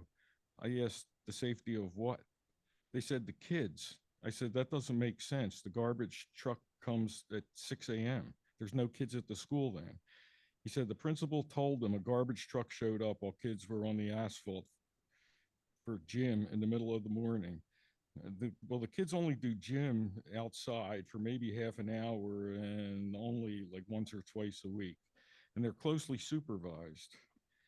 The new dumpster spot creates an even bigger safety issue. The kids run all over the playground and the asphalt to the school much more frequently. And some kids walk right behind the new location unsupervised at the arrival and dismissal times, especially at dismissal. They shoot out the school door and right to the playground.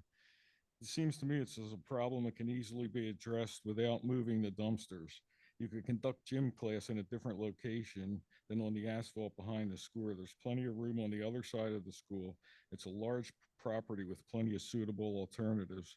Or you could tell the trash company they cannot pick up when the gym is scheduled. I'm sure the trash trucks cannot pick up trash at other times, such as during recess, arrival, or at the end of the school day. This is a logistics problem. That could be addressed by putting cones out so that no other trucks can come to the loading dock. It doesn't eliminate the problem. People have posted on the Facebook page, it's an eyesore and a Thank bad you. idea. Your 3 minutes is up. Thank you. If you'd like to leave your comments, you're more than welcome to leave them with Mrs. Wilson over there. Thank you. We go back to the line. There's a hand raised online, and it is LB. If you could please state your full name and your municipality.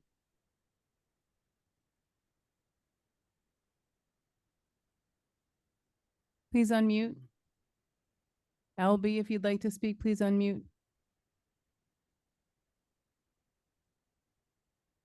Okay, I don't hear you, so we'll go back to the room, and if you'd like to speak, we'll try again. Please state your full name and municipality. Just wait till we restart the clock, please. Thank you. Rich Short, Cherry Hill. Just want to go on the record tonight. Tonight's meeting was a complete disaster and complete emotional train wreck. Ms. Stern, about 6 minutes into the meeting, she states, oh, well, you all don't know the financial output, blah, blah, blah. That's not my fault. That's your fault. You brought all these kids out. You had a petition made. You didn't communicate with the community. Unbelievable. Really, really unbelievable. And then what's worse is to see these kids' emotions go. Like I mentioned before, it was priceless. It was priceless to see the excitement when one of their commanders called. And then at the end, you have kids out in the hallway crying. That is a disgrace. That's because you don't know how to communicate. Oh, communicate. Oh, let's talk about communicate. Great. So about 2 years ago, a person came up to the mic and stated there were too many white kids in Russell Knight. I objected. I said, what? Shouldn't come up to the mic and say there's too many white kids. That's offensive. That's racist. Nothing was ever done.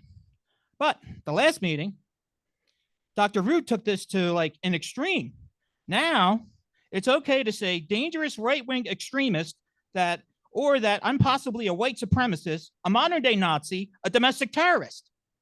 No, I'm a critic. I care about our kids. My next question is this. Let's talk about truths. We need to talk about truths. I have information from Cherry Hill West and outside sources provided me that our school is working with this Dr. Love. Dr. Love is a consultant. She's an abolitionist. She works along with Dr. Muhammad. And it's crazy because Mrs. Love, who's working with the NJEA, stated in her meeting, our comrades on the inside. So I guess the question for the Cherry Hill Public School District tonight is, are we starting to work with communists? I have plenty of quotes from our Dr. Muhammad that are quite concerning. Let me bring these up. All right, here we go. We have to abolish state testing. This is from our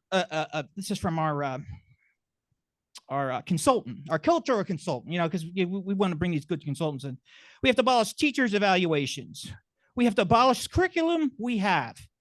Oh yeah, we also want to work with the unions so the unions can take action. Madam President, we need an answer. Mr. Short, thank you. We go back to the line, and it is the initials LB. If you could please unmute, state your full name and municipality. Hello, can you hear me? I can. Yes, we can hear you. Yes. Okay, great. My name is Laura. I live in Cherry Hill. I did not plan to make a comment I'm sorry, tonight. Laura. Could you please state your full name? Yes, my name is Laura France. I did not plan to make a comment tonight, but I do have to echo support for some other members' comments tonight, specifically about the horrible insults made by Dr. Rood on the last meeting to our fellow neighbors. I am appalled that this was allowed, and I see it as a direct aggression against our community. Dr. Rood, how utterly rude, unprofessional, and downright mean that was of you. I also want to quickly question Dr. Morton's comments on all students that have an opportunity to learn at East.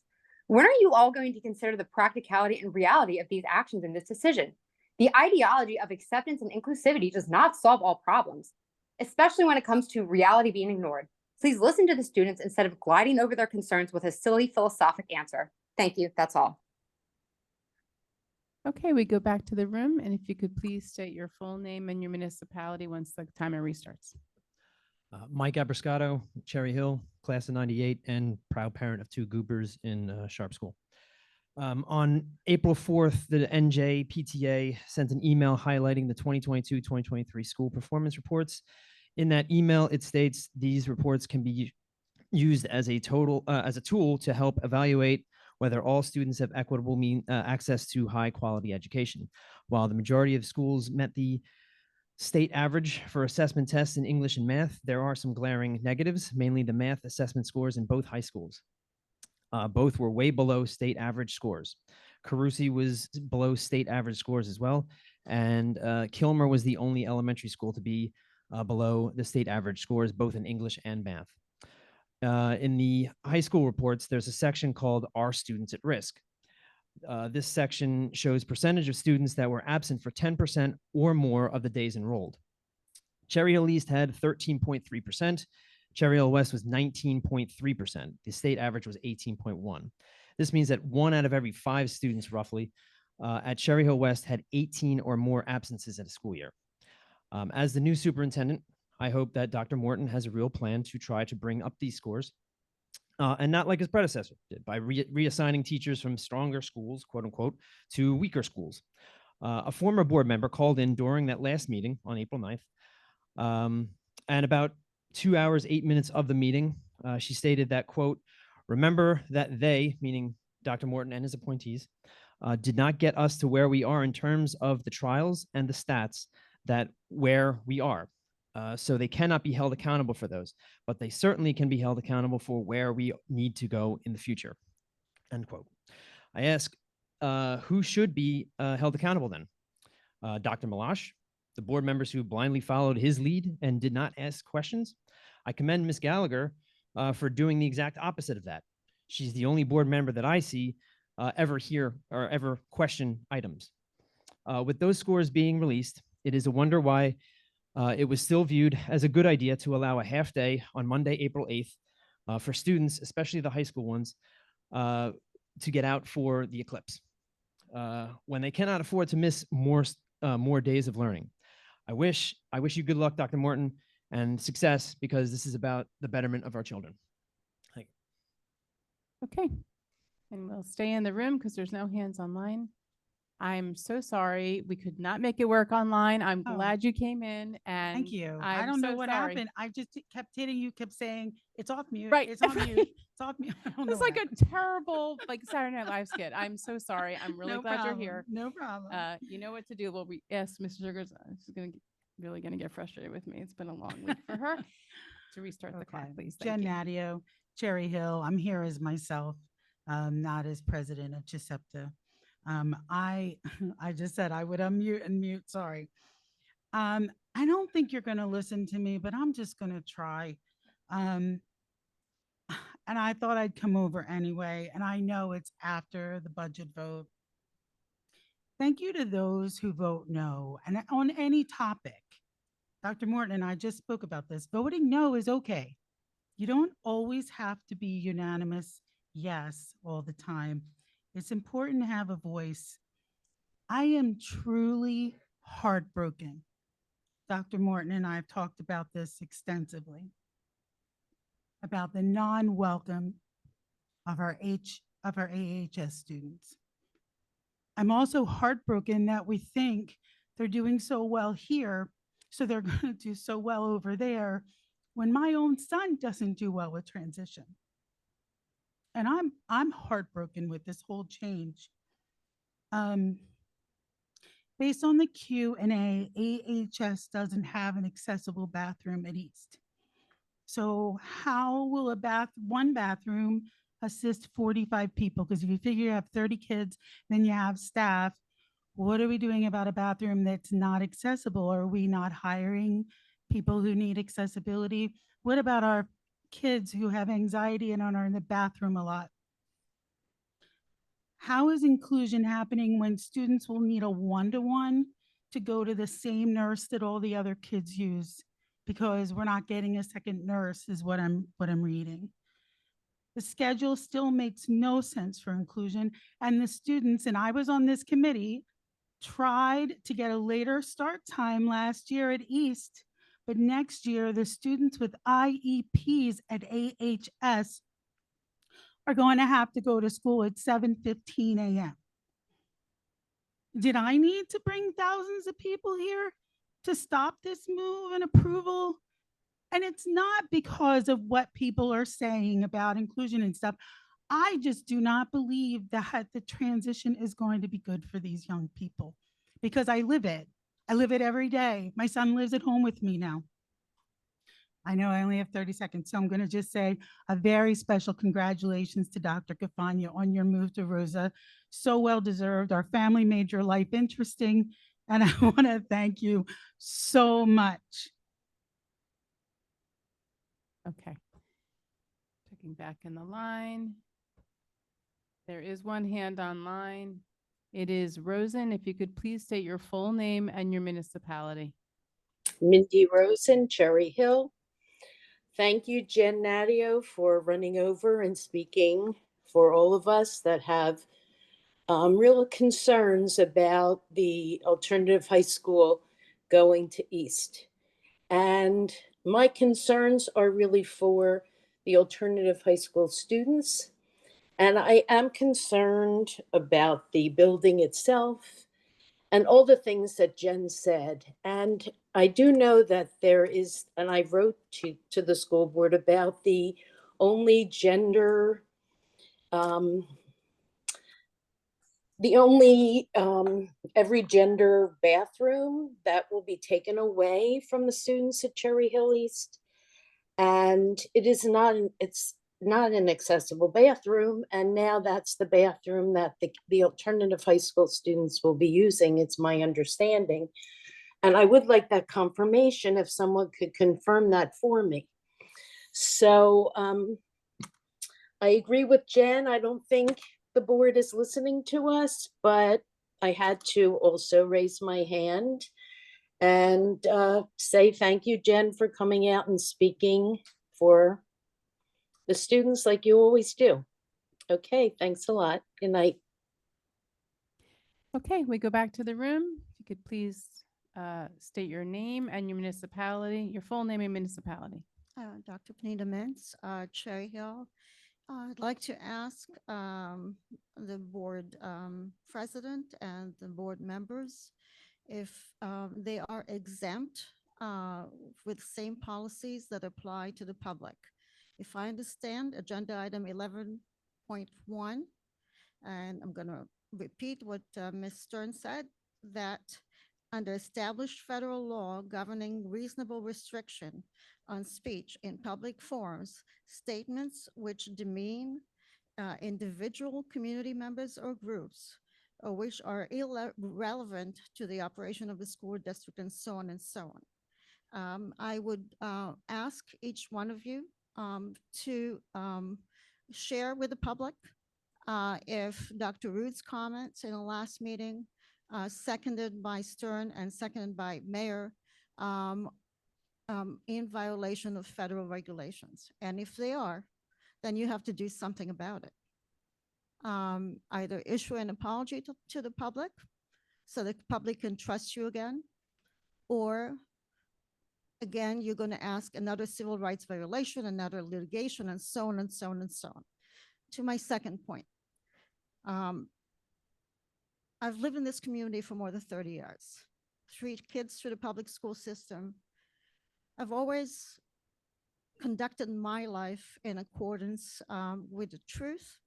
And I think that's the problem that we're facing right now. This school district have taken and just shoved the truth away and adopted basically that the ends justify the means.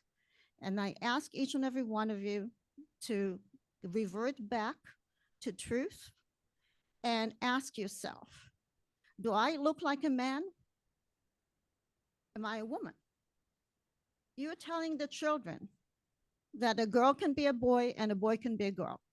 That's untruthful. And my question is, if that's not true, and the children, the 5-year-olds know that it's not true, and you know that it's not true, why are you doing this? And the question is, if you accept untruth, then that's what you're seeing now. All of our experiences in the past few years is lie after lie after lie after lie, and you have to now defend lies. Eventually it comes up, and I'm going to share with you in an email a litany of untruths that were shared with us over more than 3 years. I ask you to defend the truth and be transparent. Thank you.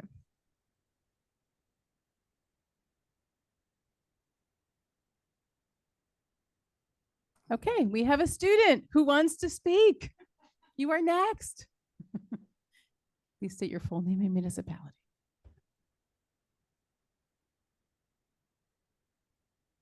Good instruction follower. Go for it. Matthew Renchazelis, Cherry Hill. I made a joke about whether I was going to speak earlier, but after some of the comments I heard, I feel like I have to. I really can't stand the sort of transphobic comments that are being spread at this meeting. If you study after study has shown that the brains of trans individuals match that of their preferred gender identity more than that of their assigned sex at birth. Gender is a societal construct that is different from biological sex. I think that is a very important thing to distinguish for some of the people in this room. There are 2 very different concepts. Gender is the way that someone presents themselves in society. Biological sex it has to do with chromosomes. Even that is a flexible thing that's been shown after study. There are just vastly different biological differences between each person because each person is a unique individual. So you can't generalize to an extreme degree. Anyone with a degree in science will be able to tell you that because it is just objective fact. I'm hearing laughs behind me, but it's true. And for the record, like, what is the harm in just like allowing people to live their lives when they're not even harming other people? Study after study has also proven that the rhetoric that's being spread in this room, some of the rhetoric, actually leads to depression in people with gender dysphoria, which can lead to increased rates of suicide. So the type of rhetoric that's being spread in this room can directly lead to incidences of suicide of teenage individuals. At East, I'm friends with a number of trans individuals. I've spoken with a number of trans individuals, and they are frankly just like terrified a lot of the time because of the sort of harassment that they get on a daily basis, whether it be on social media or in person. And they feel like they have no one to talk to about that. The people at East are not, the traditional cisgender people at East are not like being harmed by transgender students. It's the other way around. And I have to set the record straight on that. So I don't want to hear any more of this like fear mongering, like, oh, trans athletes in sports or whatever rhetoric you want to use, teaching the students to like live by lies or whatever rhetoric you want to use, because that's not the case. If that was the case, you'd have students in here like talking about some stuff. The students who are being harmed, the transgender students at our school, feel that they have to be silenced because if they speak up, they're going to face more public outrage from, I feel like, some of the adults in this room, which is truly just beneath the members of our community, because we have to protect our students, not speak about things that preach kind of just harming students and causing, depressive tendencies, like I said. Thank you. Thank you for your courageous willingness to speak at the microphone, to speak on behalf of the students who are in our district, who are your peers, who are the people that we are here to serve. Thank you, Matt. No hands online. We go, oh, wait, I stand corrected. There's a hand online. Oh my gosh, it's a twofer here. It's tradition. I'll Um, give it to my wife.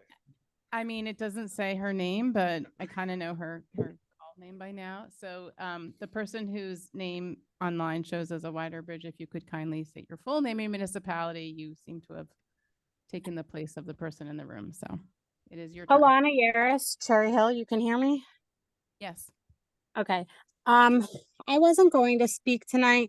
I tuned in late to the meeting. I had things on my mind, but I just wanted to say, as a parent listening with some of my children right now who have been waiting for pizza for a few hours while I cleaned up my house from Passover, they asked me what was going on at this meeting because they heard adults yelling and being angry about what's happening in our schools. And I just want to say, as a mother of soon to be 6 children in the Cherry Hill Public Schools, I'm proud of Matt Rentezelis for standing up at the microphone and calling out adults in the community who don't understand what it means to be different in the community. And I just wanted to say that even though I'm not your mother, I'm proud of you, and I'm proud of you for representing all students in our district and those at East who you speak on behalf of. And I just wanted to say thank you, and I hope that any student representatives to the BOE in the future look up to you as a role model and know when not to stay silent or speak out against hatred and bigotry in the community. Thank you. His mother is listening, and I would venture to guess that she's proud of him as well. All right. Name and municipality when we restart the clock, please. Dr. Yoni Yaris, Cherry Hill. My wife said everything I was going to say about Matt. So to not echo that again. Also, as aside from putting my Eastside hat on, I'm incredibly proud. I know what work goes on there and your leadership there and what you do, and the constant journalism that comes out from that is inspiring. I've used Eastside work now for my own journalism students, where I am now the newspaper advisor, to set the bar at the highest point it could be, because that's what you want to be. If you want to be the best, you got to just beat the best, but you got to match the best. And so thank you. What you and Colin have done, I can't believe we've only got one meeting left of having the two of you here. You'll be missed. It's going to be a gap. You have set the bar incredibly high for what happens next. I'll say more about this next meeting when we wish you guys well. In terms of missing things, I inadvertently did not talk about Dr. Cafagna. As someone in this store, I think who's known me the longest at this point, from when I was a sixth grader at the first day when Rosa came back. Welcome home. Welcome back. I think you're the perfect person who will bridge between what made Rosa amazing and what will make Rosa even more amazing as it enters into this new era. I have learned so much from you. It's been a pleasure getting to work with you as an adult now, and it's just going to be really fun to get to go and visit and see you in that incredible office, and that you are going to rock it and follow in the steps of Tammy, Ed, George. I don't think I forgot anyone who have served there before. We've just have incredible juggernauts.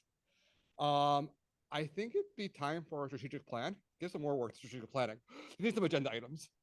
My district where I work just completed a strategic plan. It was presented at our board meeting. I've been reading through it. I'll send it over. Very fascinating. Set up 5 goals. It's a 5-year plan, which generally is what we can do in education. And I think over that, we're just guessing because we just don't know what's going to happen. I think it'd be really helpful. I've talked about this before, of creating a portrait of a graduate. I know we've had some stuff in works, but to really figure out what does it mean to graduate from Cherry Hill and the values that we want to instill in our students, well beyond we're going to have a great English and math and they're going to know that, but what type of person is graduating from Cherry Hill? We've seen that we need some better people in our community to come up and be more inclusive.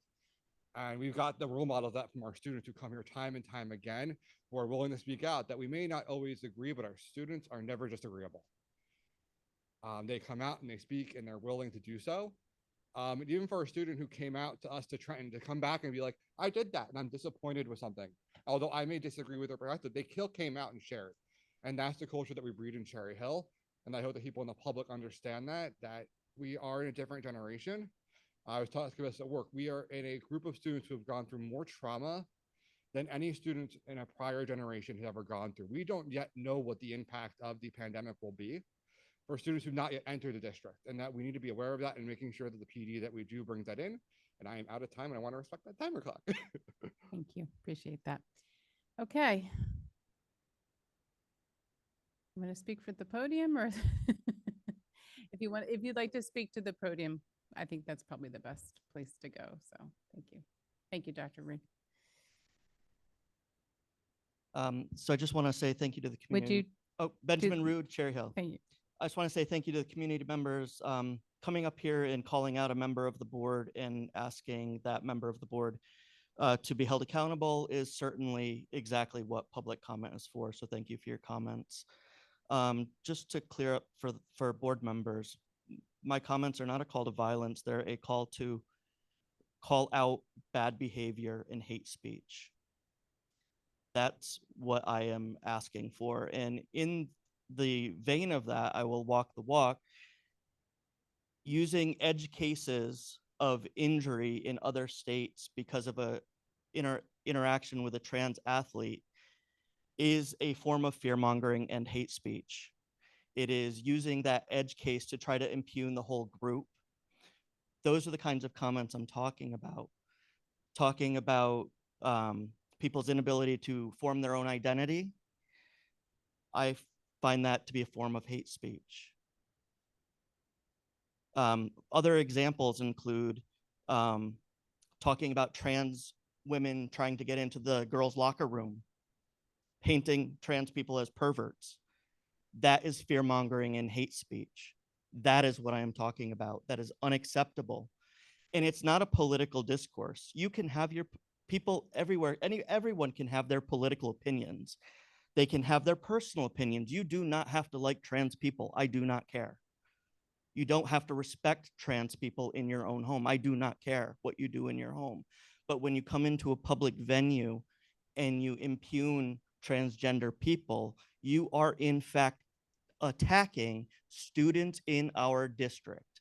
And my job when I sit over there is to protect the students in our district, no matter who they are, whether they have liberal or conservative viewpoints, whether they are gay or transgender, or whatever their identity is. It is my job to speak up for them, and I will not refrain from speaking up on behalf of students in our district. And a quick thanks to Matt, who always gets up and speaks more elegantly than I do, and I appreciate that your support for students in our community. Thank you.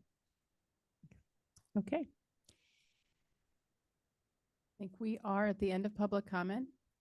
I will just want to make one comment from earlier, and that is that there has been misinformation about our debt tax levy. So I just want to clarify that the tax levy of our budget this year is 3.64%.